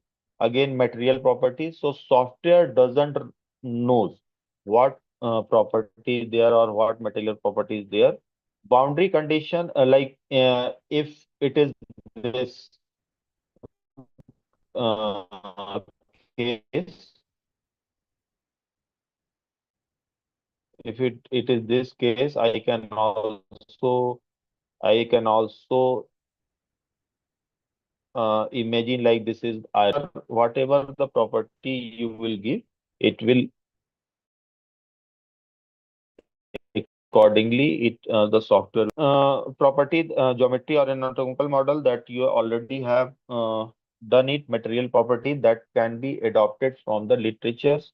Like already just suppose you are going for some computational model of soft tissue or muscle, so already many researchers and many trusted sources, they have published the material properties different from the different sources. Boundary conditions you can apply. There are many organizations which are still evaluating the boundary conditions.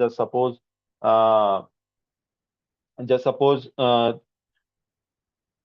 person having a 60 kg of weight and he is standing on one leg.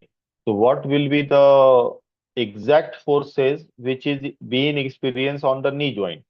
So that you cannot evaluate experimentally. You cannot break his knee and you can ask to walk, and now I am putting one load sensor and I am measuring the. So there are many techniques from which these loads are measured. So, and in some cases where it is not possible, so the patient that are recruited at the end stage of their life, that are recruited and they are implanted with some sensors that having the remotely controlled, and during walking or different loading scenarios or physiological conditions, the scientists acquire these type of courses and that are available for research. So building a finite material properties, next that is boundary conditions, whatever load, constraints, whatever the contact interfaces, what is the friction between the model. If some temperature variation is there, you can also consider it. If some fluidic interaction is there, you can also consider it. What kind of material behaves? It is kind of rubber, or it is kind of simple material, or brittle material, ductile material. Anything you can model into these softwares and you can get the result. So different material behavior can be modeled. So homogeneous, heterogeneous, isotropic, orthotropic, and isotropic. Anything you can model depending upon the computational facility and complexity of the model. You have to adopt that type of model. So a good finite element code contains a huge library of different type of material behavior that may be assigned to the element.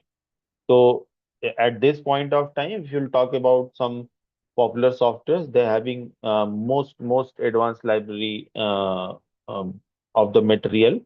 You can adopt from material properties from there.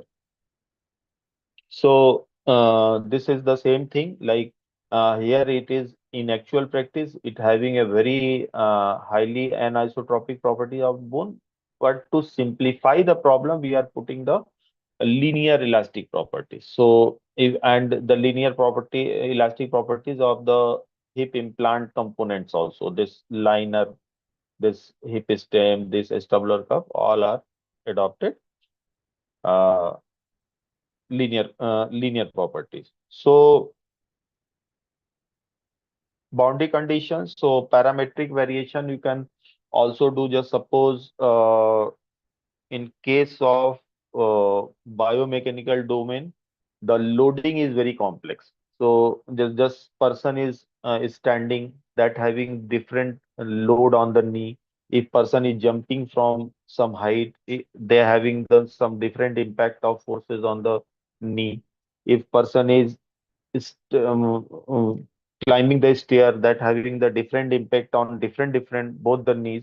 So these complex loading condition that can be adopted from the literatures only. So this is the one glimpse which I have shown. That is the ortho load organization. That is Bergman. That is scientist whose work is very pioneer. He only recruit some patients which are not able to walk, or they are in their some other uh, untreatable disease such as cancer, but he is able to walk. Such type of peoples are recruited, and he puts some sensors. So suppose in this knee, if he wants to measure, this is the case of hip. So at this joint, he want to know what forces which are interacting between these joints. This is the head and this is the sternum. So what forces are interacting between this? So these forces that are measured by putting this same implant with some sensors which are wirelessly controlled with the consoles, and when while during doing this physiological activity, all the load profile that is restored into the computer, and that are available for research. So this is the boundary condition. So it is a very simple case which we can do, what pressure is there and what load is there, we are putting it into. And now I will show in a very short like demonstration, that is finite element modeling of knee joint replacement. So this is the knee joint. So that having this femur part, this is having tibial part, and this is having the tibial tray, and this is the meniscus and articular cartilages. Okay. So when osteoarthritis or some other disease condition or some accidental or trauma condition, this cartilage or that bone when degrades.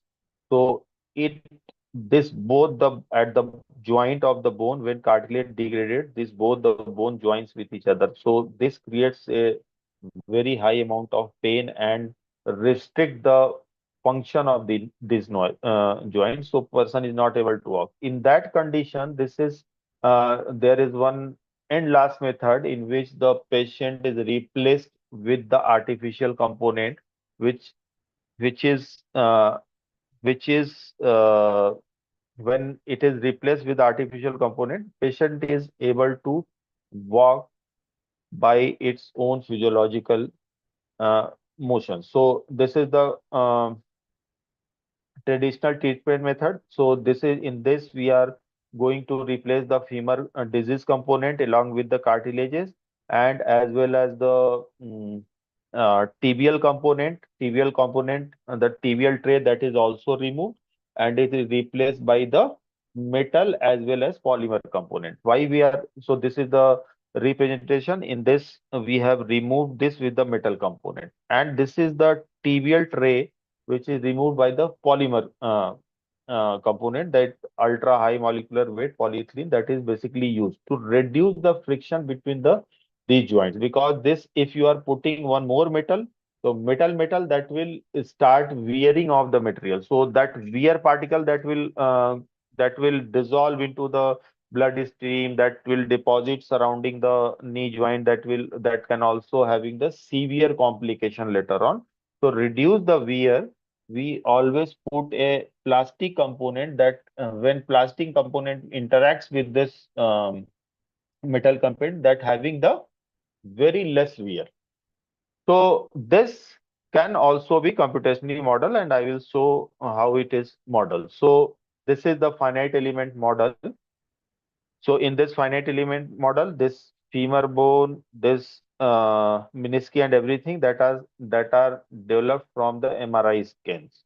Okay, so from MRI scans, our region of interest is this only. So we have discarded all the other regions above this femur portion, below this tibial portion, all are removed, because the body, when it will be large, means just suppose if you are taking this femur bone whole, so it will also discretize during the analysis. So it will also take high amount of computational time and computational efficiency. So this is the component, like after analyzing like all the boundary condition, what are the physiological motions or rotations which are coming across this knee joint that are put into, and what is the material properties of this cartilage, what is the material properties of this menisci, what is the properties of these ligaments, lateral ligament, anterior ligament, posterior ligament, four ligaments properties that are connected with some element body. You can see by this arrow. That is the representation of finite element model. Basically, ligaments, if you are there are two things. If you are adopting the CT scan imaging modalities for developing the model, you cannot get the softer tissues. So just in this case, you cannot visualize the ligaments. But if you are going for MRI, you can get the imaging of the softer elements, but bone will hardly be visualized. So it will be considered as soft tissue. So segmentation that becomes difficult. So either if you are adapting the CT scan machine, you have to go for ligament, that is the finite element representation only. So upon boundary loading, assigning the material properties, finally you are getting mm, the results. So I am not showing all the separate results. So one, that is the intact knee model with the healthy cartilage and bone components, and one same model which is replaced with the artificial implant devices like plastic component and metal component. So Sir, Nishant sir, sorry for yes, sir. disturbance. Yes, sir. Sir, can you please conclude in 5 minutes, sir? Yes, sir. It will finish in 5 minutes only. Okay, okay. Thank you so much, sir. Thank you, sir. Okay. So this okay. So this from here you can see the tibial rotation. So the normally having this tibial rotation, this bend. Okay. So cobalt chromium replaced knee having this trend, and that polyurethane having this trend. So both the implant that is almost having the same trend as the normal knee. So we can having a estimated result that this cobalt chromium implant that can be used for analysis. Also, you can see the amount of stresses which are experienced on the implanted body, just in healthy case, that is cartilage, in implanted case where there is the concentration of the stresses at particular location. Just suppose this is the cartilage location, here is stresses are high. So you can having the design of implant in such a way so it should not having the stress concentration over here, but rather than the stress distribution should be over the entire implant. So here also you can see this is a normal simulated case. So here we can see this is the concentrated area where the most of the load is being transferred from here. So you can estimate from here, this is the location where the degradation can be promoted. So rather than you can opt some different interventions to evenly distribute the load on the natural cartilage, or later on you can the person can go for replacement. So this is the representative of implanted knee, that is the larger implant size. So in large, that is the softwares that can be used, that is mimics. Already I have mentioned in all the slides, Materialized 3-matic, ANSYS Workbench, ANSYS Space Clamp, MATLAB for image processing. You can also adopt Creo, that is for CAD designing, FreeCAD, that is for CAD designing as well as analysis. Position Pro, that is uh, um, is, um, for uh, for mapping the data. So these are the references, and thank you.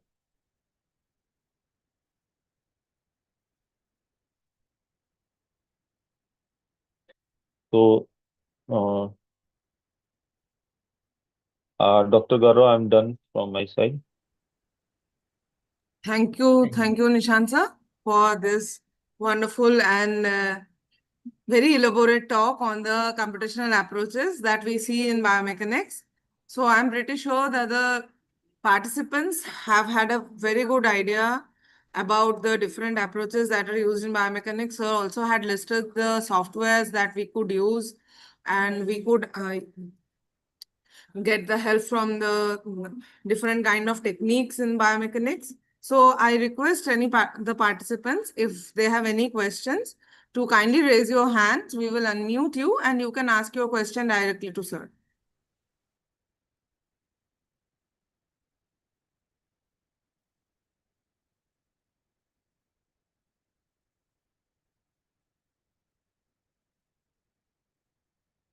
So you can write in the I chat think box there are also. no.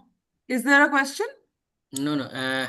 I'm asking to, if any participant want to ask, then you can write in the chat box, or you can raise your hand. I will unmute you.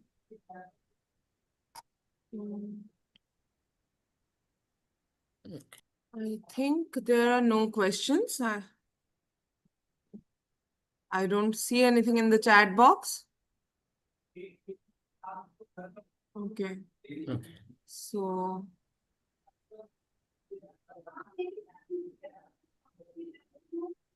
okay, I think there are no questions. Yes. So thank you, sir. I am really thankful to Nishant sir, the entire team from the organizing committee. We are highly thankful to you for taking time out and presenting to our listeners and our participants and helping them understand the different contexts of biomechanics and the computational approaches that are used in biomechanics and all the different techniques and all the different software and all the results that we saw. They were quite enlightening. So I request now Dr. Yes. Gaurav Kumar, HOD of the Department of Biotechnology and Bioengineering, to Yes. kindly present our esteemed speaker with the Yes. virtual memento as a token of appreciation. Yes, sir. Sir, thank you. First of all, thank you so much, sir, for accepting our invitation, and you have spared some time, few minutes for this FDP from your busy schedule. As I know that you were very busy, and I have resisted you several times that you have to deliver your talk, because we are eager to listen you, sir, at this FDP, and because your talk previously you have given one talk in the Atal FDP also, and other programs. So your talk was very informative. And today you have also delivered such a nice and very informative talk, such an wonderful talk, sir, on biomechanics. So thank you so much, sir. Kindly, on behalf Thank you. of the our department, school, and university, as well as our partner institute, University of Cyber Jaya, Malaysia. We are honored to offer you this digital memento, sir. Kindly accept it. Thank you, sir. Thank you for giving this opportunity. Thank you, Dr. Gaurav. Thank you, Dr. So, Someda. Thank you, sir. Thank you. So shall I leave? you, if you have time, If you sir, you want, can listen to you can CL listen to our other Chaudhary, speakers sir, also if you or want. yes, or if you If if you want, then you can leave, sir. Okay, Yes, sir. fine.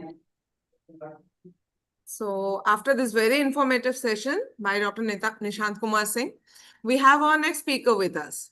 So, our next speaker is Dr. Chhaganlal Chaudhary, PT, is an experienced physiotherapist, and he is a physiotherapy professional with expertise in clinical practice, sports rehabilitation, and physiotherapy education. He holds a Bachelor of Physiotherapy, BPT, Master of Physiotherapy Sports, and a PhD honoris causa.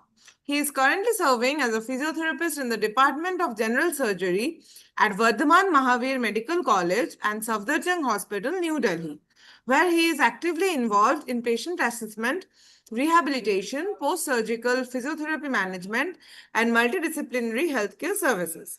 His clinical experience encompasses mucoskeletal rehabilitation, functional recovery, and evidence-based physiotherapy interventions aimed at improving patient outcomes. Prior to his current position, Dr. Chaudhary served as Associate Professor and Vice Principal at Jayadurga College of Physiotherapy, Jaipur, where he played a significant role in physiotherapy education.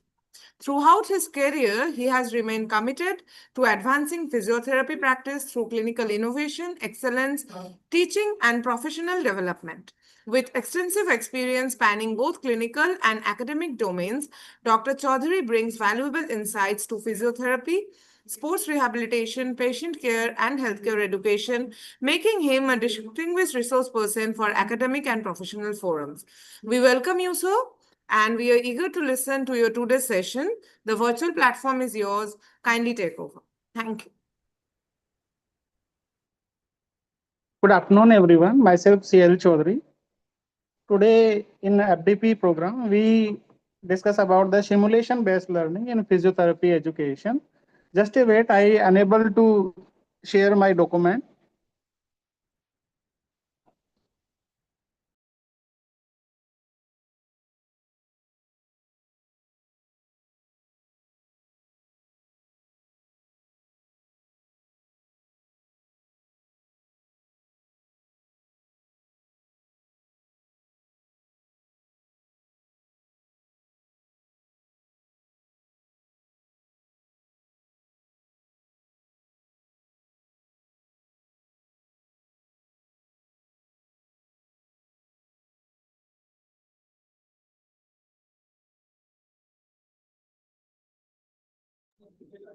Sir, is there an issue with the slides?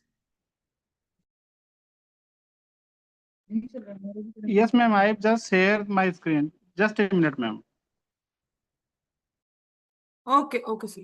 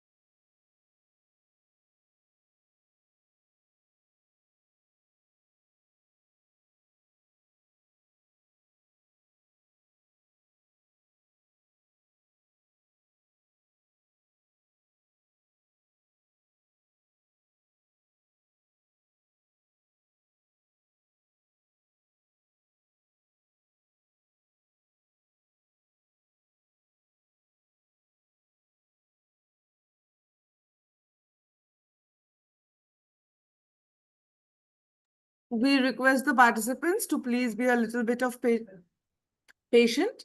There is a little bit of technical error. So sir is sharing his screen very soon and we'll start the session.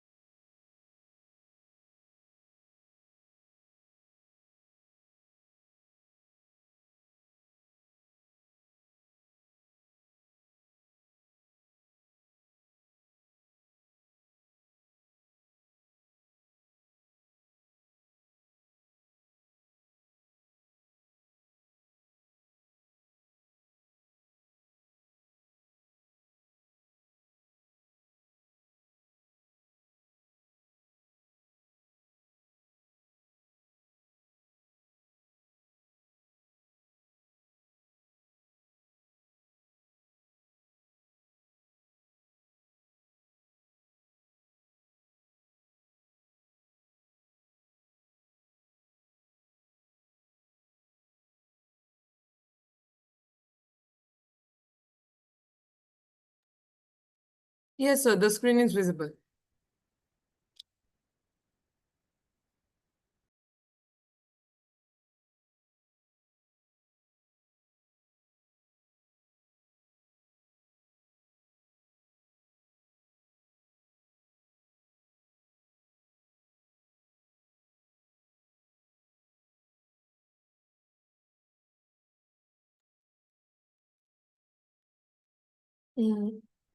Sir, your screen is now visible. We can see the slides.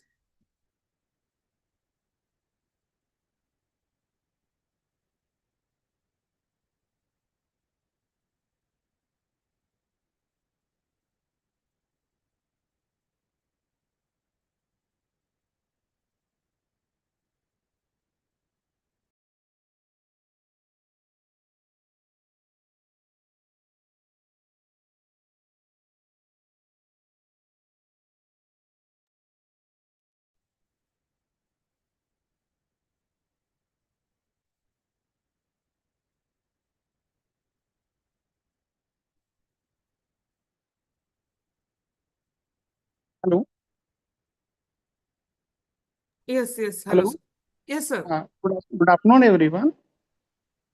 Now we can start. It's Yes. too much delay. And it's not And an sorry issue, for sir. your Technical glitches too much happen delay always. in It's the not a starting problem. or so many issues in the connection. Now Yes, we yes. start with the simulation-based learning in physiotherapy education. Myself, CL Chaudhary, is a physiotherapist in the Department of General Surgery at Safdarjung Hospital, New Delhi. Today we discuss a different topic: is the simulation in nowadays of learning in physiotherapy education. It's a big thing to be learned nowadays because of in we are going with the virtual reality programs or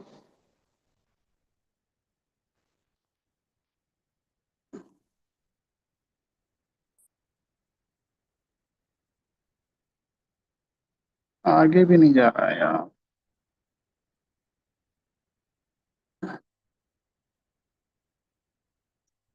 Yes, in simulation-based learning, today we discuss about the simulation in the treatment strategies with the patients or in the physiotherapy education. The key objectives of today's topic is to define the key concept of simulation-based learning, the various theories of learning and the rationale pertaining to simulation-based learning.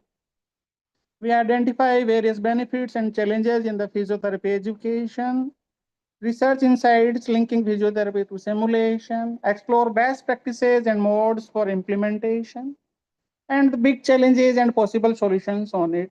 How we can cope up with today's growing area of practice with the new researches and some various output tools like we can go with the AI or Google, or the patient is also having a lot of ideas about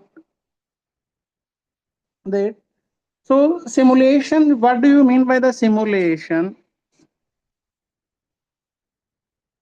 The simulation is basically an animated model that imitates the operation of an existing or proposed real world system.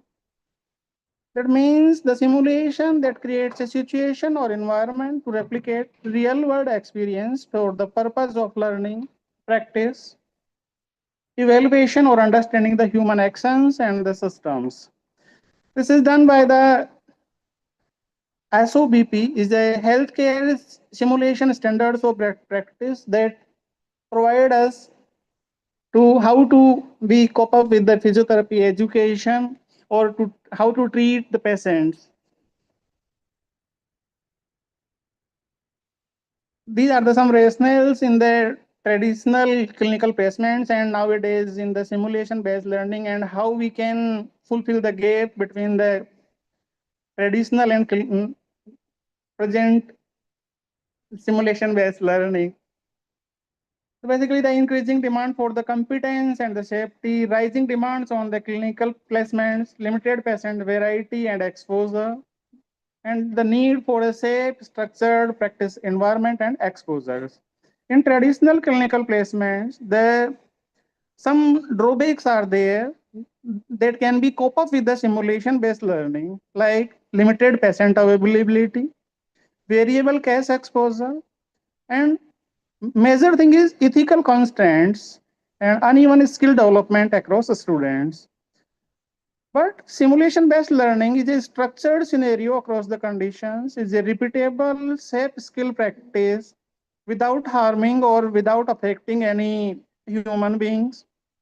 Or we can cope up with the mentality of patients that in initial phase of learning, the patient is believed that they can why they give to chance to students to practice on ourselves. That's why the simulation based learning is also a key impact on these things, and the standardized feedback and the debriefing and the consistent competency development. These are the various key elements of the simulation-based learning. They are the experiential learning environment. This is the active participation of real case scenarios like the posture control and the transfer skills.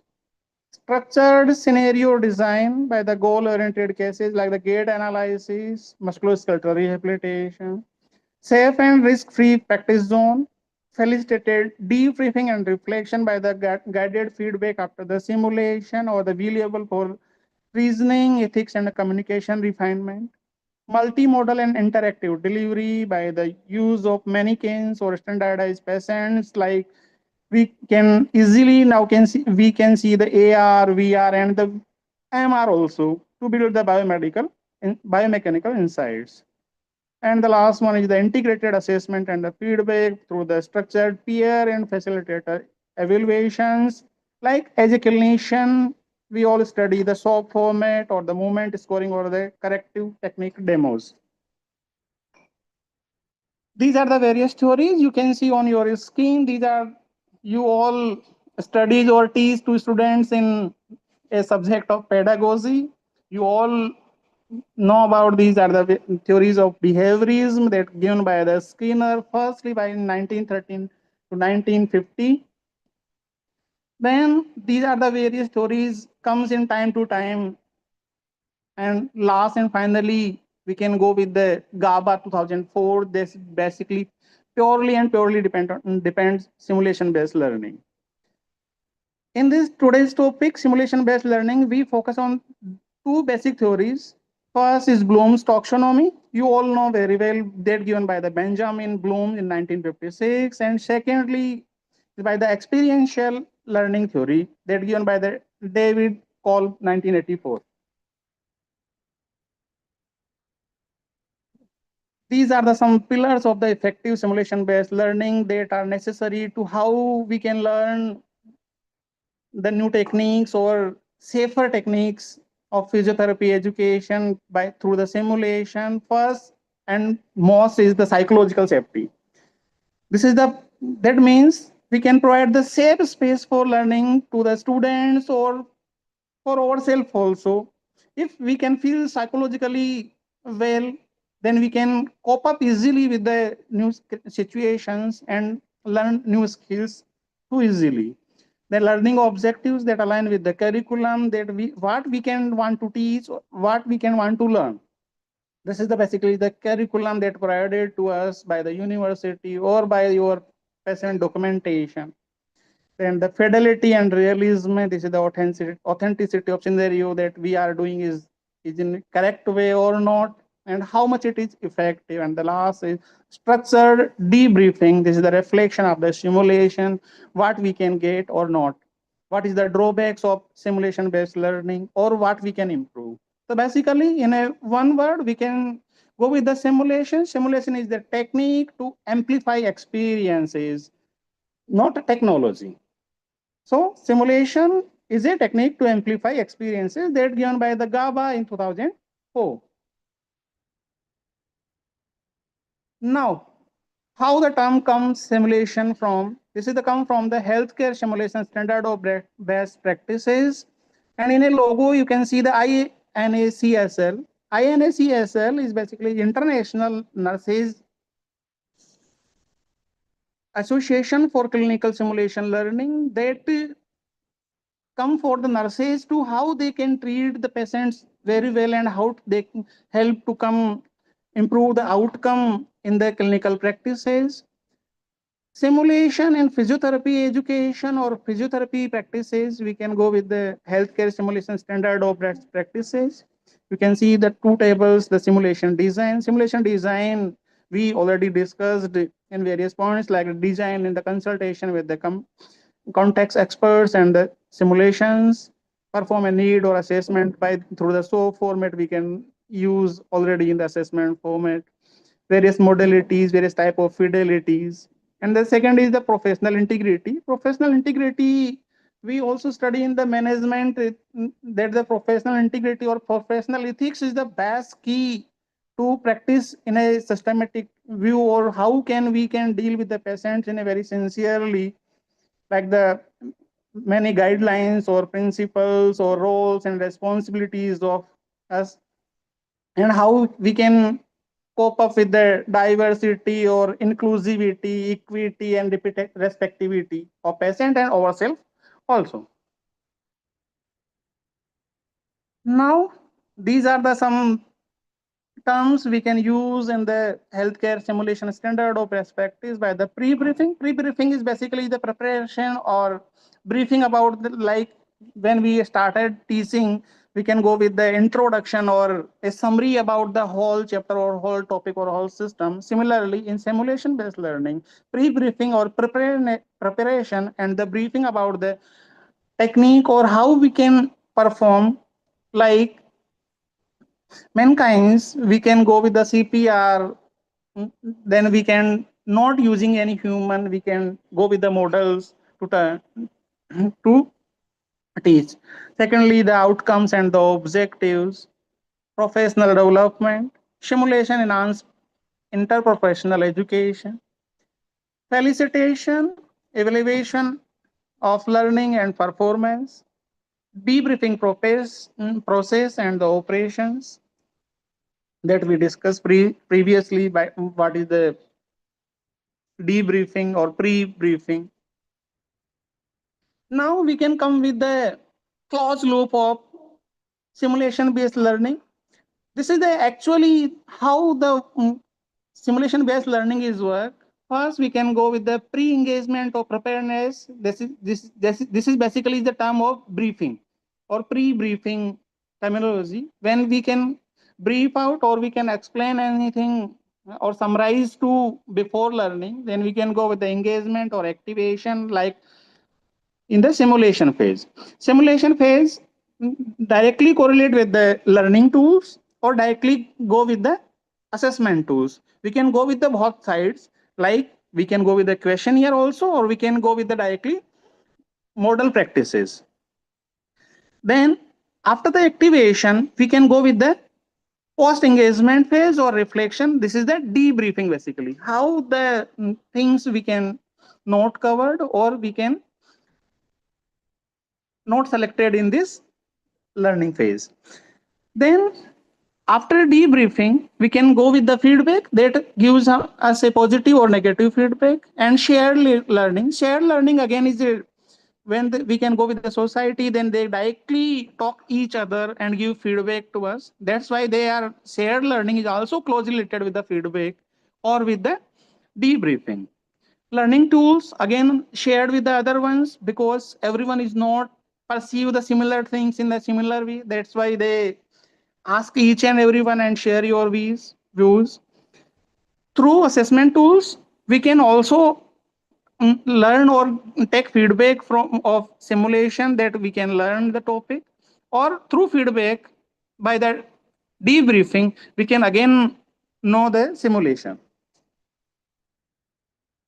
Now, the some modalities of simulation, you can see the task trainer. Task trainers that previously used or nowadays also use in like the, if we can go with the physiotherapy education in the bachelor degree. In first year, we can go with the models like the anatomical models or skeletal. Previously, we can see the original bones, but nowadays we can go with the POP cast. Then the mixed reality, you all know mixed reality is basically is a combination of augmented reality and visual reality. VR themes are nowadays are widely again used. Some positive and negative impacts both are there of augmented reality. Augmented reality is basically the digital enhancement layered into the physical space, like the we can activate visualizing your muscles by through like a muscle stimulator. If the patient is seen, then they can visualize in our brain and then make to help in the activation. In visual reality we can use a instrument that fix on your eyes and we can try to feel out there, but actually we cannot feel because we can only imagine the things, but we cannot able to feel in visual reality. The mixed reality is a combination of augmented reality and visual reality that combines the real world along with the digital elements. Like augmented reality is a real world and visual reality is a digital element for immersion interaction, and the mixed reality is a combination of AR and VR that gives a real-time get analysis with the holographic overlays.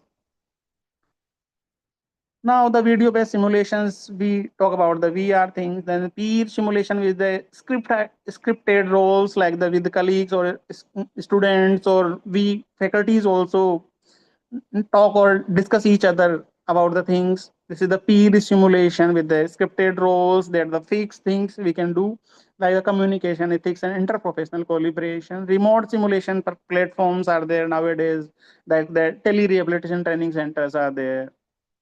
And the gamified simulation models, that various types of game-based learning things or scoring or progression things are there, that engagement in the learning protocols for the musculoskeletal rehabilitation. Now in modalities of simulation, if we talk, then in a hospital specific, then the high fidelity many kinds. We first, I think we all are firstly seen CPR on the mankinds. This is a way of simulation that gives us. Then after that, when we can move to other further progression of our degree course, then we can go with the massage techniques or the soft tissue manipulation, like the clapping. We can go with the pillows, or we can go with the mobilization that we can done on the cushion, that help to justify or identify ourselves as a grade 1, 2, 3, and 4. Then in situ simulation is the simulation conducted in the actual clinical environments, like the ICU rounds or emergency code activation or the ventilator weaning protocols. Then the task trainers, we already discussed about the anatomical models. Standardized patients, that like the trained actors portraying the clinical conditions like the stroke rehabilitation. Is a type of a similarly like a robotics is a part of a this standardized patient. They are trained for this particular moment. Now, we already discussed about the mixed reality, augmented reality, or VR reality. These are the some researches inside this topic that justify the why the simulation is needed for today's practice or physiotherapy education or in the clinical practice, that help to improve our feedback or improve our technical status or patient benefit. These are the theories that comes with the impact of the simulation-based learning of knowledge, attitude, and the performance of physiotherapy students on the practice of placements. This is done by in the UK in the pre-education program. And you can see on the screen the knowledge and the awareness of simulation-based learning in physiotherapy educations of Gujarat. They're done in 2025 by the Dave and Rathod. And again, this is the use of the simulation learning experiences in the physical therapy, entry to practice curricula, a systemic review. They're done by the Mori et al. In 2015. These are some research inside or behind this simulation-based learning. Now we can come with the two best models that we can talk previously, or I tell in the theories of simulation-based learning. This is the first we talk about the Bloom's taxonomy, and second is experiential learning method. Now we can go with the Kirkpatrick model. Kirkpatrick model is work on the 4 levels. Like first, similarly like the pre-briefing we talk about the summarization or introduction of the topic. Similarly, this is the first phase, the level is the reaction phase. Then second is the learning. Learning improve our behavior, and behavior changes the results or recovery of phase. Or we can say directly, it affects the training effect. Like our performance and behavior both can change if we can go with the simulation-based learning. This is, you all know very well more than us. This is the Bloom's taxonomy, that remembering, understanding, applying, analyzing, and evaluating. And finally, this is the creating a information together in an innovative way. This is the nowadays a best way of teaching and learning. Yes, you can see the some 4 points of Kirkpatrick's level, like the reaction is the learner's satisfaction basically and engagement. He wants to know what's going on in the next page. Then learning is the knowledge and the skill acquisition. Behavior is the transfer of learning to the clinical practice, and finally impact on the patient outcomes or the institutional goals we can able to achieve our goal or not. Similarly, the Bloom's level, remember or understand, is the learner respond to clarity, relevance, and perceived value of content. Apply and analyze to measure the cognitive and psychomotor gains post simulation. Evaluate and create new skills or decision making or autonomy, and all the levels are especially creating the reflect long-term integration of the learning into professional practice. Now, these are the some effective simulation designs. Then we can previously also see a slide, align scenario with the learning outcomes, establish psychological safety, use realistic and relevant clinical context, integrate structured debriefing. This is the most important thing. Briefing is not important, but debriefing, if we know any debriefing about the topic or activity, this that improve our feedback or improve our skill. Ensure faculty preparedness and the role clarity, how or which we can goal is achieved. This is very well we study in the pedagogy basically. And embed stimulation in the curriculum progression that designed by your university or by hospital. Now, this is the phase-wise implementation of a blueprint through of simulation-based learning. First is the need and assessment and planning. This is the basically the SOAP format. Then the faculty development and resource allocation, the scenario design and the pilot testing. We all these things are studied in the POM MR subject topic. And then the curriculum integration and finally the evaluation and the continuous improvement. And the continuous improvement we all know about the we can assess through the feedback or by the social integration. The challenges with the possible solutions, the high cost of equipment, you all know this is the new technology. That's the higher in cost, and the infrastructure is required. Limited faculty training in simulation-based learning. Time constraint in the curriculum. Lack of standardized assessment tools. Student anxiety or overconfidence that can be easily seen in nowadays in the students. They study a single line from the Google or from the AI tools, and they understand ourselves as they are brilliant in this topic, and the limited awareness among institutions. Now we can talk about the future because everyone is worried about our future. The technology enhanced learning, of course, AI enhanced. Nobody think 10 or 20 years before the AI cop up all the things or work multiple things in a just in a second or even in one tape.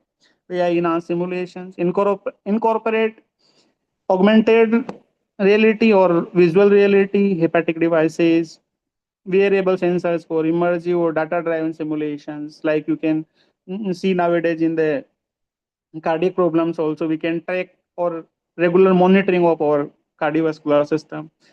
Interprofessional and inter-institutional simulation. Previously, we can go with the physical inter-institutional simulations, but now in a days we can go with the technology simulations and simulations for the assessment and credibility using the hybrid models. faculty development and research, and the remote and scalable simulation models. Now that today's topic is the key takeaways are the simulation-based learning is basically is a pedagogical asset.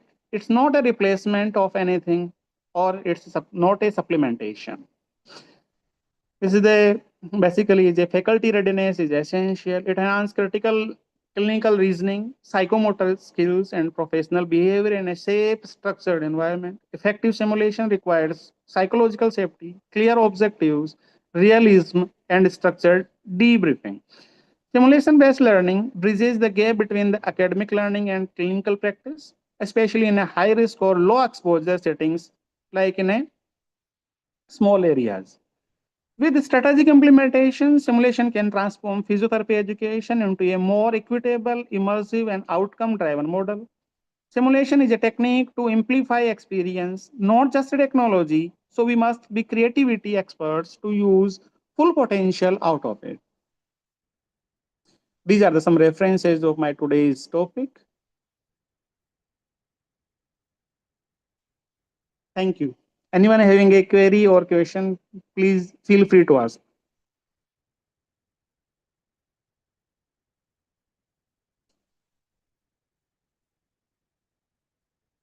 Hello? Yes, sir. Dear participant, if you have any query, you please write in the chat box, or you can raise your hand. So I will unmute you.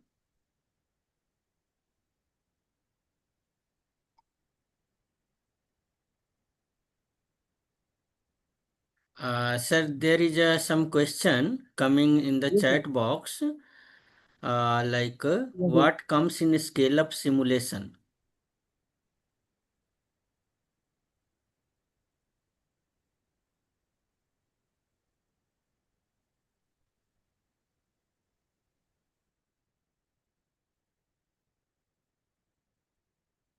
Ji. Hello. Sir? Yes, Chaudhary sir. Yes, yes. Yes, sir. Yes, sir. Yes, sir. Yes, sir. So there is one question asked by the one participant, that What what comes in the comes in scale a of scale-up simulation? simulation? Yes, sir. Yes, sir. Kindly address. Yes. Nowadays, in simulation, we expand the existing simulation-based learning theories in physiotherapy in a large or more detailed version, like the detailed theory explanation, physiotherapy specific explanation, examples, pictures, video links, or placeholders, use multiple references, better slide design. If we can go with the single point of scale up, this is the definition of simulation or type of simulation in physiotherapy.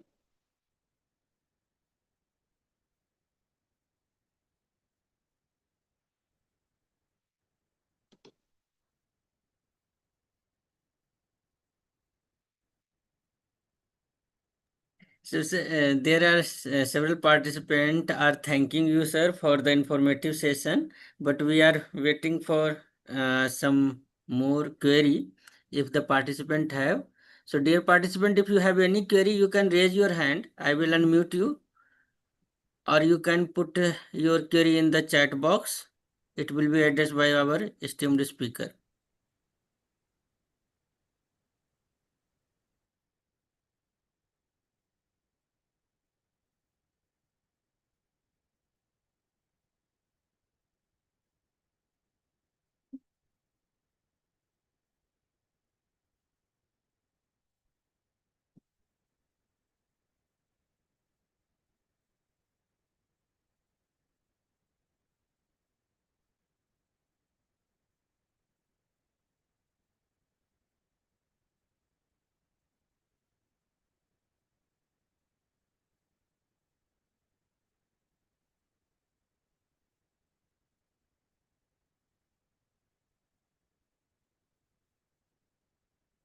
I think, sir, maybe everyone is bored or maybe everyone is learned too easily.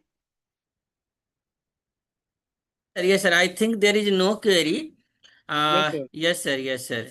So now, as a token of gratitude, um, first of all, I would like to thank Dr. Nitesh Kumar Singh, who has connected you with us. And sir, we are honored that you have accepted our invitation to deliver such an informative and insightful talk. So, on the behalf of Department of Biotechnology and Bioengineering School of Bioscience and Technology, Galgotia University, as well as our collaborator institute, University of Cyber Jaya, Malaysia, I am grateful to offer this digital memento to you, sir. Kindly accept it. Yes, sir. Thank you so much, sir. And I'm also feel pleasure to be a part with the Galgotia University that give a chance to deliver a talk. Yeah, thank you so much, sir. So we will connect, sir, for the more initiative and more work in the future, sir. Yeah, sure, sir. I'm ready to do my best with the university as well. Okay, thank you so much, sir. Thank you, sir. Thank you, sir. Thank you. So, dear participant, our next speaker will join soon. So, kindly wait until they join. I will inform you after his joining. Thank you. Thank you for your presence.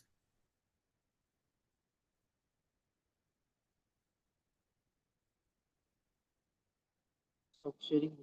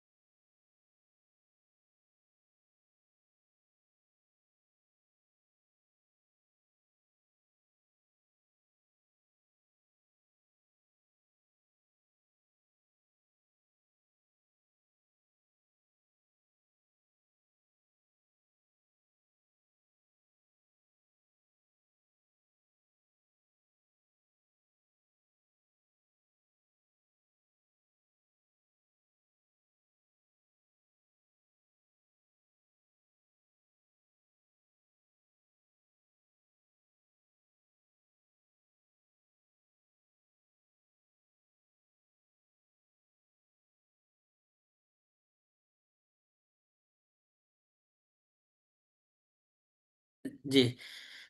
Dear participant, our speaker has joined with us, so thank you for waiting. Now let me introduce our speaker, Dr. Saurabh sir.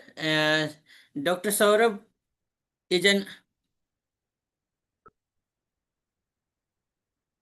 an assistant professor in the Department of Biological Science and Engineering, specializing in sustainable environmental bioprocessing, industrial effluent treatment, and microbial technologies. His research focus on developing innovative microbial consortium-based approach for the treatment and recycling of textile and industrial wastewater, contributing toward the zero liquid discharge and circular economy practices. His work is closely aligned with the United Nations Sustainable Development Goal and support the vision of Atmanirbhar Bharat by fostering the indigenous, scalable, and cost-effective technology.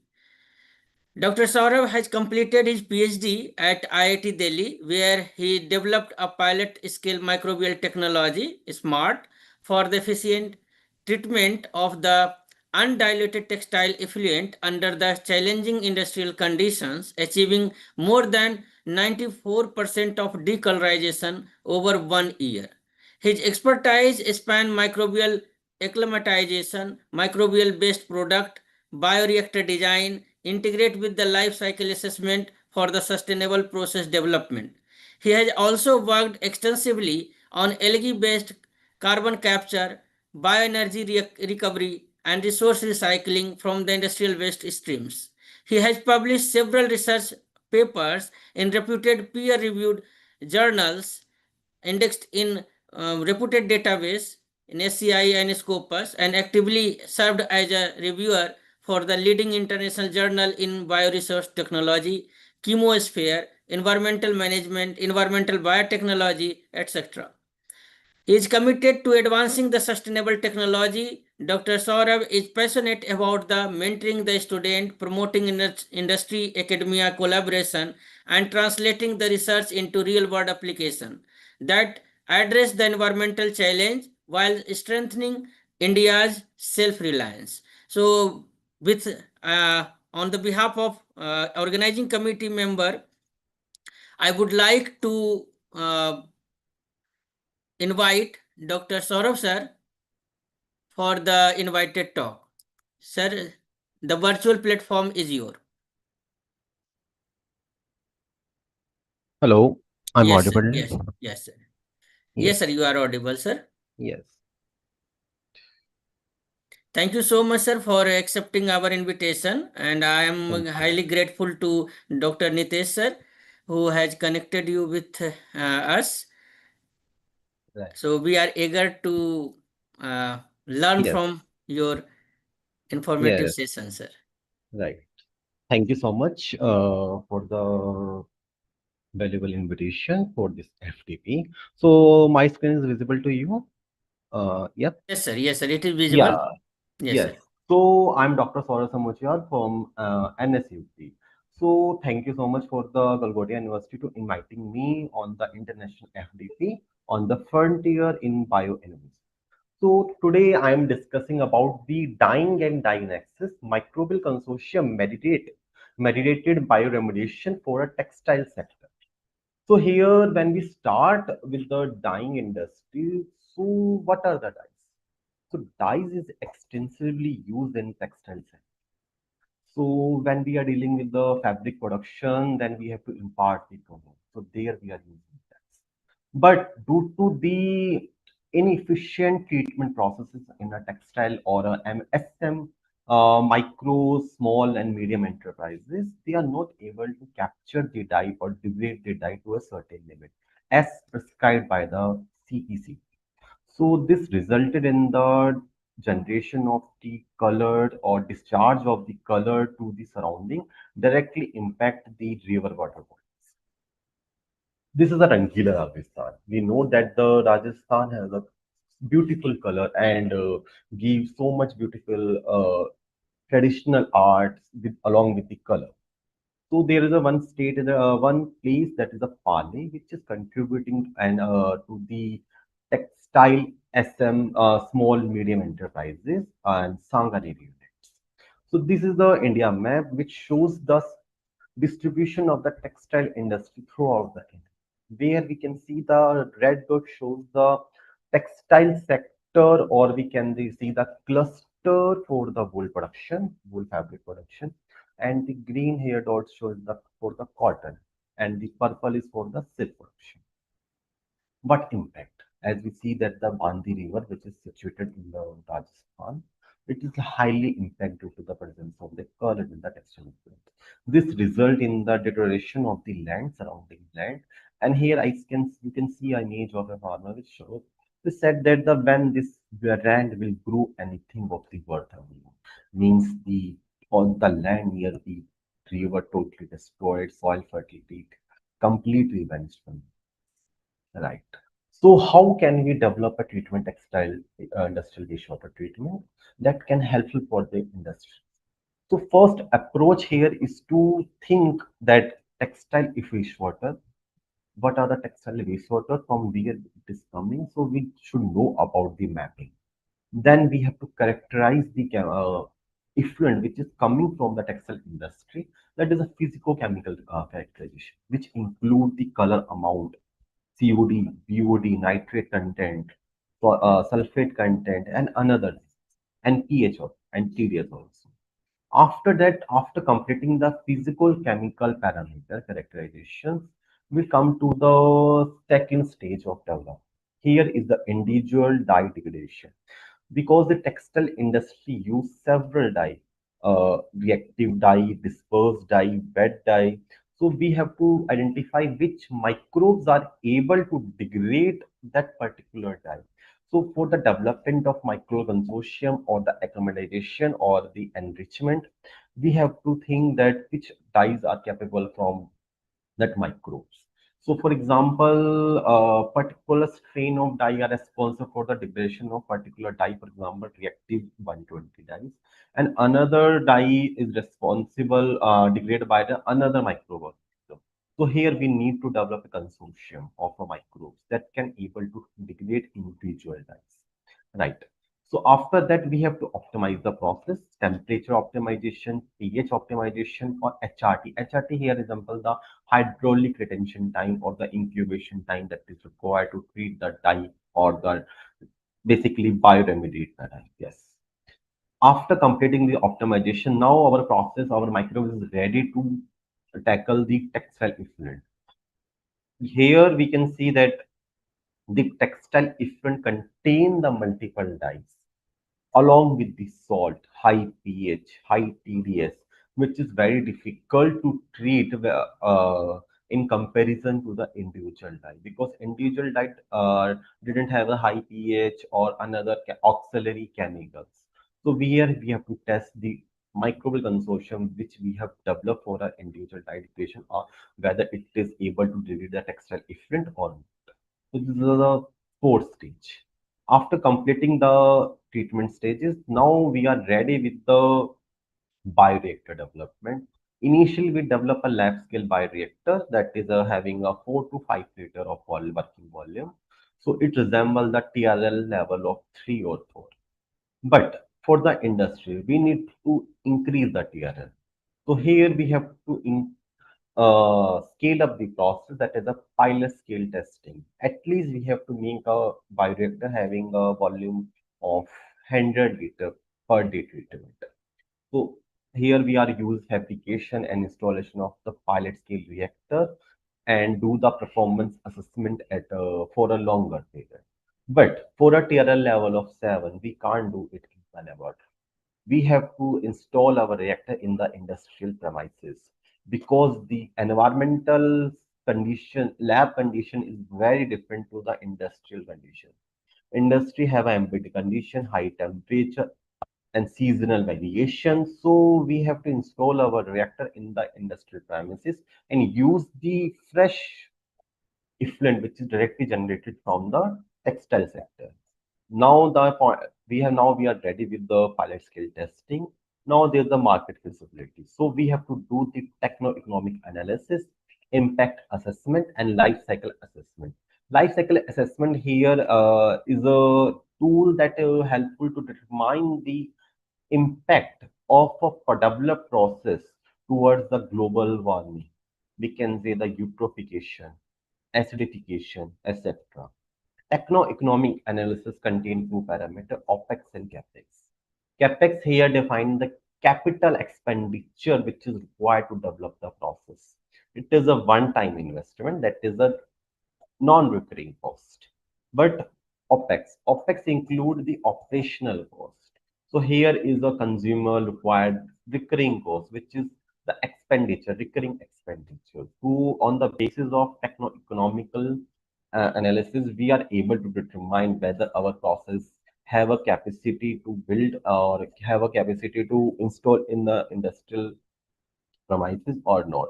Because as we know that every business want profit, but loss to there is a no loss condition for that thing, right?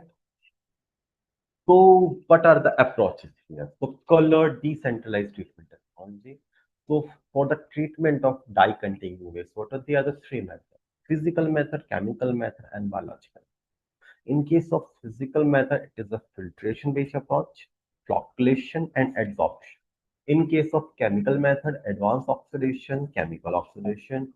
When we are dealing with the biological, it is a microbial and bacterial fungus. So in this PPT, we are discussing about the biological based method. So this pyramid shows that the stages. First, we are develop the specialized microbes which are able to degrade the dye. Then we come to the validation process. Here we have to install a pilot scale reactor at a level of TRL 7 or 8 in the industrial premises. After completing our trial, LCR and economic analysis, now we have to make a stable product of microbial consortium, because live microbes are not able to directly transfer from one industry to another industry, or it can't be marketable.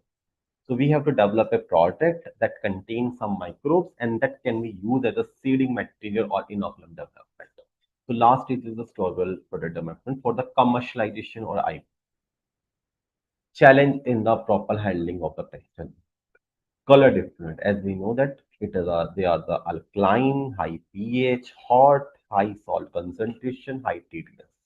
Microbes, low viability in the stress condition, high pH, high temperature, and high salt. So we are not we are able to make some microbes using the accommodation process or the enrichment process, so that microbes are able to work efficiently under the stress condition. Third is the microbial growth. Here we require an expensive nutrient. So these are the challenge. How can we target this thing to make our process profitable? So problem associated with the textile sector, as I already discussed, high dissolved solids, high temperature, pH, high COD chemical. COD means the chemical oxygen demand, high color due to the presence of dye. So these are the major challenge with the proper handling of a textile. So in case of biological method, it contains the two dimensions. First is the aerobic treatment. For example, ASP, activated sludge-based process. They are easy to operate. High COD removal we can found in the aerobic stages, as well as the high BOD. BOD is the biological oxygen demand and high stage. But there are several limitations of this process. They result in the production of huge sludge, that is 6 to 7 kg per kiloliter of treatment. So this directly impact or this directly related to the external cost required for the safe disposal of this sludge generated from this process. Second is the less color removal, because the aerobic process are not able to degrade the complex dyes, including the reactive dyes. Anaerobic treatment. So they are able to degrade the dyes due to the presence of oxidative enzymes, and has also less sludge production, that is 0.5 to 1 kg per kl. So it is almost 10 to 20% in comparison to the aerobic stage. There are several negative impacts, harmful gas generation. Harmful gas, basically the H2S gas, ammonia, or some other gases. Regular maintenance, because the leakage will lead in the damage of our system. Air leakage can cause the microbial death, etc. Low COD removal, because it is a reactive process, so if they are not able to achieve high efficiency in the COD and BOD removal. So need for the improvement in biological treatment process. First is the improve the efficiency and density of microbes. Higher the density, higher the enzyme production, and higher the degradation. This is the directly proportional. If we increase the degrading microbes concentration or abundance in in the reactor at a high abundance of the degrading microbes in a reactor, it directly responsible for the degradation of complex dyes or the production of oxidative enzymes. Designing of the innovative bioreactor system. There are several of bioreactor which is present in the market. Example, CSTR, air-drift reactor, membrane bioreactors, rotatory drum bioreactor. So which type of reactor, which configuration of reactor are suitable with our microbes and have a high efficiency for the degradation of time. So this is also a second important. Long-term storage of microbes for the industrial feasibility. If our microbes can't store in a normal condition, then it is very difficult to maintain by the industrial partner or industrial stakeholders. So we need to develop a storable form of the microbes that can easily be used by the industrial partners. Cost analysis, environment impact assessment to predict the industrial feasibility. This is the main thing that we have to do. Think about what are the economics, what are the environmental impact which are associated with this process. Schematic of a various dye degrading produced by the bacterial species and their own in the dye degradation. So as we know that there are several dye microbes which are responsible for the production of specific enzymes which are responsible for the degradation of dye, which include the Pseudomonas species, Enterobacter, Bacillus, Staphylococcus, etc. So these are the some genus which are responsible for the production of enzyme like the lignin peroxidase, NADPH oxidative peroxidase, FNH dependent, and ADH azoreductase. So azoreductase is the important enzyme for the degradation of fake results because azoreductase is directly attacked with the chromophore. Chromophore is a bond present in the dye which is important for the color. So if this N double bond and that is the azo bond is degraded by the enzyme, it directly lead to the degradation or declaration of that compound. NADPH, anti-save reductions, lacase, Beltriol oxidation. So these are the basic diagram for the reactive blue dye degradation. When we are dealing with the aerobic process, for example, lacase is an enzyme which is produced in the aerobic condition. So we are able to degrade that dye at a intermediate stage. They are not completely degraded. But when you are using the anaerobic process, reductive phase we call it. So here the azo bond cleavage initially start with the azo bond cleavage using the azoreductase and NADPH reductase. So after cleavage into the two intermediate compound, another enzyme play an important role. For example, when trial alcohol reductase, it is useful for the desulfonation. Desulfonation basically means the removal of sulfonic group from the dye structures. Deaminization, so the removal of NH2.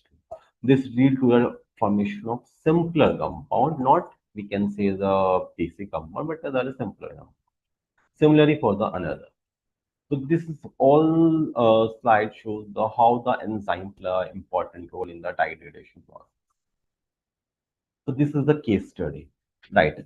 In this thing, in this FDP, I'll show my case study of how I have developed a process for the textile industry.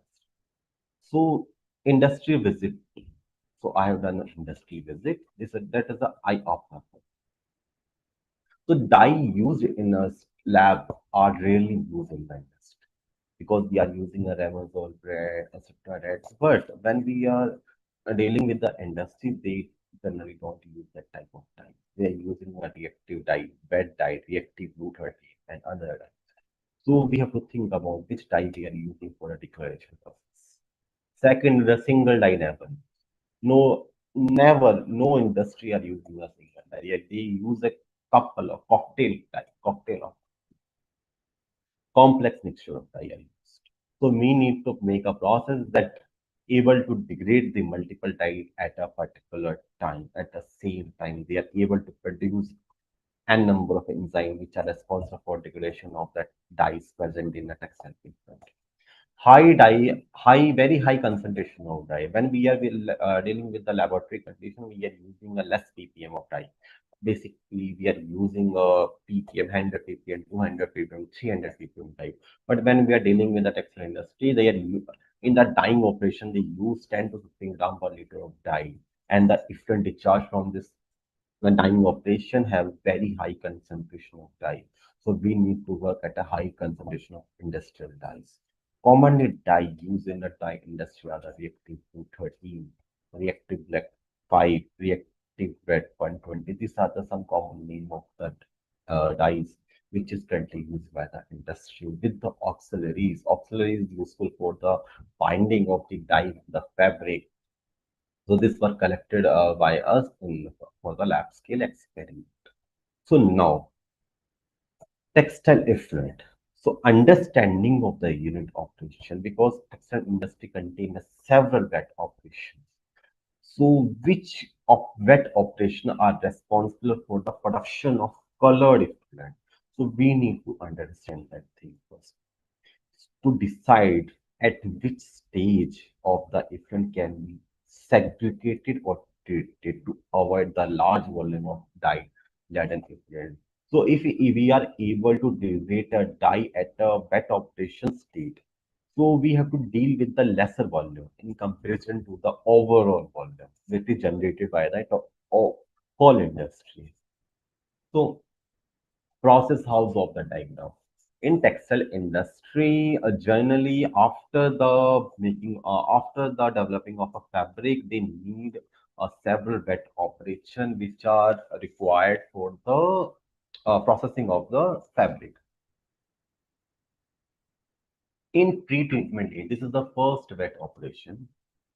It contains several wet operation that is a desizing, scoring, and bleach. Here, desizing shows the removal of the starch from fabric. Scoring is removal of another impurities from the fabric and bleaching to impart the white color to the fabric. So these three wet operations are included in the pre-treatment.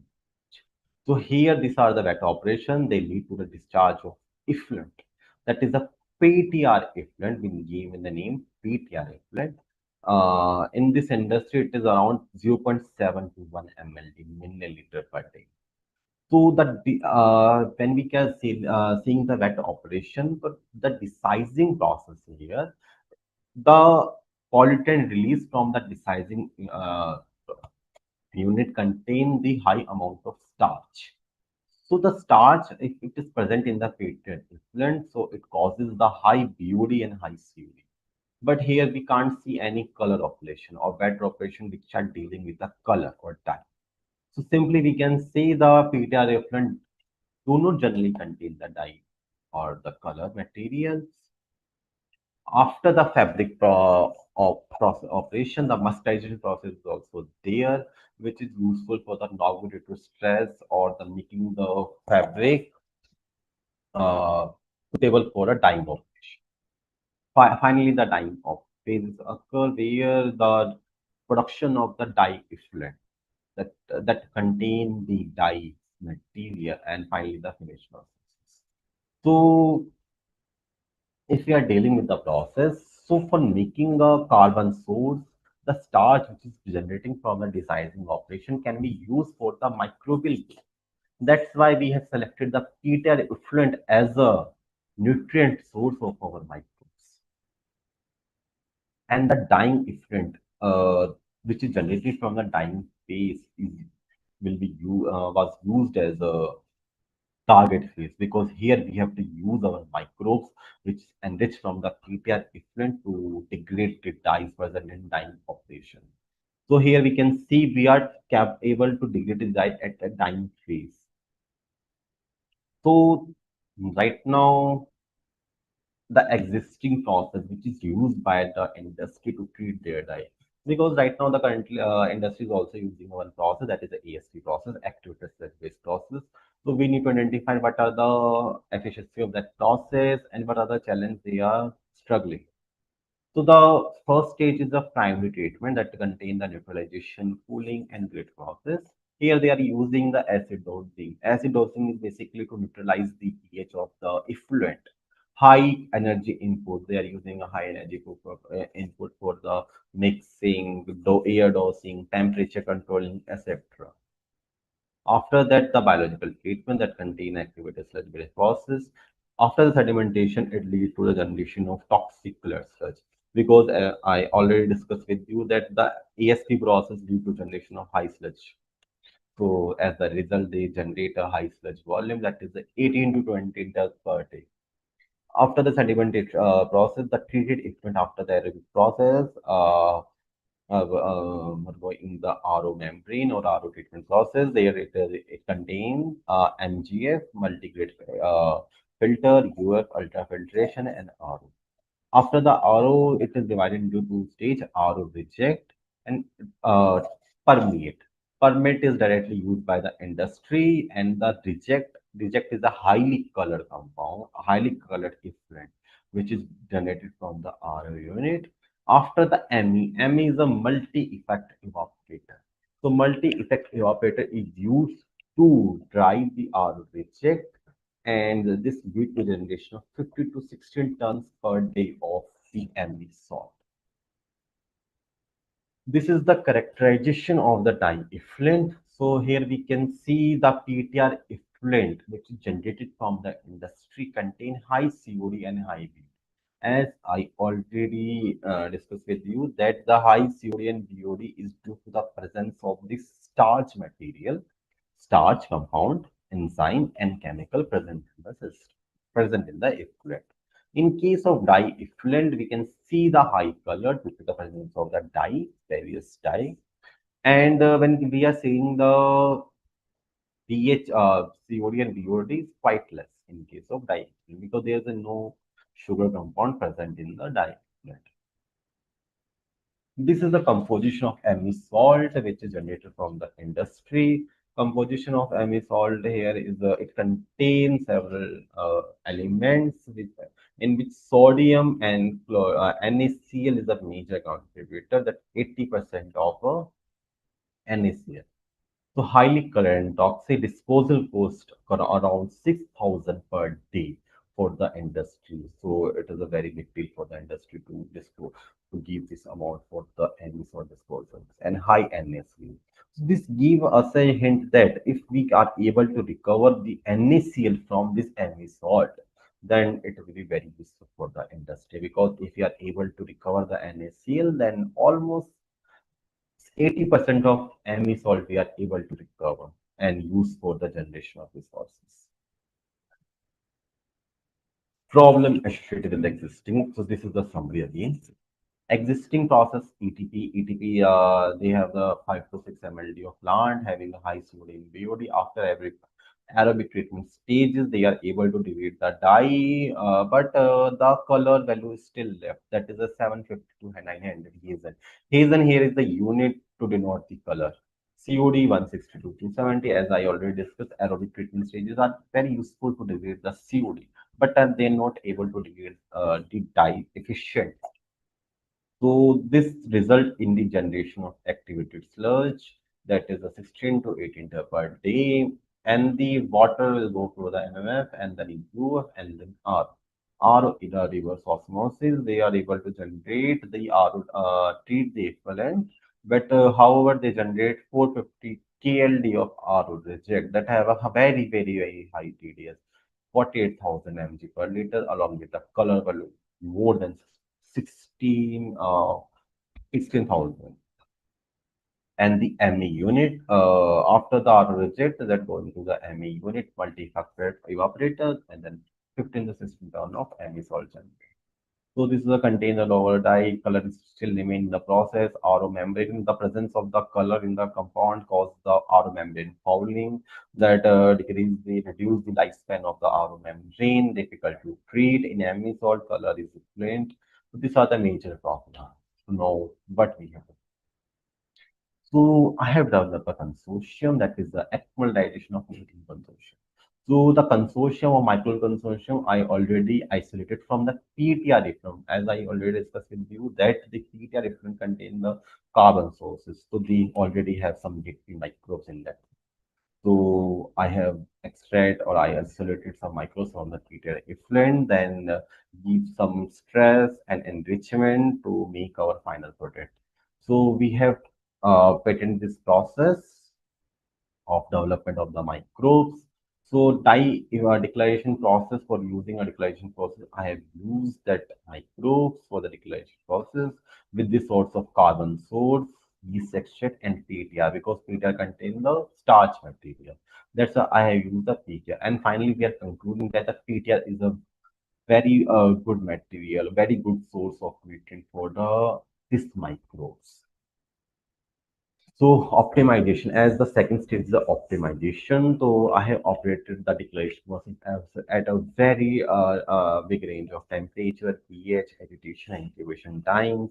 So our process is able to achieve the efficient declaration at a long range of pH, that is 30 degrees Celsius to 55 degrees Celsius.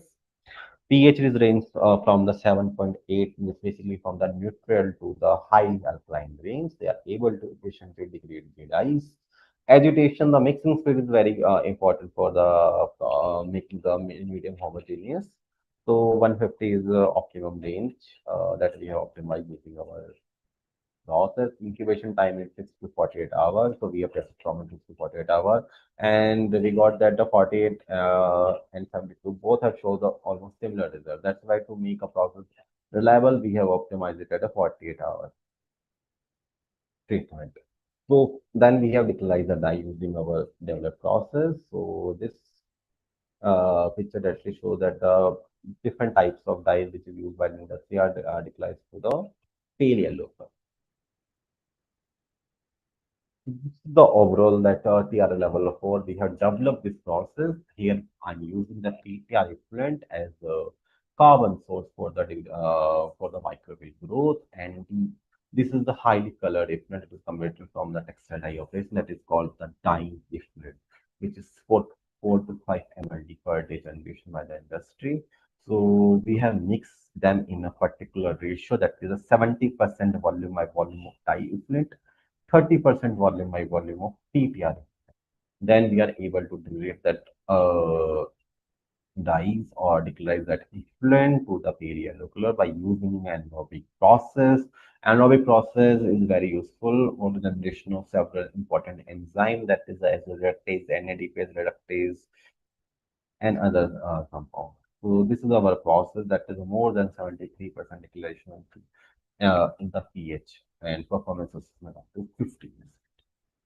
So this is the microbe that were present in a microbe. So the microbial stability is a major component. So we have done the metagenomic analysis where in 2019, and the major diegetic microbes are present in this ratio. After the operating at an industrial scale, we have all again done the metagenomic for the same consortium in 2022. Here we have got almost 5 top species are still retained in the consortium.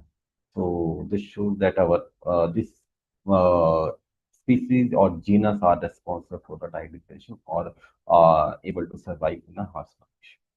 So metabolic pathway. So what is the metabolic pathway? Because if we are going with the mechanism, we need to understand what are the metabolic pathway. So we have tested for a single dye, that is the reactive route 13, along with the PTR, insected and double microbial consortium, and we are able to build on the enzyme analysis to show that which enzyme are playing an important role. Metabolite analysis was done with using FTR analysis, HPLC, GC-MS. After getting the result, I have proposed this is the final mechanism for a dye degradation using that techniques. So here the bacterial translation is the lead to generation of enzyme production, NADPH, quinoline reductase, NADPH, quinoline reductase, pyridoxine, aspartate. So these are the several enzymes which is produced by the bacteria. And these are responsible for degradation of dye using azo-1 base, desulfonation, reactive cleavage, and dechlorination, and result in the formation of simpler compound. So this is a proposed mechanism, but still we can find that the complex compound or the aromatic rings amino groups are still present in the treated pigment. So they also have some toxicity with pilot scale reactor. So as I already said that we need to operate a pilot scale reactor in the industry domain. So I have developed a pilot scale reactor and I have to operate it in the industry. This is the first pilot scale reactor developed. I have developed in the industry that is smart. Sequential microwave based aerobic reactor technology that contain several stages. First is anaerobic treatment for the removal of dye membrane module to retain the microbe within the system. Then the aerobic reactor, as I already show you that there's some compound aromatic amines still left in the anaerobic stage. So we need to degrade that compound. So that's why we are using a aerobic reactor, then the activated carbon columns to capture the residual material present in the system. This is the actual image of the reactor that we have developed.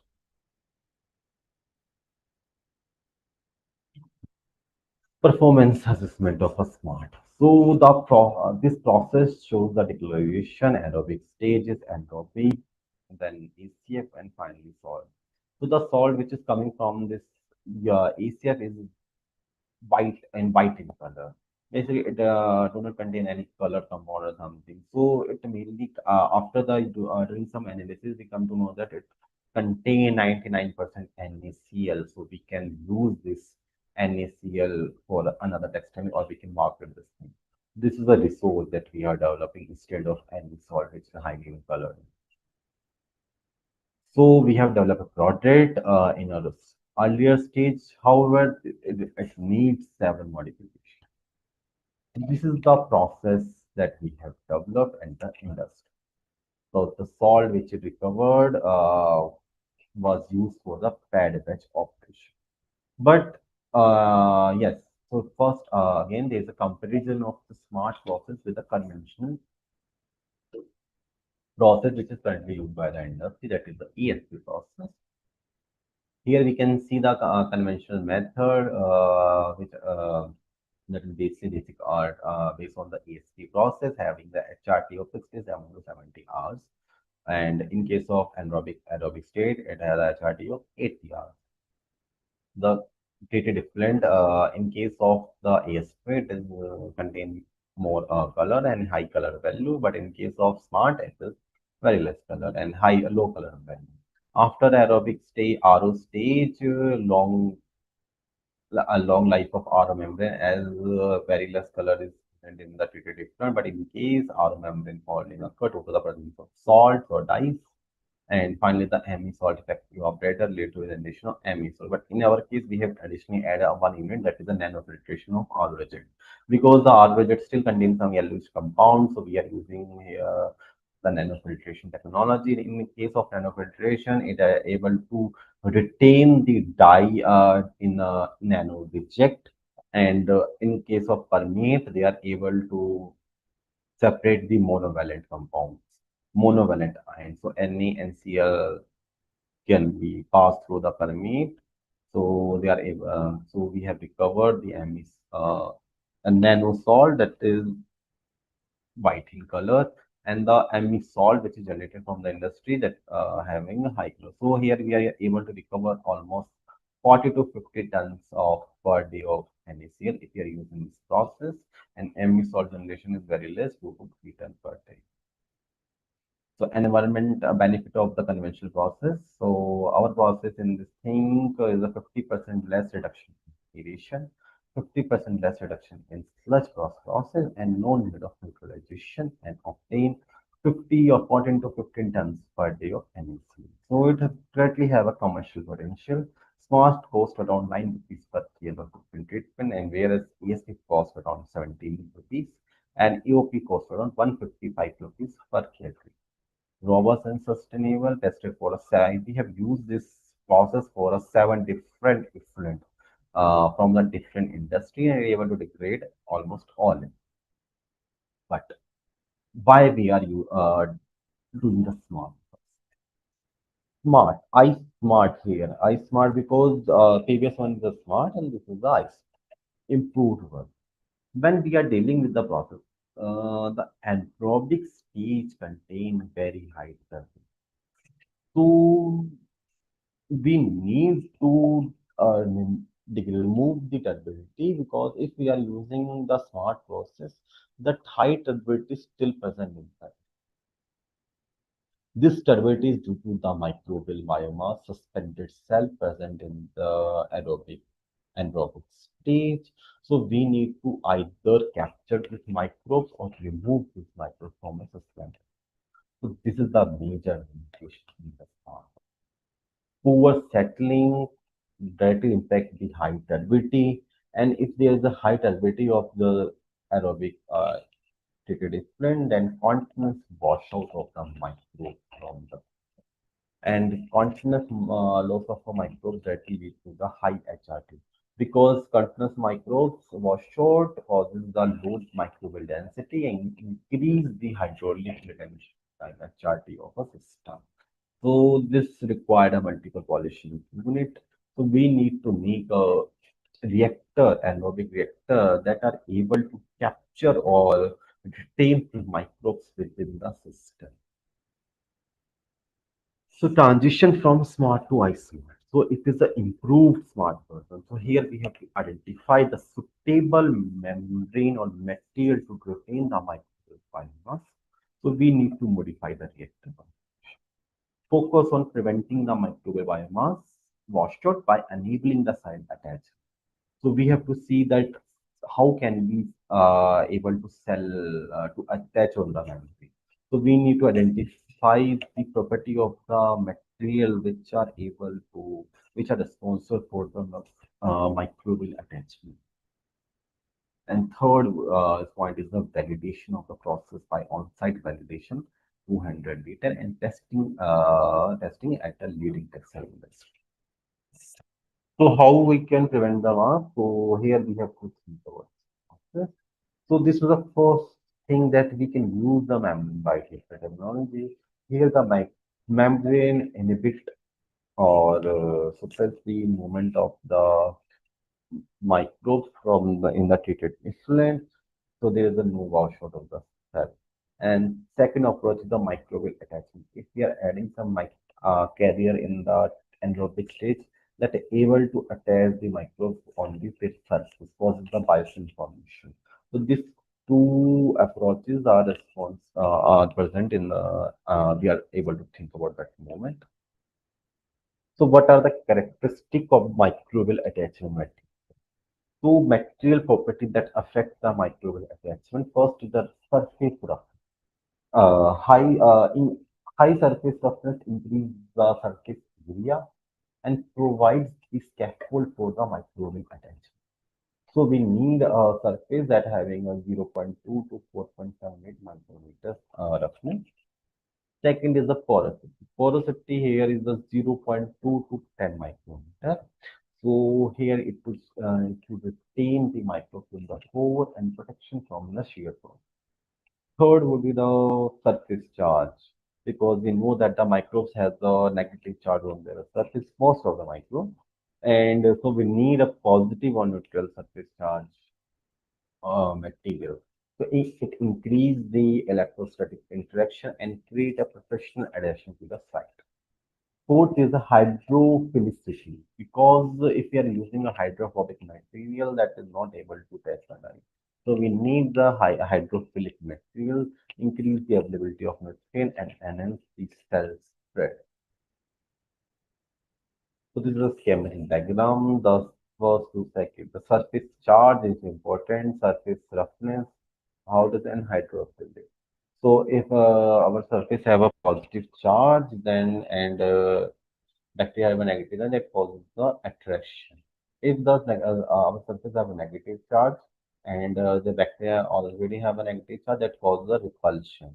So we need the metal that have a positive charge. Surface roughness is also able to test the material. Hydrophilic surface causes the bacterial microbe attachment. So these are the important factors that causes the attachment, surface charge, topography, and content angle. In case of attachment material, bacteria should have a high surface charge. Surface charge, shape, and size is also causing the attachment. The different shape and size have a different attachment. Okay. Liquid medium, pH, ionic strength, and temperature. These are the important thing which are responsible for the attachment efficiency. So these are some literature review that the pilot scale study on the ceramic pellet membrane system. So they have used the ceramic module to retain the microbes within the system. So this is a one type of configuration that the one researcher showed in their research paper. In case second is the effect of packing material. Here is there is the attachment phase. This is the filtering phase and this is the attachment phase. Here they are using the POF carriers for the attachment of the microbe. So if the microbe form a biofilm, that's a biofilm concentration and carrier, so it is 2.7. So this is a clear result that we are saying that these are the different biofilm formation around the attachment carrier. So this two approach can be used for the attachment of microbial biomass that causes the high micro density and also causes the lesser turbidity in the treated anaerobic equipment. So we had a smart process. Here it starts with a textile dye, 70% color effluent, 30% non-color effluent. And finally, we have a collector tank and 400 liter by using a pre-filter to remove the suspended particle of fabric from the textile effluent. We use the back filter. After that, it directly goes to the HFM reactor, hollow fiber membrane reactor, anaerobic reactor. So here using the HFM hollow fiber membranes to retain the dye, to retain the microbe within the system, and the treated effluent without any microbes can directly pass through this membrane and directly goes to the anaerobic stage. So why we are using here the HFM membrane? HFM have a very thin string threads of the filter membrane. They have a very, very high surface area compared to the simple module or simple membrane structure. They have membranes, hollow fiber membranes bundle attached to one another. So they have a very high surface area for the filtration. That's why we have focused on the HFM membrane. And then after the aerobic stages, that we go to MGF, cartridge, and interfiltration. This is the overall diagram of the SWOT process. So this is the actual diagram of the SWOT process. We are operated as an AT&T in the textile industry. This is the collection tent behind me. Now phase is the microbial product development. Microbial consortium are in the state of liquid stage. Challenges. Liquid formulation are bulky for the transportation. Limited shelf life in a liquid form is stored for a longer period and need special to a storage condition, that is the refrigeration of it. So overall, we can say that it is very difficult to maintain the viability of a microbes during the transport. That's why we need some product. So what we can do? Drying the microbial consortium can be a solution for the bulky liquid. So yes, by using a lyophilization method, we can dry the microbes without harming their efficiency. There are the several drying methods: vacuum dry, electrospinning, oven dry, but lyophilization is a method that can even do drying the microbes without harming their property. So in the capsule form, there are two segments. One segment is having contain the nutrient sources, lower part contain the dry microbes. So it is a combination that for the starting time lag period, it already have a nutrient with it. When we are adding this capsule in a water, then this causes that they are able to disperse uh, homogeneity in the system and causes the declaration of a textile dyes or the effect within the 48 hours. So salient features, no spatial storage. We can store it at a room temperature, quick hydrate and become metabolic active, flexible application from a small scale because in SME, small scale enterprises, they are not able to purchase efficient technology. Or if we are able to provide this capsule to them, so then I think it will be the revolutionary change that textile sector. Fourth is the user-friendly handling, making it easier for the worker to use the capsule for the treatment without having a special training. So they do not require any special. One-time cost of capsules 8 to 10 rupees per capsule. Now, cost analysis. So as I already discussed, if you are able to make a system, then the cost is an important thing that we need. So we have done operation cost analysis. Here, if you're using a 6.9 rupees of the cost, if you're using the starting section phase because we are in the capsule, we are adding some nutrients, then it goes around 18 to 18.69 INR rupees per kilo. So addition of nutrient material always causes the increase in cost. So now we are thinking to replace the E section with another low cost alternative. So it directly reduce the operation or treatment cost of a effluent. Life cycle assessment. In case of life cycle assessment, there are several stages of assessment. Life cycle is basically here is the how raw material from the raw material extraction, material processing, manufacturing, assembly, and produce. This whole cycle, during this whole cycle, from cradle to grave. This is the cradle stage, and this all are the gate stage, and this is the finally the grave stage. How this process impact the environment. That is the life cycle essence. So life cycle assessment, when we're dealing, so we are at that time we had used the Schema Pro software. Schema Pro software, there are the several other software, Schema Pro, Gavi, etc. So they have several OpenLCA software. So we have at that time we are using Schema Pro. And there is a fun database that is the ECO.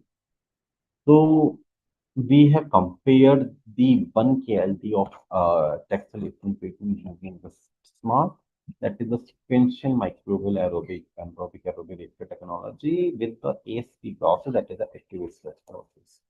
So this is the overall plan. LCA result comparison. So LCA basically shows the result in different categories.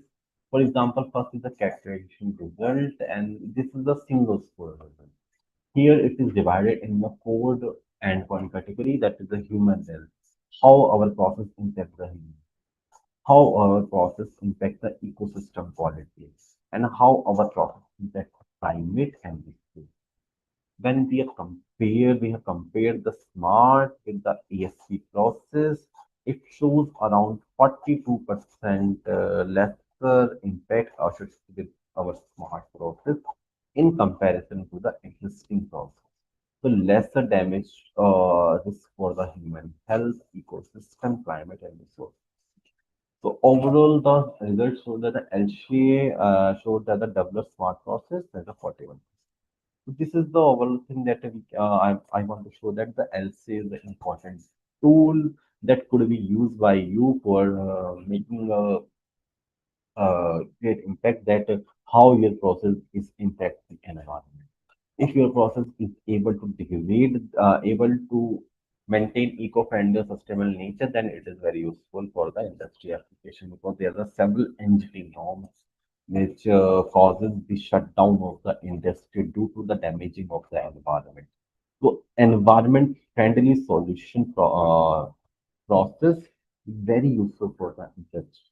It helps them to fulfill the norms formed by the entity for their operation. So it prevents them for the extra additional charges, which is or fees or we can say the fine of the entity. Right.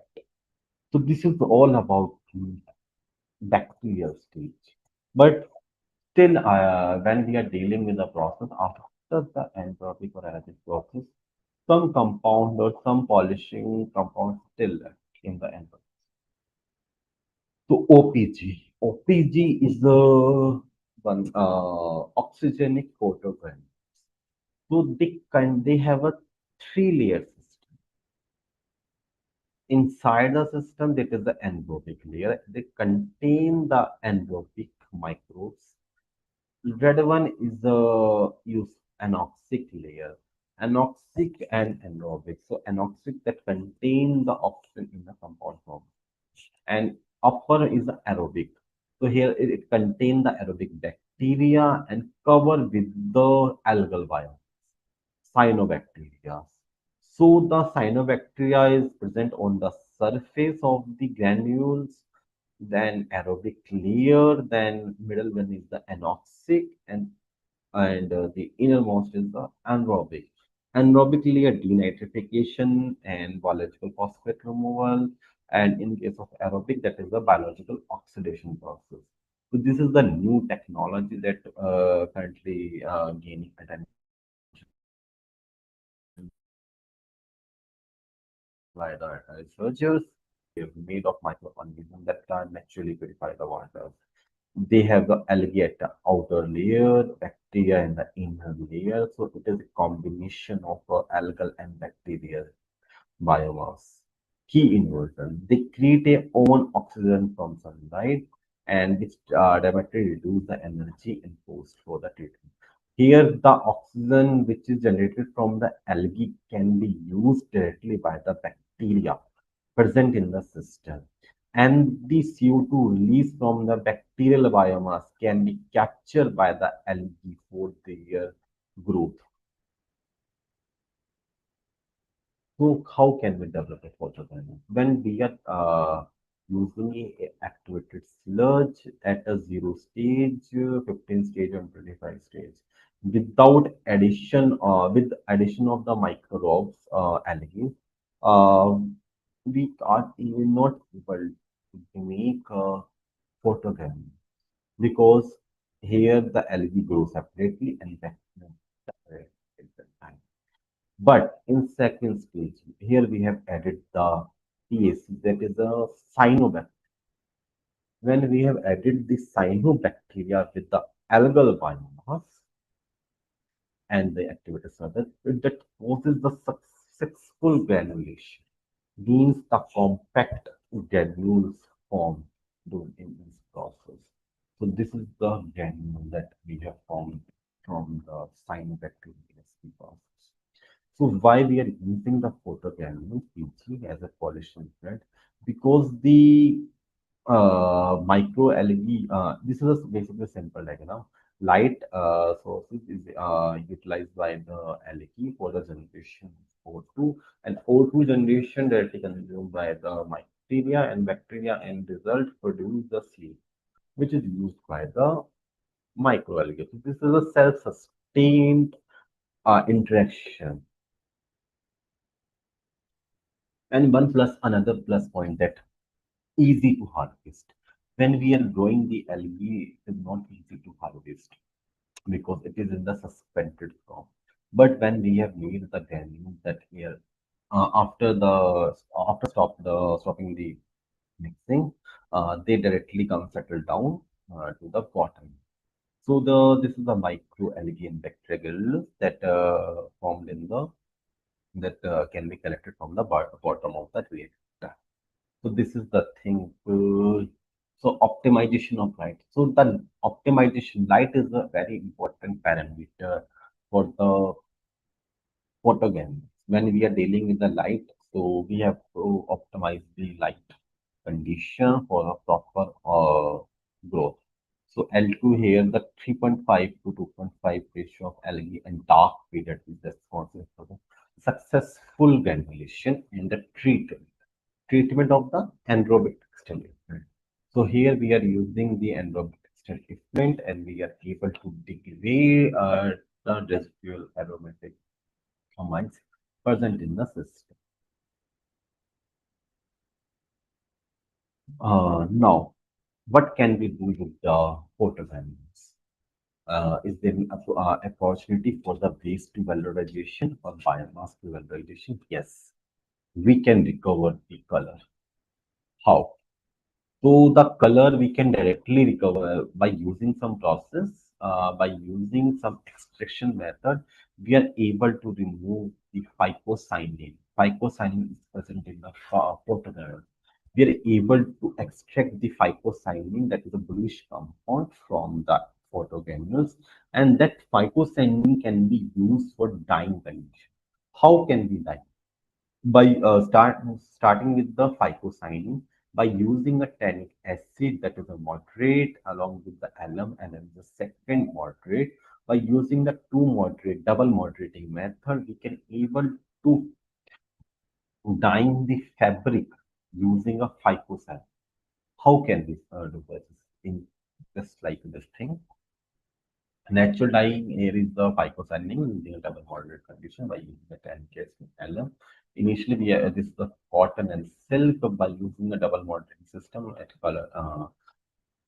has come to the pale yellow color. After that whole dyeing process, we are able to dye this cotton or silk using the phycocyanin extract from the photogranules.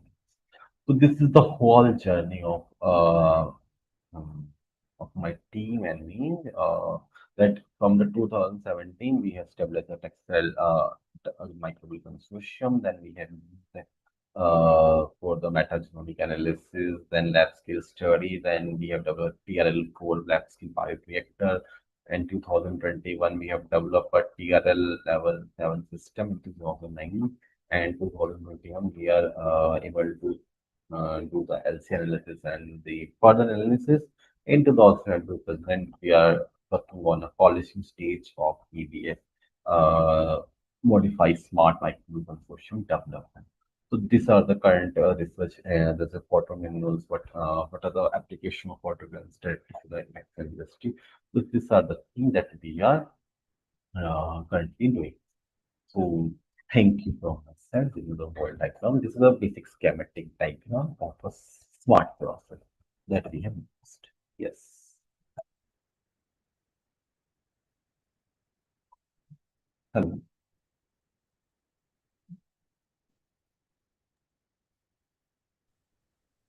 Yes, sir. Thank you so much, sir, for such an informative talk. Dear participant, if you have any query or to ask, you can raise your hand or put your query in the chat box. We will address your query.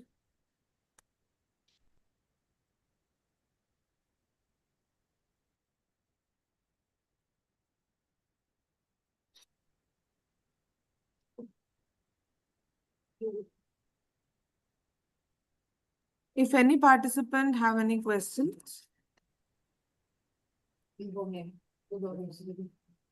If you have any query, you can put in the chat box or raise your hand. We will we unmute will you. unmute you, or you can put the question in the chat box.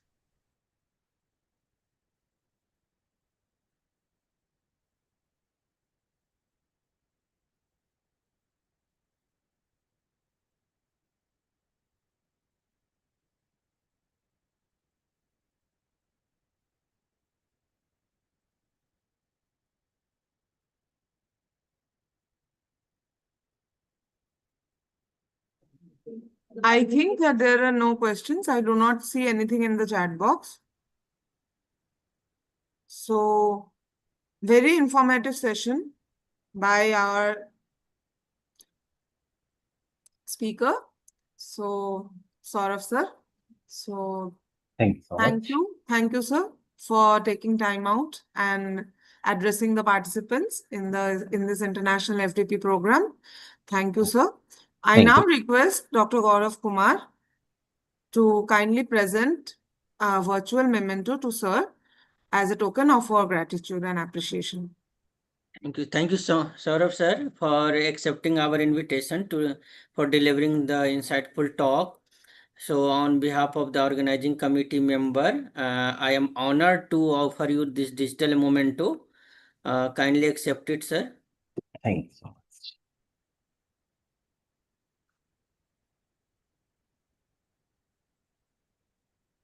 Yeah, thank you so much.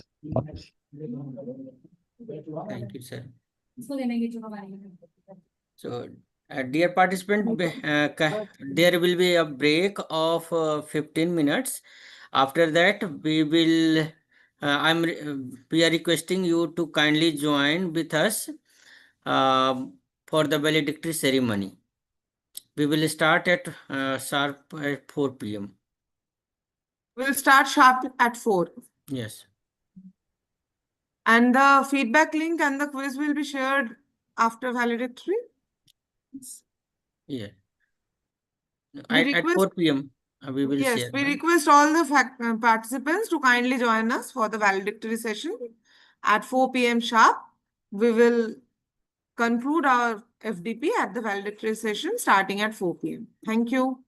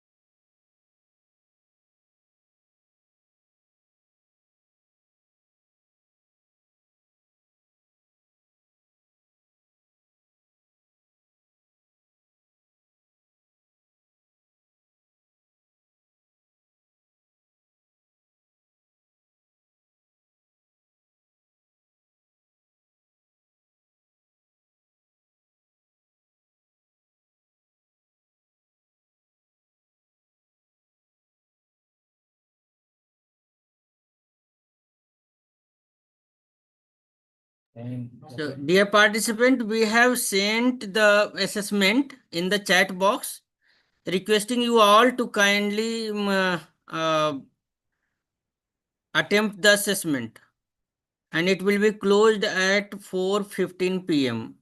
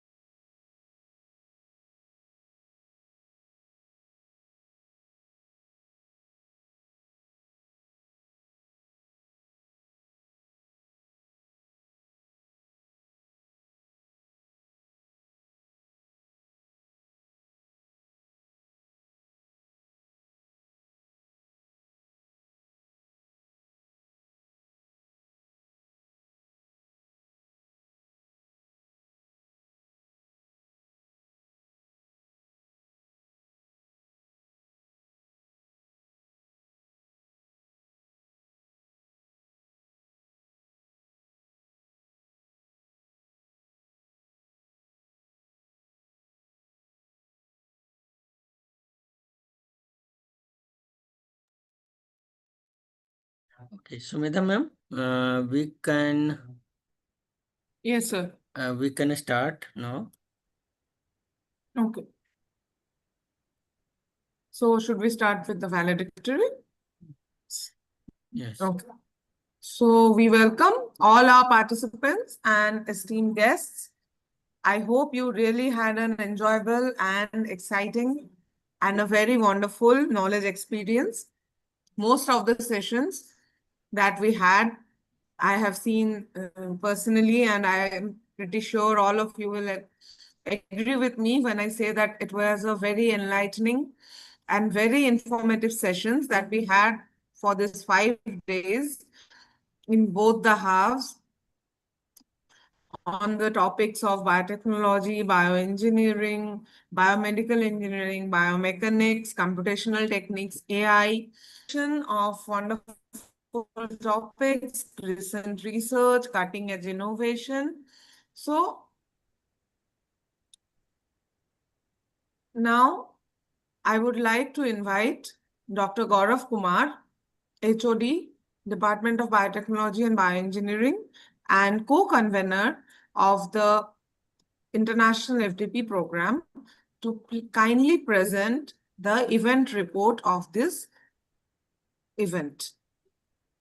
Thank you. Thank you so much, ma'am, for the invitation. So, respected Dean sir and all faculty member present here, the researcher participant, very good evening to all of you.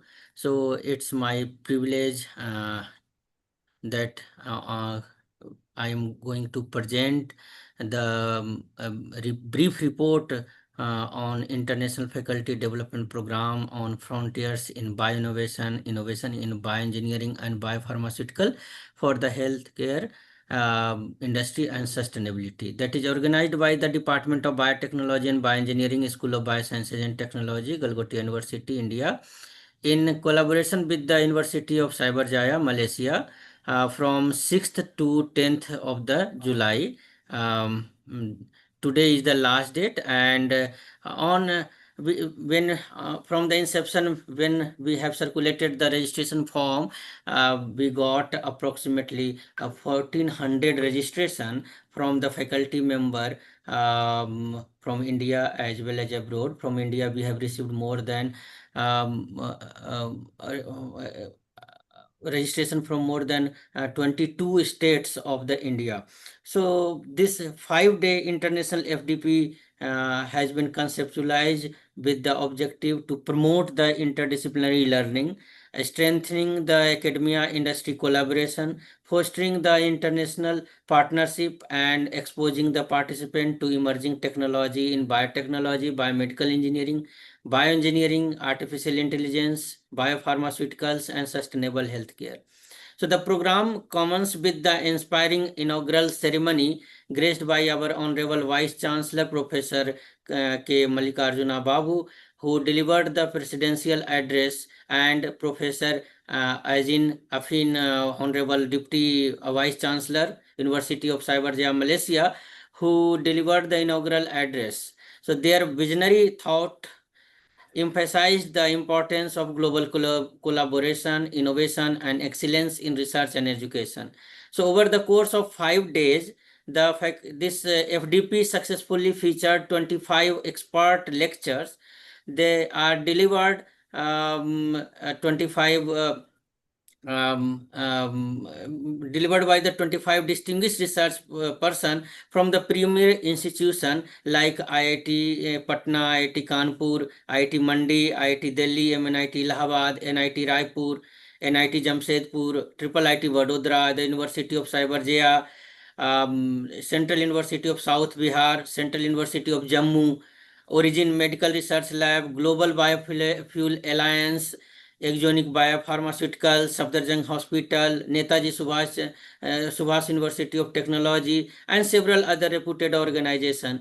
So the session covered a wide range of cutting-edge topics that include AI and machine learning for neuroimaging, AI-driven biomedical engineering, explainable AI in healthcare, radiogenomics, thin film electronic sensor, data-driven MRI drug delivery system, biomedical as well as tissue engineering, polymer additive manufacturing, nanotechnology, medical device regulatory affairs, electroceutics, computational biology, industrial safety and sustainability, compressed biogas technology, structural biology, nutraceuticals, simulation-based learning, and microbial bioremediation for the textile industry.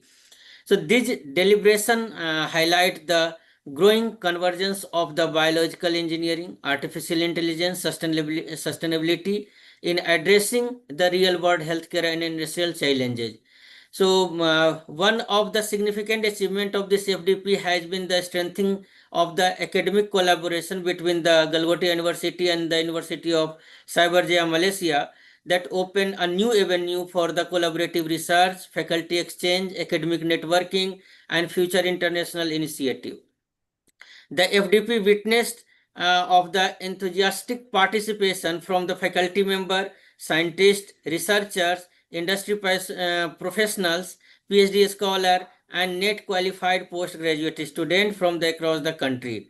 The interactive discussion following each technical session reflect the participants' keen interest in emerging research and technological advancement. To ensure the meaningful learning outcome, attendance was monitored throughout the program and feedback was collected after every day. And we have today circulated one online assessment quiz that will be conducted till 4:15 p.m. And participant will secure a minimum 80% attendance and 60% of the assessment in the quiz has been declared will be declared eligible for the e-certificate of the participation. So on the behalf of the organizing committee, I express my sincere gratitude to our Honorable Vice Chancellor, sir, our Honorable Pro Vice Chancellor, sir, Dean, School of Biosciences and Technology, Dean, Associate Dean Research, Dr. Professor Radheshyam Rai, sir, University of Cyberjaya, Malaysia, and all our distinguished resource person, collaborating institution, faculty member, participants, student volunteers, and every member of the organizing committee member, all coordinators, especially Dr. Nitesh Kumar Singh sir, as well as Sumedha Mukherjee ma'am, Dr. Anjali Priya ma'am, Dr. Rupita Ghosh ma'am, Dr. Saurabh Yadav sir, for the consistent support and contribution to successful conduct of this international FDP. So I am confident that the knowledge gained in this idea exchange program, that is FDP program, and the collaboration initiated during this FDP will inspire the new research direction, innovative solution, and a stronger academic partnership in the field of biotechnology, bioengineering, biomedical engineering, and sustainable healthcare. So with this word, I conclude the report of this FDP program. Thank you all for your support and active participation. Thank you, ma'am. Over to you.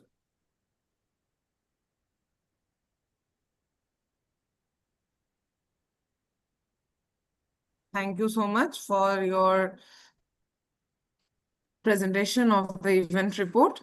Now, I would like to invite Dr.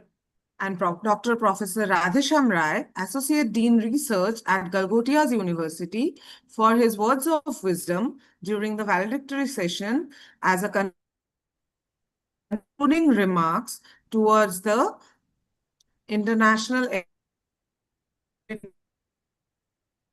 program regarding the importance. Sir, the virtual platform is yours. Thanks, Dr. Sumedha. Good afternoon, all. As we assemble for the International Faculty Development Program's validatory ceremony on frontier in bioinnovation, innovation in the bioengineering, and biopharmaceuticals for the healthcare industry and sustainability, I would like to sincerely congratulate each and every one of the participants on finding of these rewarding 5 days educational experiences. This FDP has truly reflected the spirit of the innovation, basically, and the international collaborations. Over the past 5 years, 5 days, sorry, we have explored a diverse range of the emerging and transformative fields, including the artificial intelligence in the healthcare, machine learning for the neuroimaging, AI-assisted biomedical engineering, thin film electronic sensor, advanced biomaterials, drug delivery systems, tissue engineering, computational biology, medical devices, regulatory affairs, stimulation-based learning, industrial safety, sustainability technology, and compressed biogas and the microbial biomedication. These insightful sessions have demonstrated how the convergence of the biology, engineering, artificial intelligence, and data science is reshaping of the healthcare, industrial innovation, and sustainability developments. I express my sincere gratitude to our distinguished speakers from the academia and industry for sharing their expertise, experience, and cutting-edge research insights. Their thought-provoking the deliberations that have made this FTP both intellectually motivating and the professionally rewarding. I also extended my heartfelt appreciation to our esteemed academic partner, the University of the Cyberjaya, Malaysia, for their valuable collaboration and unwavering support. And this partnership has strengthened the international academic engagement and fostered the meaningful knowledge exchange between our institutions. I would like to express my gratitude to Dr. Gaurav Kumar, the convener of this FDP, and the entire organizing committee for their careful preparations, continuous efforts, and perfect implementation of this global program. And their commitment has been crucial to success for this FDP. To all the participants, I encourage you to translate this knowledge, skills, and insight gained during this program into the impactful teaching, innovative research, collaborations, and the technology advancement. The true success of this FDP will not only the measured by these 5 days involvement, but by the new research partnership publications, innovations, patents, funded projects, and the sustainability solution that emerge from the interaction and the ideas cultivated here. I congratulate each one of you on the successful completion of this faculty development program and wish you the continued success in your academic, research, and professional activities. May the knowledge and the network you have built during this program inspire you to make meaningful contributions to science, technology, healthcare, and finally the society. Thank you once again for your participation, commitment, and active engagement. And I hope everyone enjoy with such informative and academic discussions. Thank you. Jai Hind.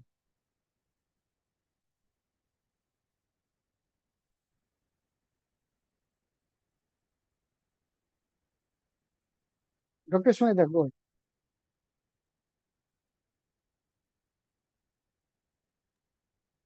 Thank you so Shweta, much, sir, I'm for muted accepting it. our invitation.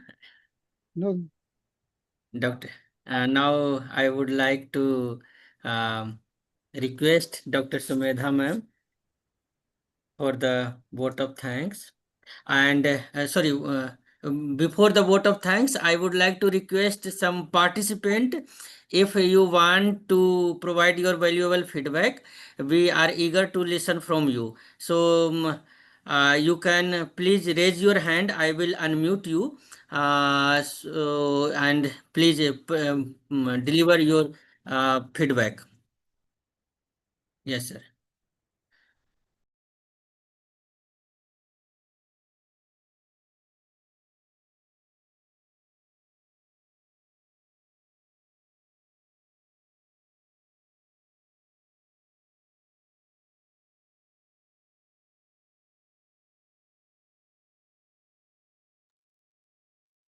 Ji Somnath they sir, you can unmute yourself. Dr. Charu Gupta ma'am, you can unmute yourself.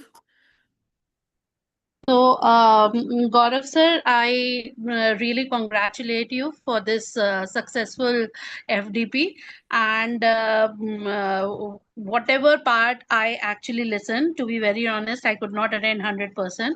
But yeah, whatever I listened, it was really, really stimulating. And I learned a lot through this talk. And thank you for keeping us scientifically engaged and reinvigorating our science. Thank you.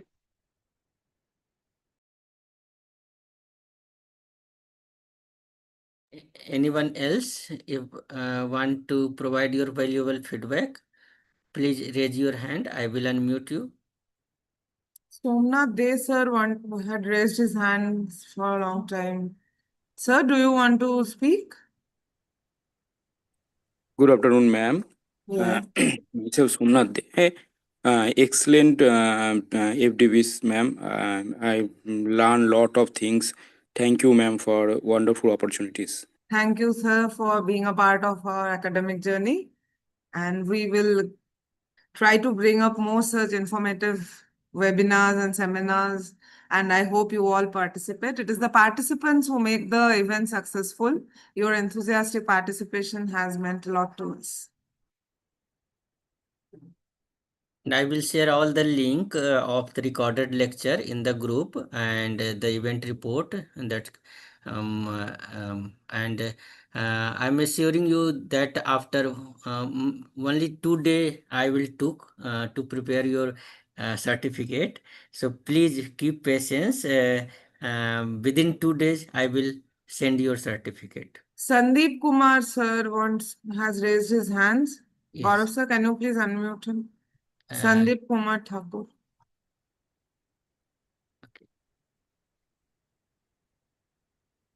Now, anyone can unmute themselves now. I have given the permission. Sandeep sir, if you Good want evening, to ma'am. speak. Am I audible?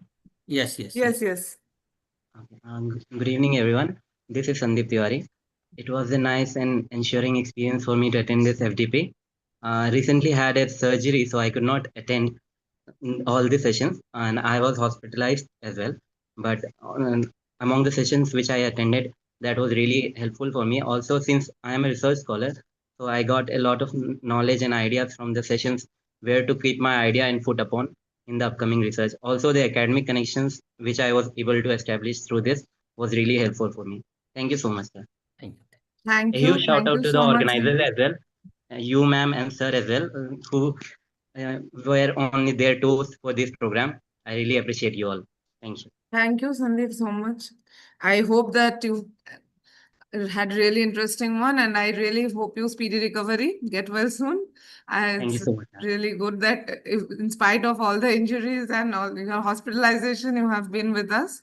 So that shows a real enthusiasm for a PhD scholar. So that's really great. So anybody else, if you want to speak or have any feedback about the program, please do share with us.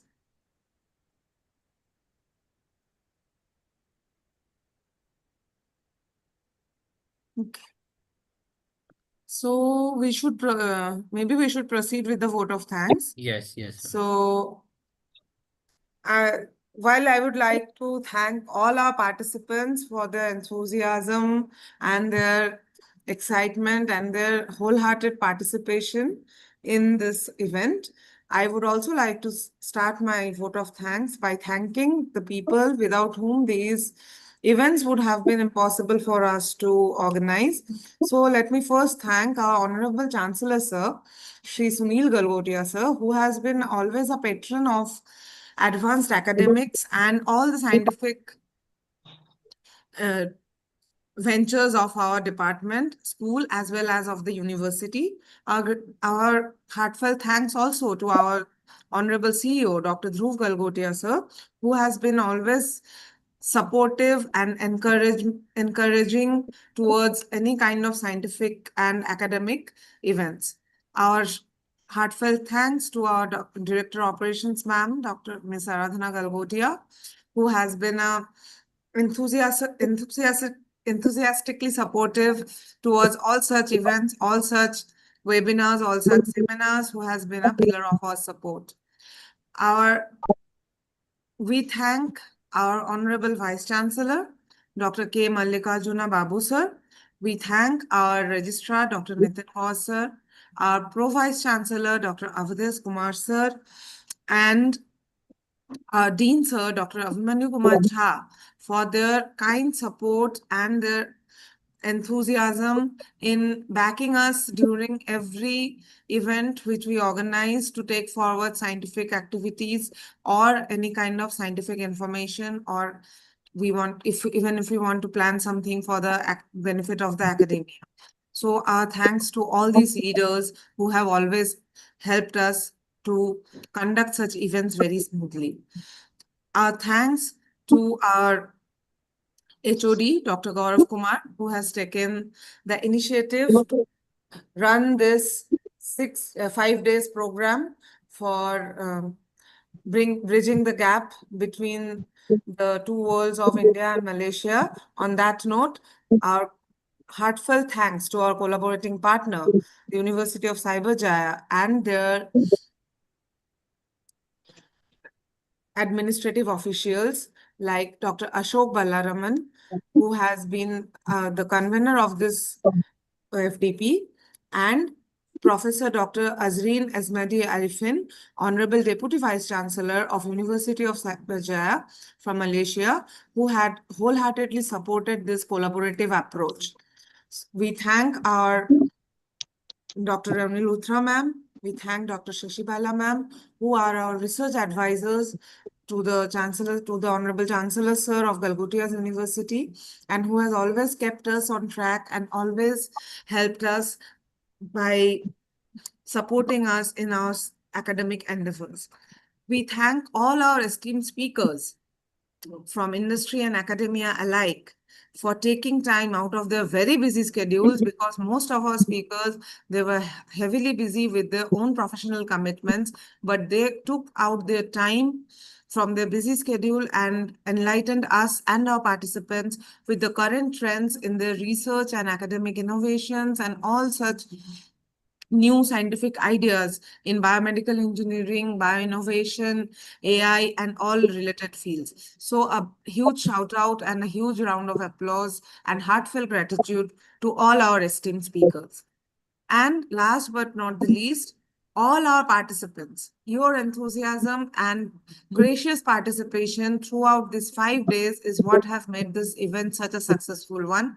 I hope to see you all again when we plan another FDP or a conference or a seminar. Thank you all for being so interested and being so punctual and for being with us for this 5 days journey. Thank you all so much. And our last but not the least, our supporting entire faculty of School of Bioscience and Technology and the organizing team who has been there for these 5 days, helping us out throughout all the sessions and all the programs that we have tried to organize, and to help us organize the entire event so seamlessly and so effortlessly. Thank you all, the members of SBT family, and thank you all participants. I hope that we see you all again in a recent academic event very soon. Thank you all very much. Thank you, everyone. Now we have circulated the assessment and feedback form, and hope that you all have filled it out. So thank you, everyone, once again. Thank you, Sumedha ma'am, for the great hosting. And now we are going to officially end this FDP. So if any participant still want to say something,